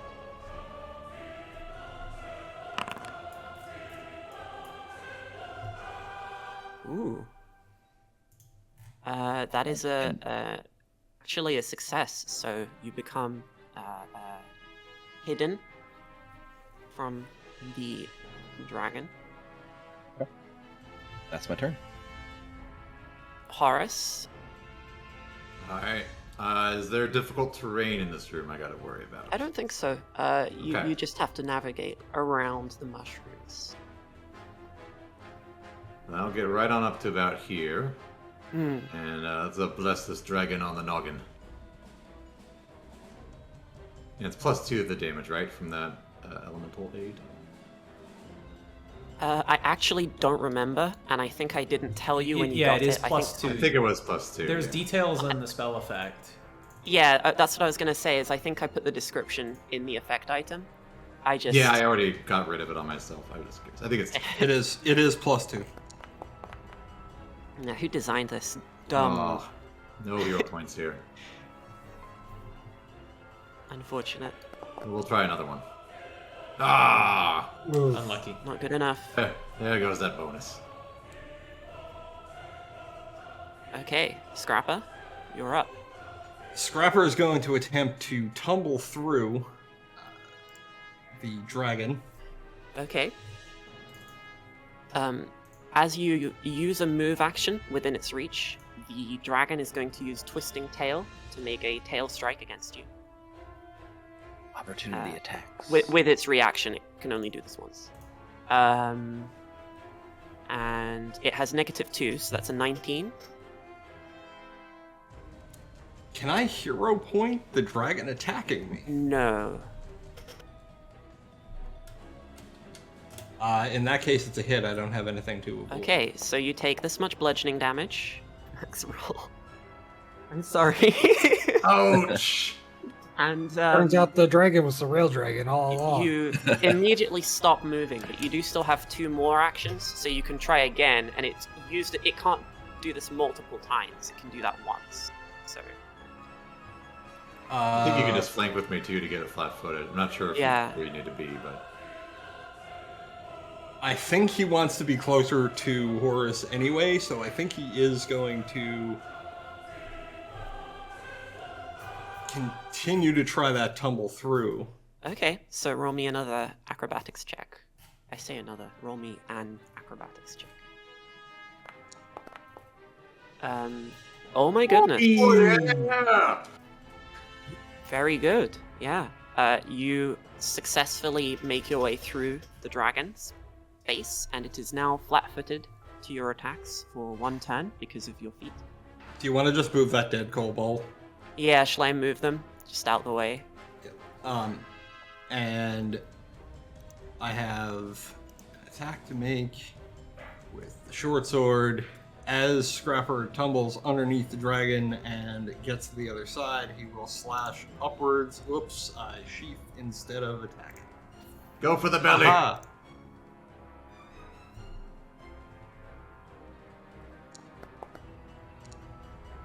Oh yes, you got it. Nice. You hit, and you do get sneak attack damage because you were tumbling.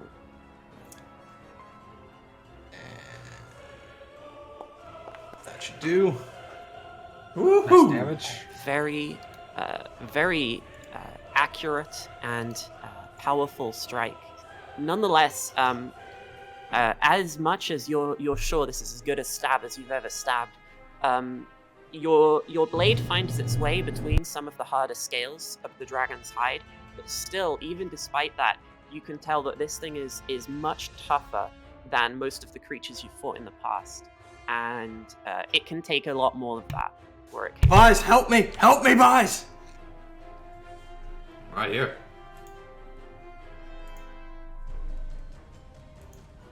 And Morgan, I believe that makes it your turn. Oh boy, we're gonna go for another bomb bot. You're gonna do it. We're pulling Stop! out. This is here. This is Stop! really odd. We are critting this on that, and then we are pulling out. This would have been the you better one casting for the fear? crit. I'm casting fear. Oh my god. Okay, this is actual incredible synergy right now. The problem is I'm looking at my sheet. I don't see, unlike the others. No, yeah, I know what happened here, but don't worry about it. Hang on. Okay, There you go. thank you. So it does a will save at a -3 penalty because it's a crit Woo. success. Yes. And it fails Yes! because of Bonmot. Oh, Bobo. Modifiers Yes! Master is a great module, you guys. You should install it. It's the only module I'll say that about. My goodness. Stop cheating the dice, please. No. Because I good. really do want to Okay. kill Scrapper if I can. Before you kill this dragon. As I speak, the light will flare up. And I'll simply say, "Begone, foul creature!" And they will be stricken with fear. And Ziz Ziz will just be losing Falls it. to his knees in adoration and adulation, and will once more aid you for what little that's worth. Evander, you're up. Question: when the dragon breathed its gout of poison at Scrapper, I would have been able to see that. Was it like It was a like cone. a jet, or was it like a? It was a cone. It was a 30-foot cone. Okay, that's kind of what I was wondering. Is sort of what That is a what, good thing to think about. Yes. What did that look like? Okay, Here is what it looked like. yeah, great, perfect. Don't like that at all. If I go here, do I still have line of sight to it? Like, how? I what's think the mushroom might sort of obscure that, but maybe if you went all the way to the other side. I'm trying to think where I can go with a single move. Can I get on top of the mushrooms? Are they You could use your standable? flight, but that would also be 2 actions. I think they're too tall. I think they're literally like above. I'll say that they're 10 feet tall, just for you. If they're 10 feet tall and I stay at ground level, couldn't I still see the dragon? How tall is your character? No. Like, they have stalks, right? So, Oh, he's talking about seeing between. like, if I'm on the ground and there are 10-foot tall mushrooms, they're like tree trunks, right? They're Sorry, it's just really funny to me. Yes. Are you they can- really you can thick, stand wide? here and like peek around the edge and get line of sight, like from here, and you will have cover, but you can still see. okay. And furthermore, if you'd like to enhance that cover from a +1 to a +2, you could use the take cover action. All right. I think I won't do that. let's see. Scrapper's looking pretty rough, but I think he's got it. You know what? No, I will. I'm going to look at Scrapper, and I will cast Soothe. And that will give Scrapper, come on, all right, decent, 11 points of health. Hey, And I think it's also, 10. I'm not sure, but I think it's not Inspire doesn't supposed to blind it, I be. think, yeah. Yeah, I think Inspire Courage should only be damage, not healing, and it's just that the Foundry system doesn't yet conceive of a difference between negative HP damage. you mean the plus? So it wouldn't have had the +1. You mean? Yeah, Okay. so it would be 10 damage, 10, but 10 10 still points then of healing to Scrapper, and also in case there's anything that tests your will, you have a bonus to that Yeah. for mental effects, although it might pretty not matter. But that's going to be my turn. This dragon is too young to have developed a frightful aura, or perhaps simply suffers from being in the tutorial dungeon. And it will use Draconic Frenzy. It's not letting Scrapper out of its grasp just yet. So it will make a... actually, it'll start with a Jaws attack, and then it will use Draconic Frenzy. Well, hang on now. Definitely redemptioning this. Probably should have saved that spell. Well, hang on now. Okay. This much damage from the crit. Reduced by 4, was it? Yeah, little bit of a... You're going to have to draw a card there, now. Viviane. But you're in Oh feeble goodness, too. I do, don't I? Wait, if we get triple, I might get to 100. Like, I might get to completely Nope. explode him. How much? What is it? Is it piercing? Okay, fatigued. It's not as much as, not as spectacular as I was hoping. So you take 30 damage. However, the dragon is enfeebled too. Because you went down to a crit, you are dying 2 rather than dying 1. And for those not familiar, this is sort of equivalent to what you might call a death save in 5th edition D&D, and you die if you have 4. So 2 is quite bad. You get this sucking chest wound as the dragon closes its teeth around Scrapper and ragdolls him like a dog with a toy. And then, rather than using Draconic Frenzy, it recharges its breath weapon and uses it immediately on Horace, who is the next person in line. That's fair. Is it because aimed in such a way that avoids more Scrapper? Perhaps. It's not optimizing its AoE choice, so it's going it's trying to get I can't get it between. It's going straight for you, centered That's for on the best.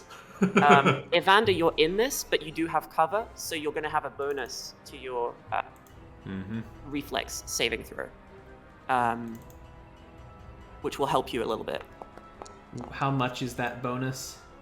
Still a failure. Oh. I think it's +1, because you didn't use. Well, yeah, I think it's +1 because you didn't use the take cover action. Yes. Okay. But it's it might help. We'll find out. Yeah. Okay. Nice. So Evander succeeds, and unfortunately Horace fails, and that is Here this we go. much damage. Oh boy. And Dwarven Resistance, that'll be 1 less. Amazing. Yeah, we did it. Okay. That is its entire turn. Zavoid, you are hidden from the dragon. Muted. And you're muted. Okay, so he's flat-footed because he's not aware of my position currently, correct? Yes. That's how that works, I believe. Your next So- attack, he'll be flat-footed. If you move first, you'd have to Right. sneak to preserve your stealth.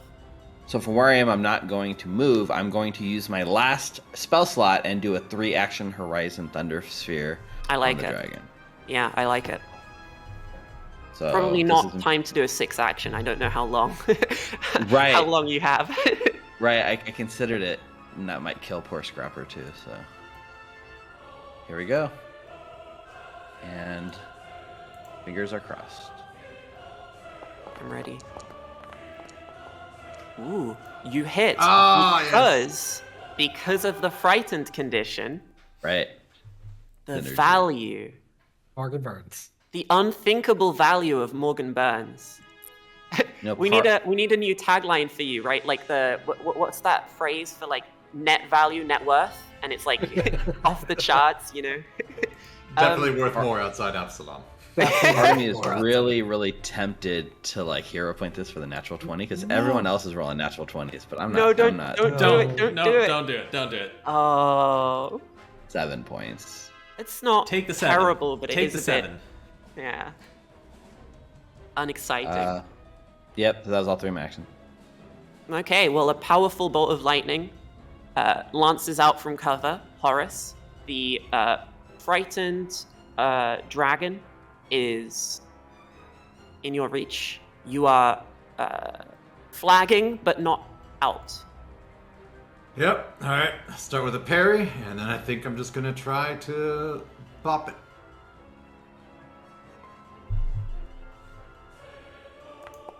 Come on. That is a hit. Ah. My goodness, the Nice. magic weapon value. Yes. Morgan is like This was not my magic. frighteningly. Oh, that's not your one. Sorry. That's Yes. Zavoid's. I'm sorry, Zavoid. I forgot. But I'll I take love the that- credit. You I can love take the that- credit, yeah. You will anyways. You have a righteous strike against this wormling, and you are free to take your remaining 2 actions. Just one, I think, because I parried, so I'll just do Oh, one last sorry. whack on him. You could have not corrected me and just like snuck it in. Ooh. Oh, no. Now's your my moment for a God. hero point if you have one. Nope, I only had the one earlier. All right, Morgan, time to finish this. Well, how injured is it looking? Half. Okay, so Morgan Burns cannot one-shot the dragon from half, but what he can do is, in a moment Very of good. genuine compassion, he's going to cry out, "Scrapper, no!" And Scrapper will stabilize. My goodness. Value. Morgan Burns. Value. What cheeky thing can I do with my remaining action that you think I can't pull off without a crit? I mean, a demoralize would require a crit to make a difference here. It's already which- frightened, right? Yeah, but if you crit, you get frightened too. You could also do the thing I did when I was a player in this fight as a spellcaster, which was run in just to provide flanking to the marshals, which, you know, throw yourself upon the altar of flat-footed. No. I choose against that. Yeah, Well- wise. Here's rolling. Oh. That's the opposite of a 20. You've spent it. You've used I the well is spent it. dry. Where's my reroll from Ziz? You drank from the cup too much.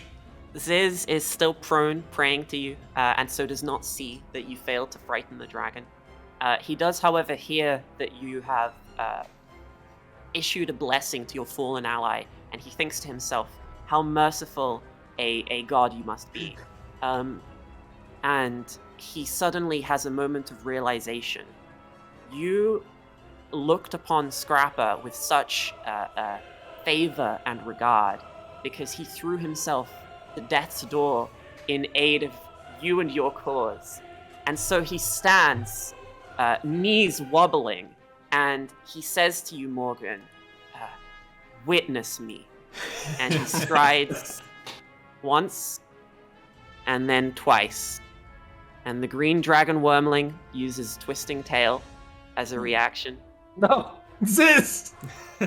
Sis! No! Oh, sis! That was not what we implied, Ziz. Witness! That's within 15 feet.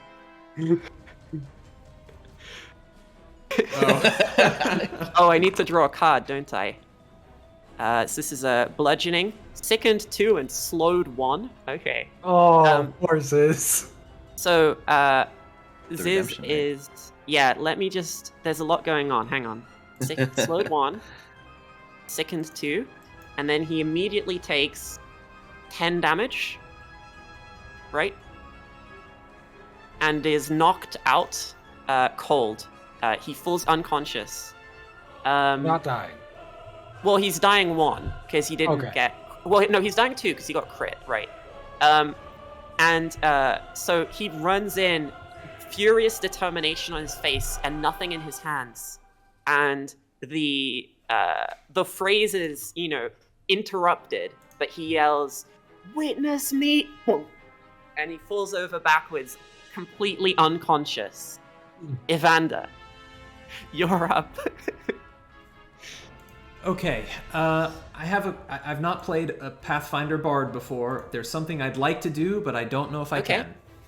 Tell me. I am out of normal spell slots, but I Yes. do have 1 focus point remaining, and I have the composition spells feature Okay. that I believe, unless I'm misunderstanding the way it works, lets me spend a focus point to cast the spell with the focus point instead. Interesting. Unless What's I the feature misunderstand called? the way that it works. I think there might be a feat that does that, but I'm surprised you would have it at level 2. I thought it was like a level 18 feature. Yeah, those are, I think, are only for your focus spells, sadly. You Okay, get other ones so you what can't. does it do then? Which feature are we talking about? Why don't you share it to chat? Yeah. Well, my recollection was based on what I was reading on AON, and so I might have... What is on my character sheet doesn't necessarily seem to imply So, that, so... The composition spells feature is what grants you your focus casting, Okay. but it doesn't innately allow you to use focus casting on your normal spells. You have the Okay. counter performance spell, which So is I the have point. no That's way the that one I thing can that does cast it at this time. Soothe in this And situation, lingering, of then. course. Okay. Right, yeah. I had hoped there was a way that I could do that, but that sucks otherwise. A consideration could be the demoralize action, which you can still use because you haven't used it yet on this person, on this target. And I've got believe other you have things I reached- can do. I was Okay. hoping I might have a way to heal Scrapper. I see. should have saved my Soothe spell and just let him get knocked out and then healed him, as is the classic RPG way, but I preemptively healed, and that was my downfall here. It's okay, young Evander. We often shoot our shot too early. Oh goodness. All right, we'll go for damage then. And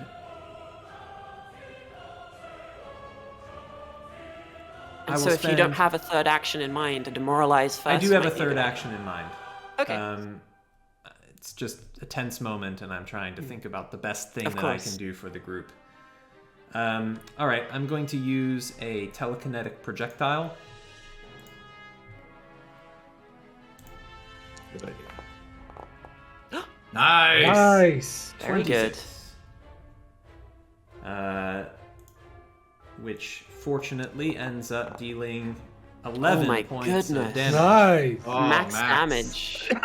Yeah, that is a solid, like a whole chunk of masonry just lobbed at it. With my remaining action, again, this could be me misunderstanding the way that my actions work, but I would like to take the perform action and try and fascinate this creature. Okay. Using Roll a performance fascinating check. performance.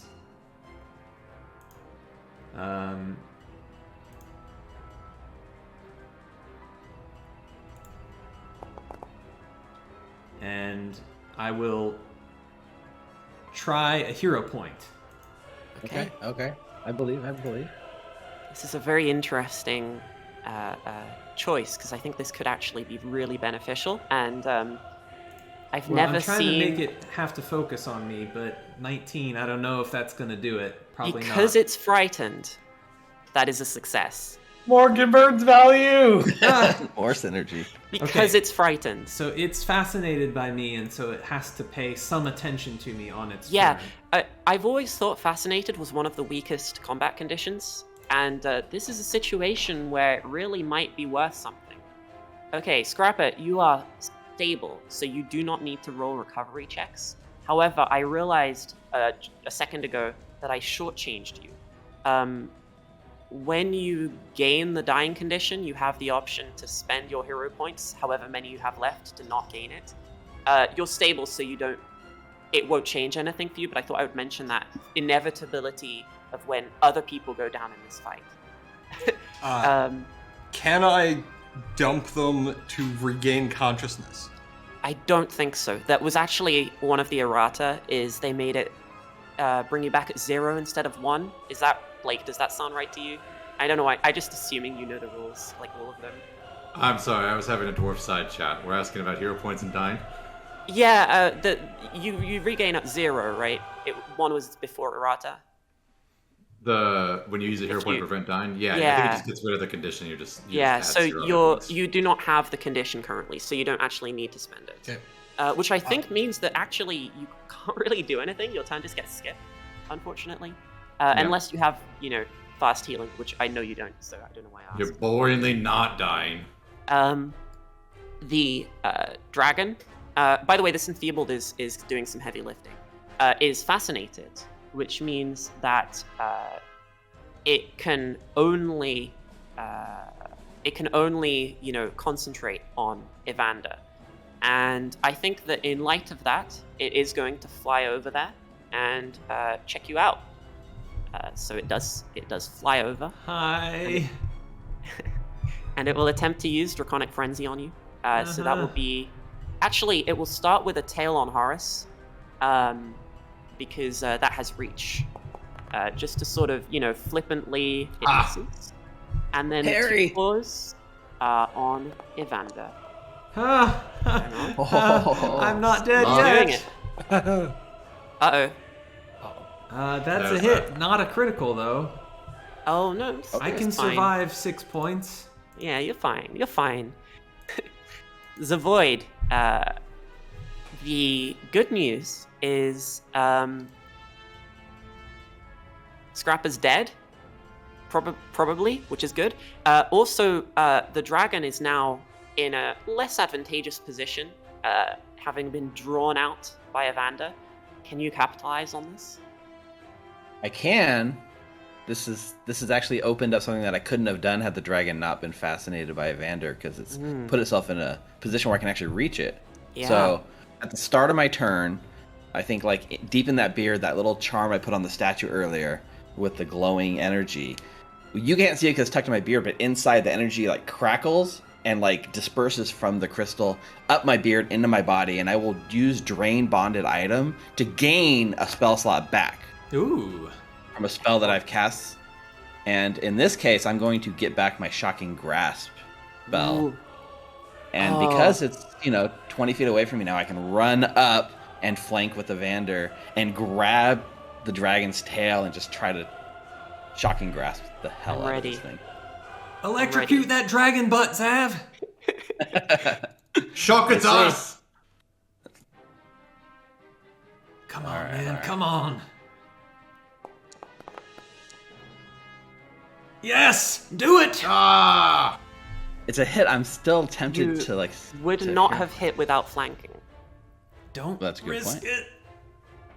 Yeah, let's not risk it. Why? Yeah, okay. You guys can. The dragon is flying less easily now than it was. It's flagging, and as you capitalize on its moment of distraction, because of the flanking, you're able to lay your hands on its unattended tail, and you channel all of the remaining magic that you had, from your keepsake, straight into it, and crackling with energy, Yes. twitching and spasming, it falls to the ground. And behind it, you can see Evander, cowering perhaps, but also, I think, perhaps also rather heroic, given what he did. Very true. And I will end the encounter. Oh, I will lived. stabilize this. I lived. Oh, Oh, we did it, nuts. get to job. Scrapper. My hands are shaking from adrenaline, and I just dropped the dragon's tail. I want to ram this down Scrapper's throat. Gentlemen party, I believe this is enough successes for one day. Aye, it's time for celebration. And if the stories are correct, time for the dragon's horde. I can't Must be around believe here we somewhere. slew a dragon. Incredible. Yes, not only is there a pile of coinage up on that cliff, I'm sure that Scrapper would also not let you forget there was a chest There was a in the other chest room, back in the kobold which I will room as well, drag yeah. in here so that you can examine them both in tandem. Out of disguise. So with the healing potion down Scrapper's throat, is he alive? Conscious? You are conscious and no longer at 0 HP. Was that the staff the leader kobold had anything fancy? Incredibly, it was a normal, normal staff. She was just really magic and cool. That's fair. She also has the key to the chest, which, is helpful. And her cute eggshell necklace. Very flattering. I Amazing. hear it's the latest fashion in Absalom. Boys, did we win? We did it, Aye. Scrapper. Oh my goodness, the smoking sword on Morgan is so perfect. Did anybody check on Ziz? I stabilized his. Yeah. okay. You nurse Ziz back to consciousness in your arms, and this little baby kobold, he opens his big reptilian eyes wide and sees your face looming above him, and he reaches up to pat himself over and see if he's injured, but he isn't. He's all in one piece, and he stares at you, knowing that you clearly saved his life, and then he says, "Did I get him?" I witnessed you, friend. Drink up. He almost faints again, but What a he touching takes the moment. cup and chucks it back, just drowning his joys with wine. Scrapper was being helped, all right? I had my priorities straight. Don't worry, I had Scrapper. I had the dragon. Oh, yeah, you did, Zaz. I thought it was going to eat me for sure. I had to do something, and I can't believe I knew magic would save us. Can't believe I survived that. What was I thinking? Second My bravest uncle would thing I have witnessed all day. reprimanded me something fierce. Xander, my boy, there seems to be this picture book, and Morgan will throw him a map that I found in the other chest. What is this? I think there's more adventures yet. Maybe, Morgan, after a night's sleep, maybe two, that will be music to my ears. Morgan is at full health. But for now, That was Zavoid. I think I need a bit of a break. Of course he is. Boys, I don't know about ye, but after this, I lives in the fishery now. It's all yours. You've earned it. We've got a lot of coin that we've secured through doing this, and we haven't even gotten paid by Tamily yet. I think we ought to head back to Otari and get ourselves a round of celebratory drinks. I could drink to that. I Aye. suggest a round of books, but drinks are nice. Well, I can split the coins equally between you all. Please do. Someone simply needs to take the remaining items. Can anyone else use the one to heal, or can only a cleric use it? You should use Anyone who can cast heal, which is only you in this party. So you just get another. If you needed a fifth. Scrapper, I Oh, feel like the hat looking at this disguise one, I did has need a your fifth. name on it. That is a dashing hat. I think I will wear it. Very good. I also am interested in this map that Morgan was talking about. We're going to have to look into this. All right. With the bountiful treasures of the mushroom cavern retrieved and safely in your hands and then unsafely in Scrapper's hands, you retreat back to the town of Otari to lick your wounds and retrieve your payment. Tamily is perhaps a little skeptical of the story you tell her, but the amount of treasure and your wounds are enough to convince her there's some truth to it. And true to her word, she will give you 10 gold each, as well as, a sort of unwritten promise that you'll get a few free drinks here if you stop by in the future. As she negotiated with Morgan. And we went a little bit over time, so As you I'm do. sort of rushing you. As a you little do. bit, and I'm sorry for that. But I wanted to get you back to the town, and so you are now returned to safety. You have time to recover and time to ponder on what has happened. So Scrapper will insist from Tamily that she follow through on her promise that he can sleep in the basement. Yeah, she and- does recall promising that. And she mentions to you that, with the recent extensions that were made to her basement, you would have your choice of, quite a few different places to... I told you it was her Run basement. of the Vander. dungeon. He will, in fact, set himself up in Zolgren's room as the new Kobold King Yeah. underneath the fishery, and invite Ziz to be his bodyguard and assistant. Ziz laughs at you and calls you a cuckold and walks off with Morgan. All right, Fecky. Anyway, Amazing. Oh, that was the best part of the day. Morgan, as you're Awesome. walking out of the caves, he just follows you and asks if you would like him to carry your bag for you. Absolutely, yes. There you go. This is the life he wants. Ooh, this adventuring thing sure is easy. You don't get too many strange looks from people. There are some kobolds around in Otari, so, it's all right. And it seems you now have a loyal manservant, and perhaps you can get him an appropriate outfit. The only thing that wasn't familiar to Morgan about this was the period where he didn't have a loyal manservant. Exactly, yeah. You really came into your own once you started casting spells. I don't know. I think you were onto something there. All right, folks. Well, anything else that we want to cover before we conclude this phase of our adventure?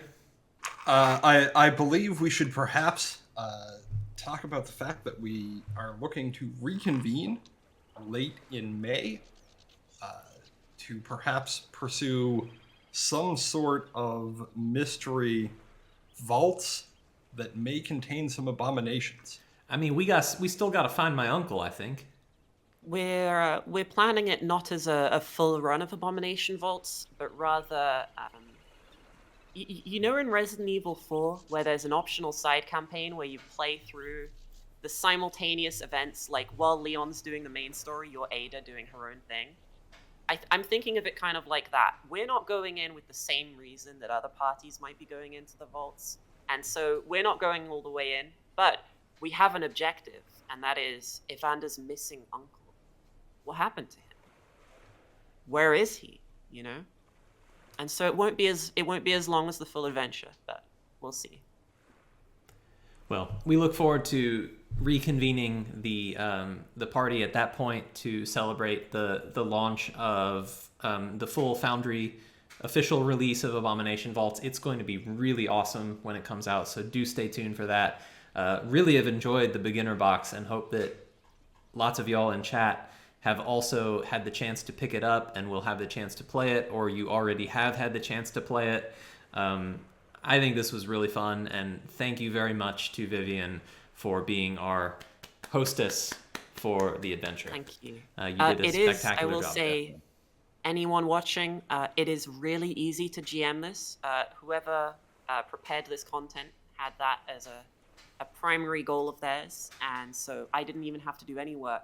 This took me 0 prep time, or it took me hundreds of hours of prep time, depending on Depending on say. how you look at it. But your hundreds of hours of prep time can be everyone else's free Exactly. prep time for the low price of It's actually still $25 until tomorrow.